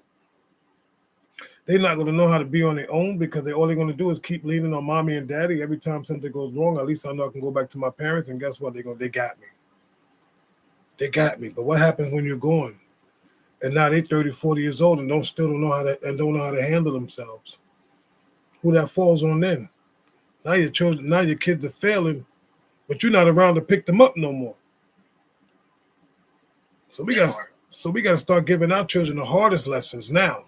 Give them the hard lessons, so that way when they get older, they know what they can face.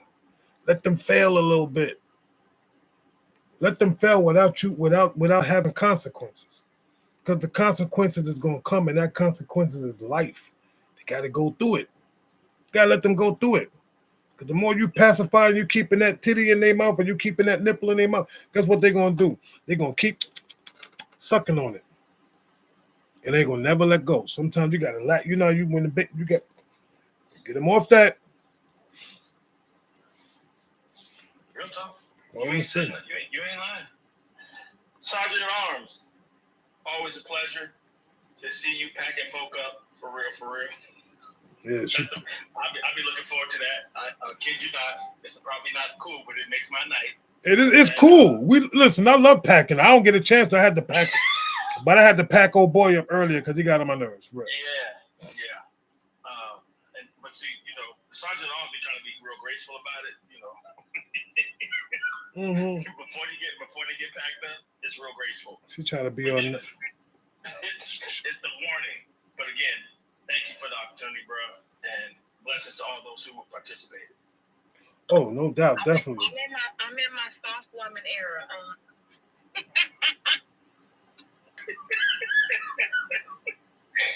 She is.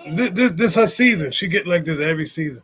Bro, I'm in my soft woman era right now. All right, I see you after Christmas, and then we be back at it. Okay, so we're trying to make sure we get the gifts. I get it. She know. Listen, it's between Thanksgiving, Christmas, and right after New Year, she's back. Bruh, I'm on one right now. Don't put my business on the spread. That's what I'm talking about. Listen, I love it though. Nah, we all gotta go through it. We all gotta go. Listen, I'm gonna be in my soft boy era soon. Y'all gonna be like, Velvet, that's you. Not never. And won't. He led a pack of mine. Yes, I love to pack them up. That is the beauty. That is the beauty of being. And it's not like I want to pack people up, but they just, when you try to challenge me, I don't mind that. But when you try to go too hard in the paint, now you're trying to play my intelligence. Like, no, Oh, really? So you want to try to masculine against masculine, but you forgot who platform you on. I win all the time. You're gonna lose that. You can go on another platform and talk all the smack you want about me. But guess what? I'll chill. You're gonna lose this fight. You're gonna learn today. For real. Because I'm gonna send you packing with no luggage, and I'm gonna keep all your luggage. Good night, y'all. Good night. Good night. Good night, my brother. Thank you, Uncle. I appreciate you always. I don't have no clothing. Yeah, Dr. Cherry actually took my clothes. Yo, he did it. He did that though. Oh, look who this. Welcome in, Ford. Mr. Ford, you got some explaining to do. We gonna find your ass. We could, boy, that brother. Where you been? He gonna be like, well, what happened was. Yeah, I was. He be like, well, what happened was I was in the kitchen making a waffle. We don't want to hear it. He said, my bad. Nah, we don't want to hear it. He was over there Look, we gotta show my little grace, man. We gotta give my brother a little grace. Come on, bro. Grace is tired and retired. Yo, what up, though? See, what happened was. Get him. I'm gonna say the magic word. You go, my man. I apologize. Here you go. He was sweet. Yeah, son. Did you beat me tonight again? Did Baby get in the panel? No, Baby Negative. didn't get No, in tonight. not tonight. With the YG said with a side of sauteed onion. Oh shit! Yo, okay. I can't. I know my shit is working. Now it's catching on. Yes. With a side of some. Yo, YZ. Yo, oh my God. I got a whole bag of onions today. Yo, want to hear something funny? He already laid up, girl. You want to hear something funny? I had some crispy onion rings, no lie.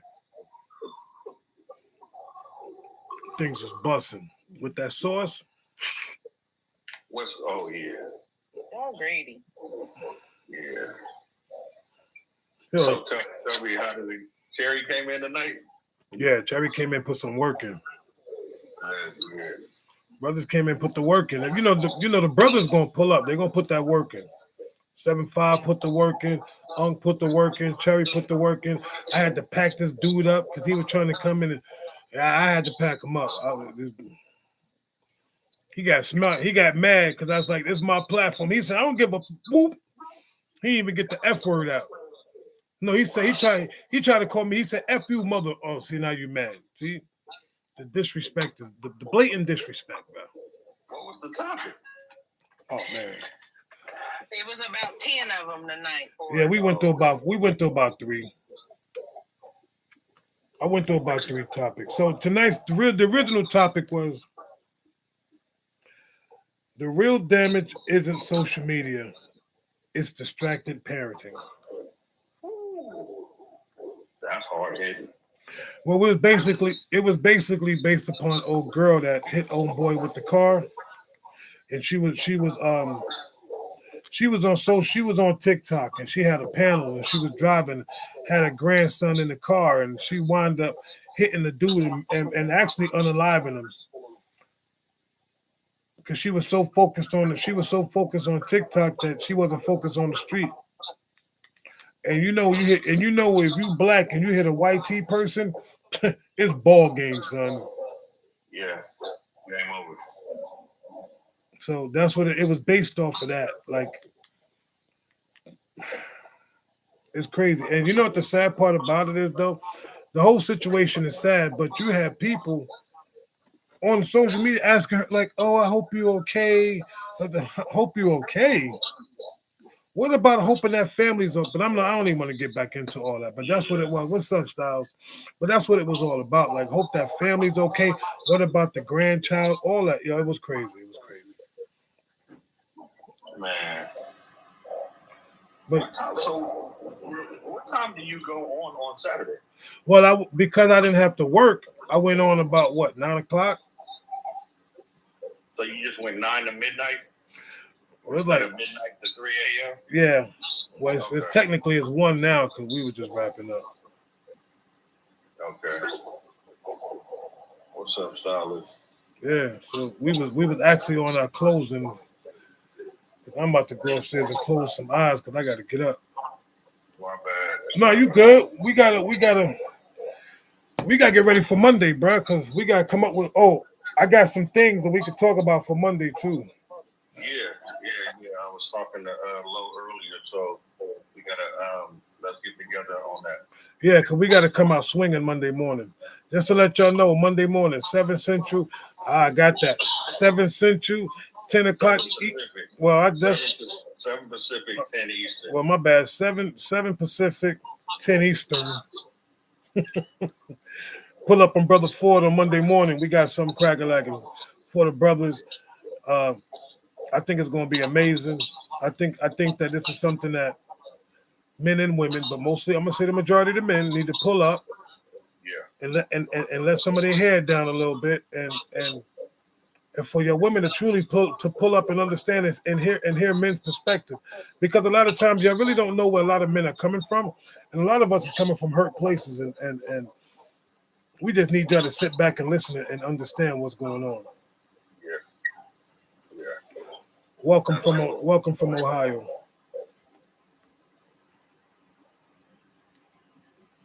We're not gonna come in. We're not coming in to bash any women. We're not coming in to hurt brothers' feelings, and we damn sure not coming in to talk about other men. We just talk about us as a brotherhood. That's what it's basically all about. Yeah, it's gonna be about 3 hours. It's gonna be some good conversation though. Yeah. Cheatham, listen, didn't I just say I'm doing closing up? Lotus, it's up to you. You letting people up now. I'm tired. My finger hurts. Look, Lotus done passed out on me. Second time. I didn't mean to. No, I'm not passed out.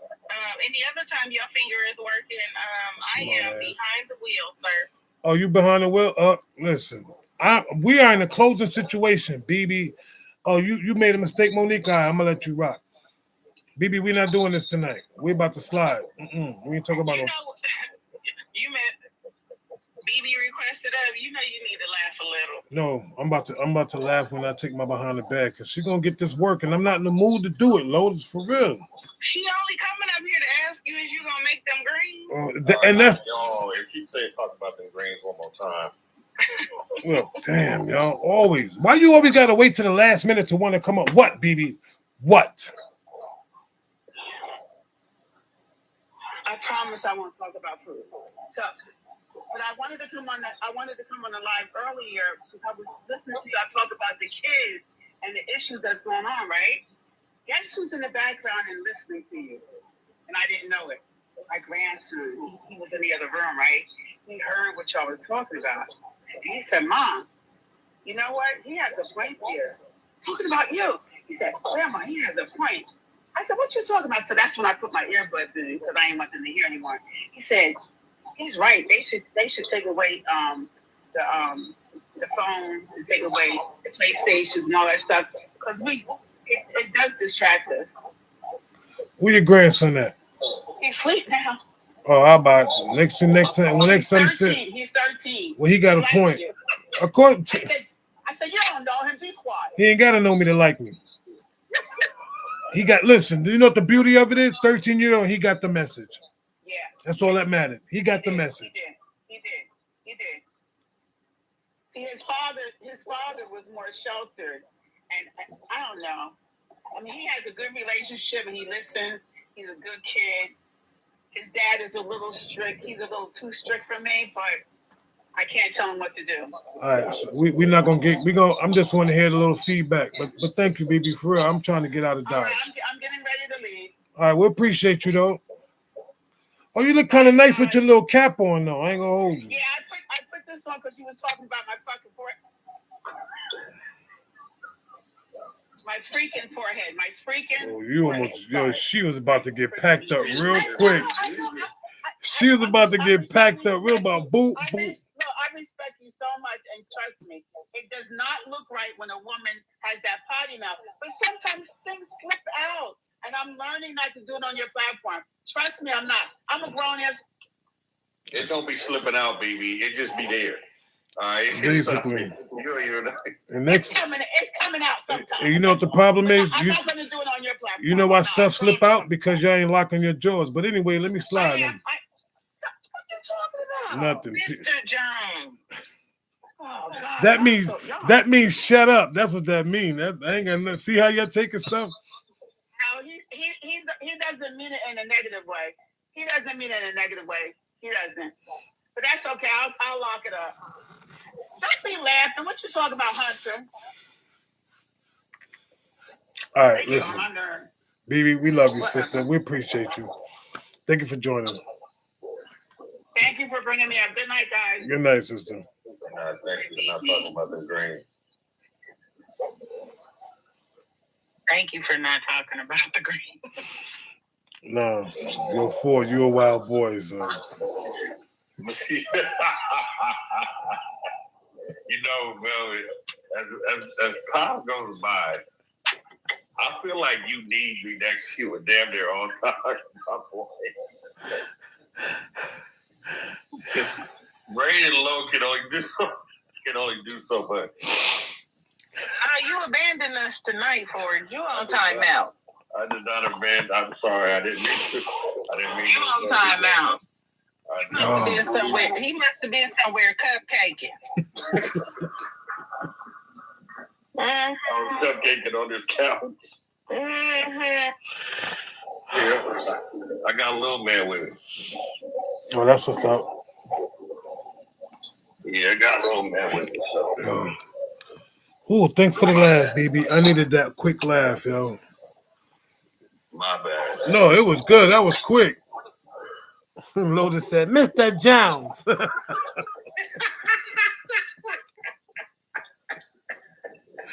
Yeah. You better take my sister to the casino tomorrow. What you mean? We were supposed to go tonight, but y'all messed that up. I told her to come on. You messed it up. No, I told her. How you know? She told you we were supposed to go to the casino? She tells me everything. I told her, I said, babe, at 10:45, come up in the thing so I can shut down. I was going to shut down at 11. I specifically told her that. Good night. So she can't come for me and be like, oh, we're supposed to go. I told her, I said, babe, at 10:45, come on and joint. When I see you and you come up on the thing, I'm going to shut it down so we can slide. But we can go to the casino tomorrow. Yeah, well, if I would have known, I would have put the tornado in there at 10:45. Yeah. I wish I would have known y'all had plans because I would have made you stick to it. Listen, you think I don't want to? She's gonna be a little tight, but guess what? You know, we'll make it up tomorrow. It's all good. You better take her tomorrow. I got this. We probably even go early, then we go probably catch that movie at the thing, because we got free movie tickets. What movie? That Predator movie.